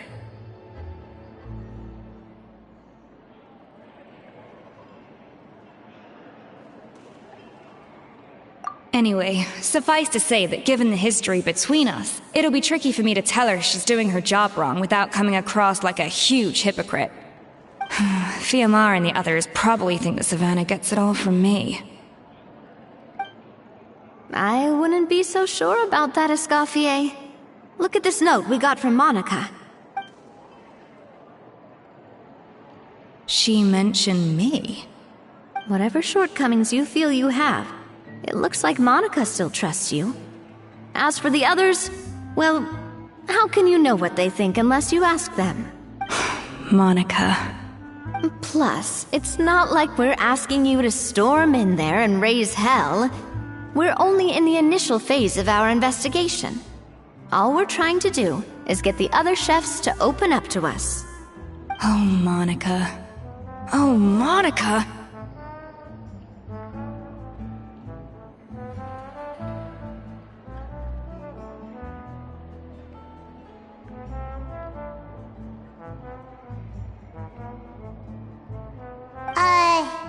Escoffier? I can't believe her! Powdered sugar is supposed to be applied sparingly. Look at all that on the wrapper. It's thicker than the sole of my shoe. Unbelievable! I won't stand for this. She has to learn. Come on, we're going.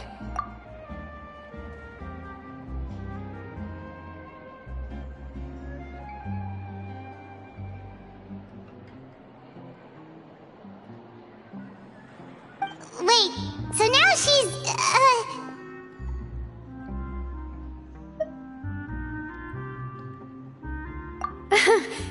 Let's go catch up to her.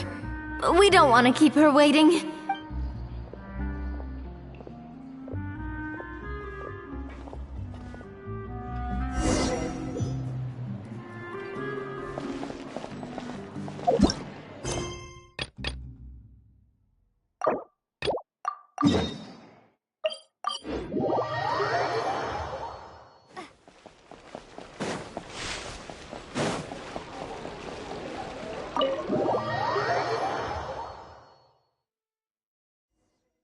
Wait, she looks like... Is that Escoffier? Escoffier's back? Yes! I've missed her cooking! I'm sorry. I'm so sorry.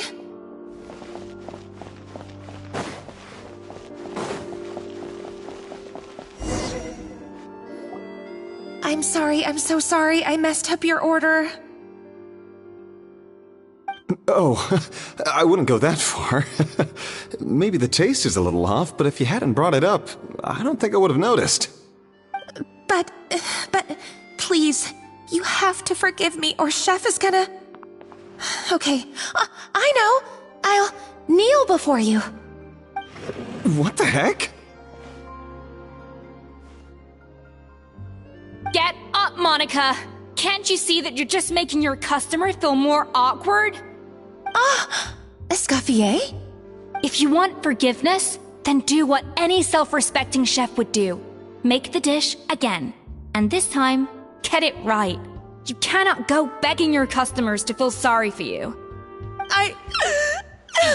Savannah said that I'm not allowed back in the kitchen until I've corrected my mistake. But if I can't go back into the kitchen, I can't do the dish over.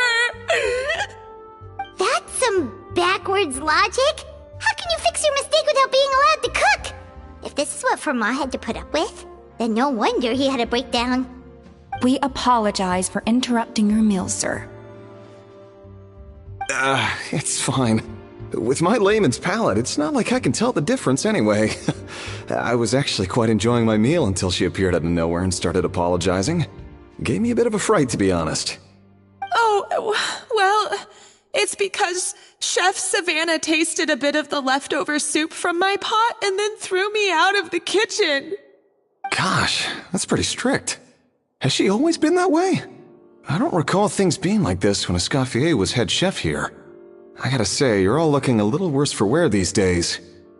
I mean, Escoffier was strict too, but I think the difference is that her criticism was more constructive, so you knew what you did wrong and how to improve, and we all knew that it came from a good place. Chef Escoffier was hard on us because she truly wanted us to reach her level. But these days, whenever we make a mistake, we just get told to wake up, get your head in the game, or just do it again. And it's only gotten worse since word got out that Chef Escoffier had started working again in the Fleuve Cendre. Monica, you don't need to call me chef. I'm not the boss here anymore. Yeah, but through no fault of your own. What happened back then? That wasn't on you, and all of us know that. That banquet was a huge event, and so many staff were involved every step of the way. With so many moving parts, there's no way of knowing how that Lumiline ended up in the food we served. Lumiline? What's that? A new drug from the Fontaine Research Institute, produced from an extract of the Lumitoile. Apparently it sharpens the senses, so they used it to treat people with impaired responses to stimuli. Oh, yeah, I've heard about that. They found out you can use it as a flavor enhancer since it stimulates the taste buds. Makes things pretty addictive. They also found that overuse can have mood-altering effects, and even lead to nerve damage. So it quickly ended up on the guards' list of controlled substances. Unfortunately, however, some food products containing the additive had already made it to the market by the time the guards banned it from the restaurant industry. Everyone knows that in all likelihood, someone probably just purchased a batch of contaminated ingredients by mistake. But you took all the blame. We all know why. You just didn't want to see this turn into a place where tensions are constantly running high, because everyone's suspicious of each other all the time. And now look at you, a fry chef in the Fleuve Cendre. What are you trying to say? Sure, the Spina's Tavern is no Hotel de Boer, but come on, it's not that bad, is it? Oh, the Fleuve Cendre, you say? Great. That's where I'm dining from now on. Monica, I'm very happy with my current job. And there's no changing the past. We just have to let bygones be bygones. Besides, at the end of the day, I was the head chef, regardless of whose mistake it was. Ultimately, the responsibility lay with me. If only Savannah was half the boss you were. I'm sorry? Do you have a problem with my conduct as head chef? No, chef. So you do remember who's boss? Escoffier? I thought you'd left this place for good. What are you doing back here? What happened to you, Savannah? Why are you acting like this? When I turned this place over to you, You made me the head chef and gave up your right to tell me how to do my job.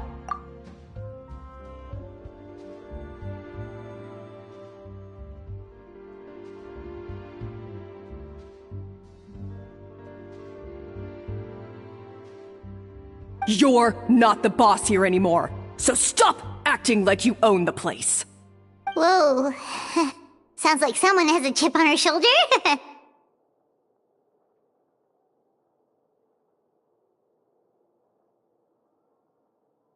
Oh, Savannah! My God, have you grown a temper since I last saw you? Have you put even half the amount of energy into improving your cooking skills, or are you still using the Pluie Lotus as an off-brand marcotte, thinking no one can tell the difference? That's none of your business! What happened to not storming in and raising hell? Ho ho! I was not expecting to see something this spicy as soon as Escoffier returned. Huh? Fan Asian? Aye, miladies. Might I make a humble suggestion? Given that we have ourselves a tête-à-tête between chefs at the Hôtel de Bord, I dare say it would be de rigueur to settle this the traditional way. The traditional way? That can only mean one thing. That's right. I'm talking, of course, about the tradition established by Modeste himself. The cooking contest!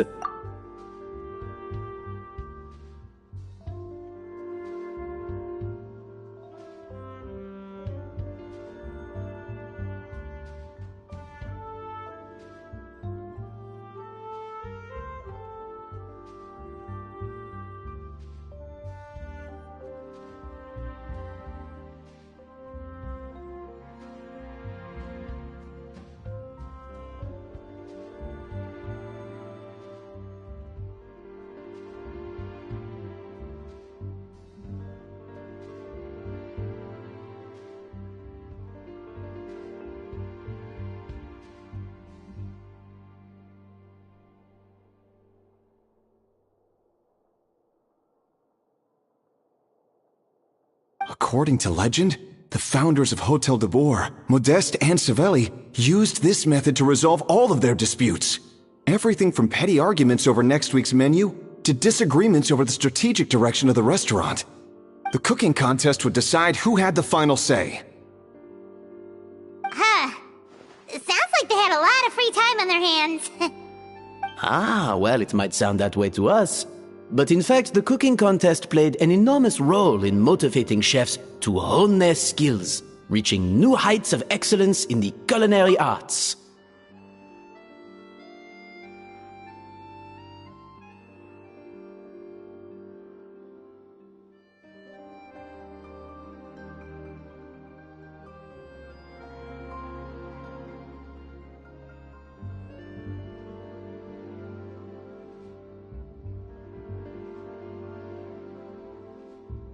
And indeed, the reintroduction of this institution in recent years has surely been instrumental in transforming the Hotel de Boer into the top-ranking restaurant in Fontaine.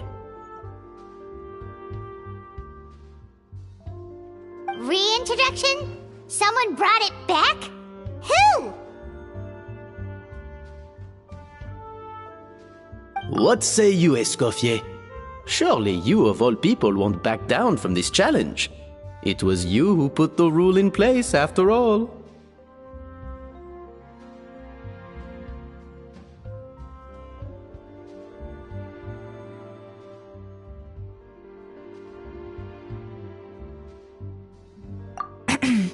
Sure, I reinstated it, but I'm not a chef at Hotel de Boer anymore.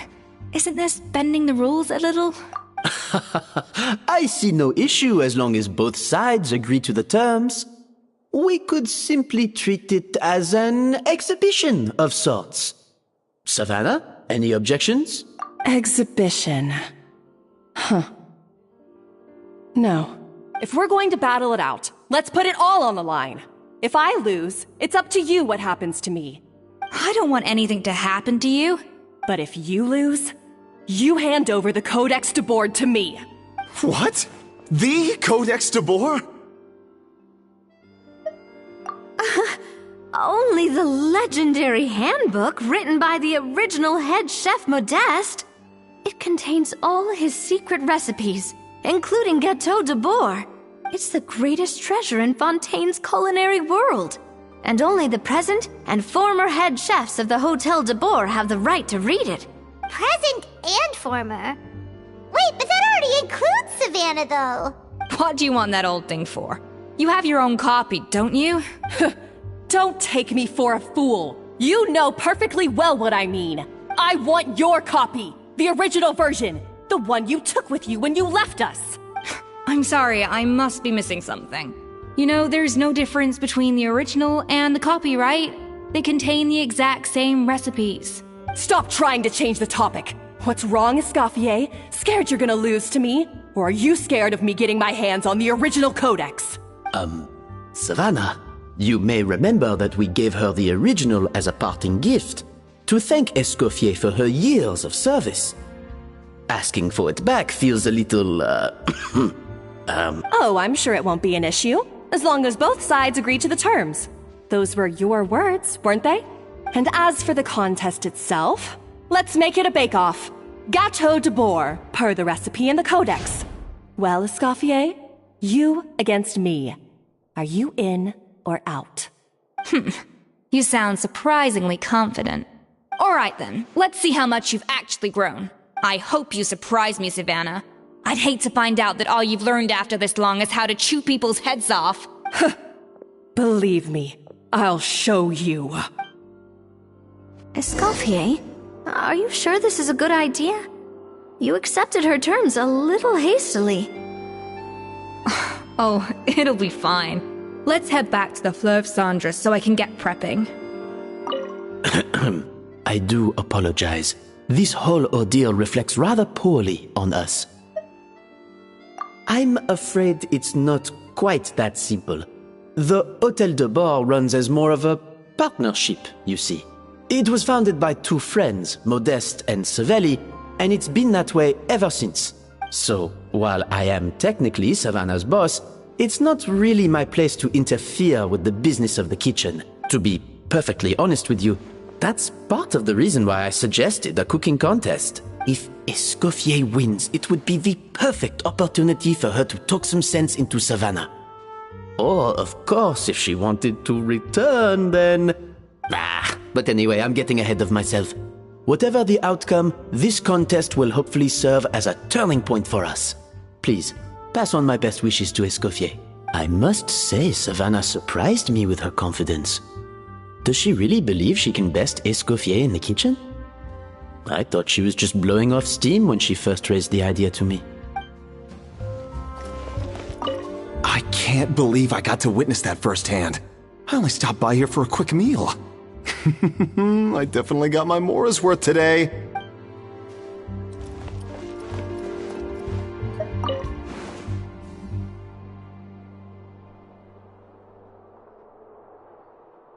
When will Linny and Lynette do another show?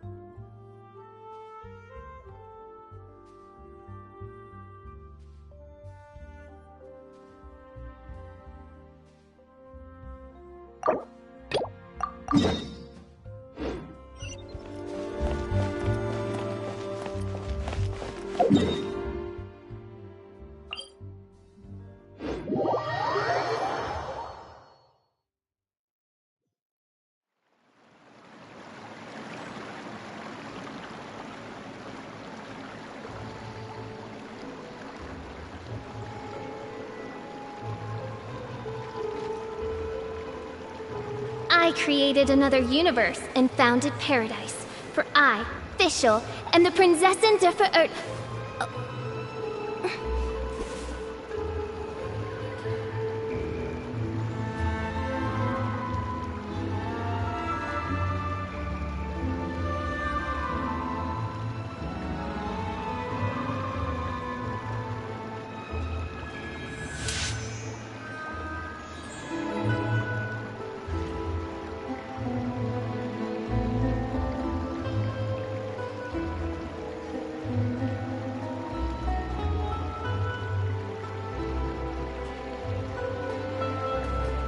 I hear the voice of fate, speaking my name in humble supplication.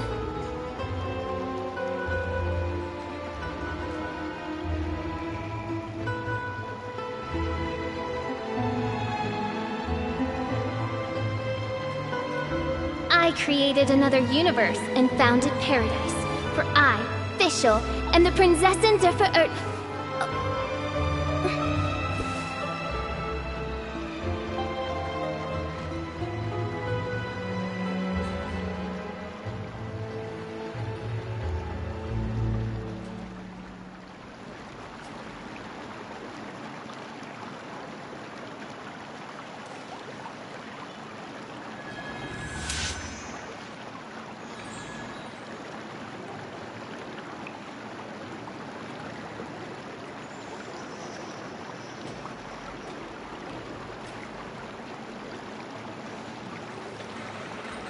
I created another universe and founded paradise.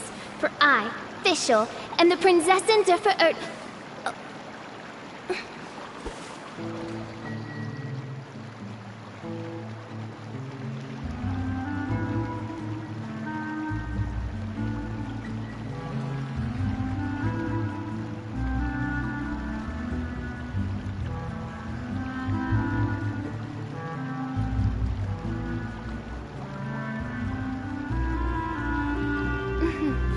May the glory of the Prinzessin bring light to this world.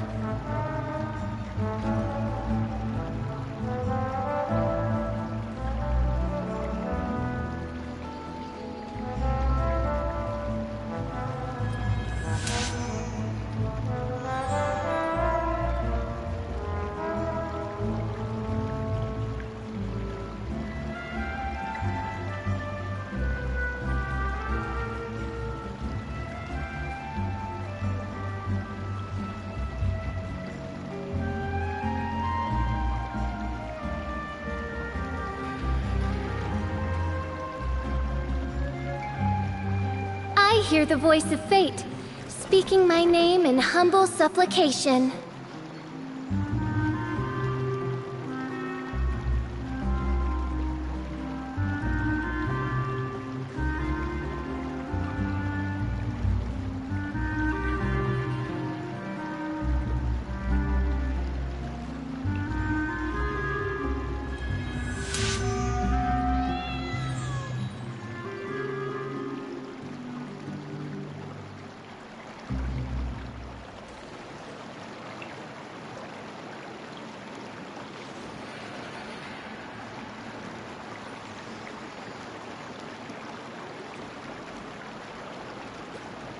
I created another universe and founded paradise. For I, Fischl, am the Prinzessin der Verirrt...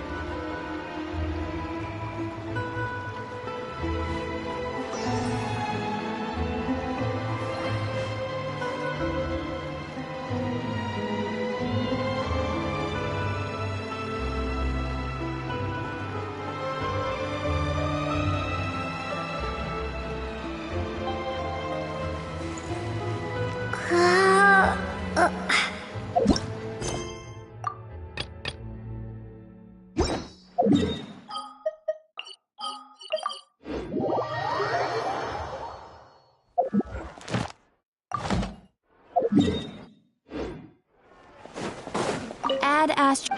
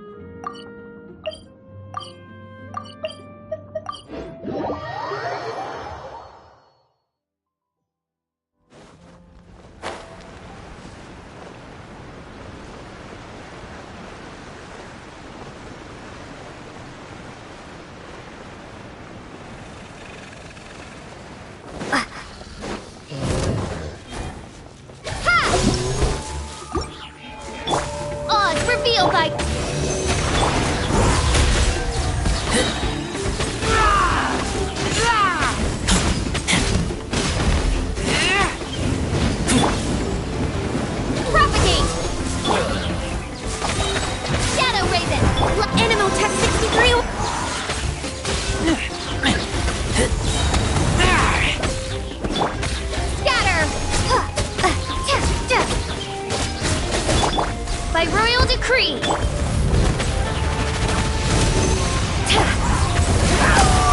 Take me back.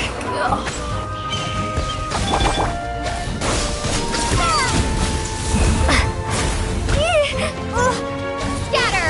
As you wish, Meaningful. Stay clear! Swirl! No rest for the wicked. Oz, reveal thyself! I summon...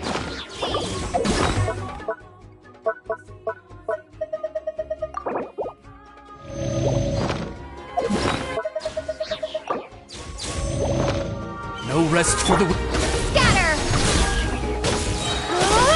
Germinate! Animotech 6308! Shadow Raven!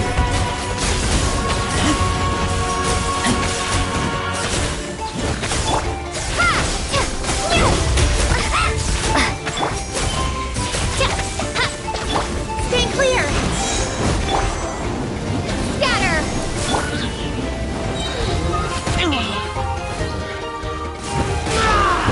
Get back! By royal decree!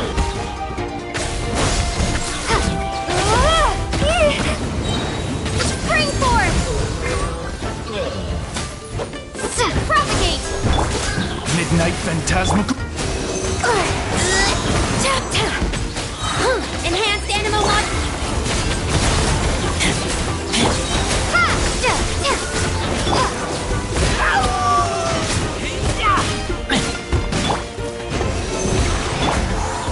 Oz, reveal thyself.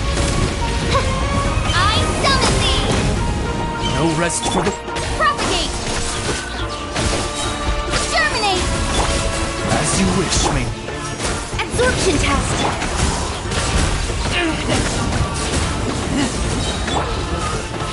Scatter. I summon thee.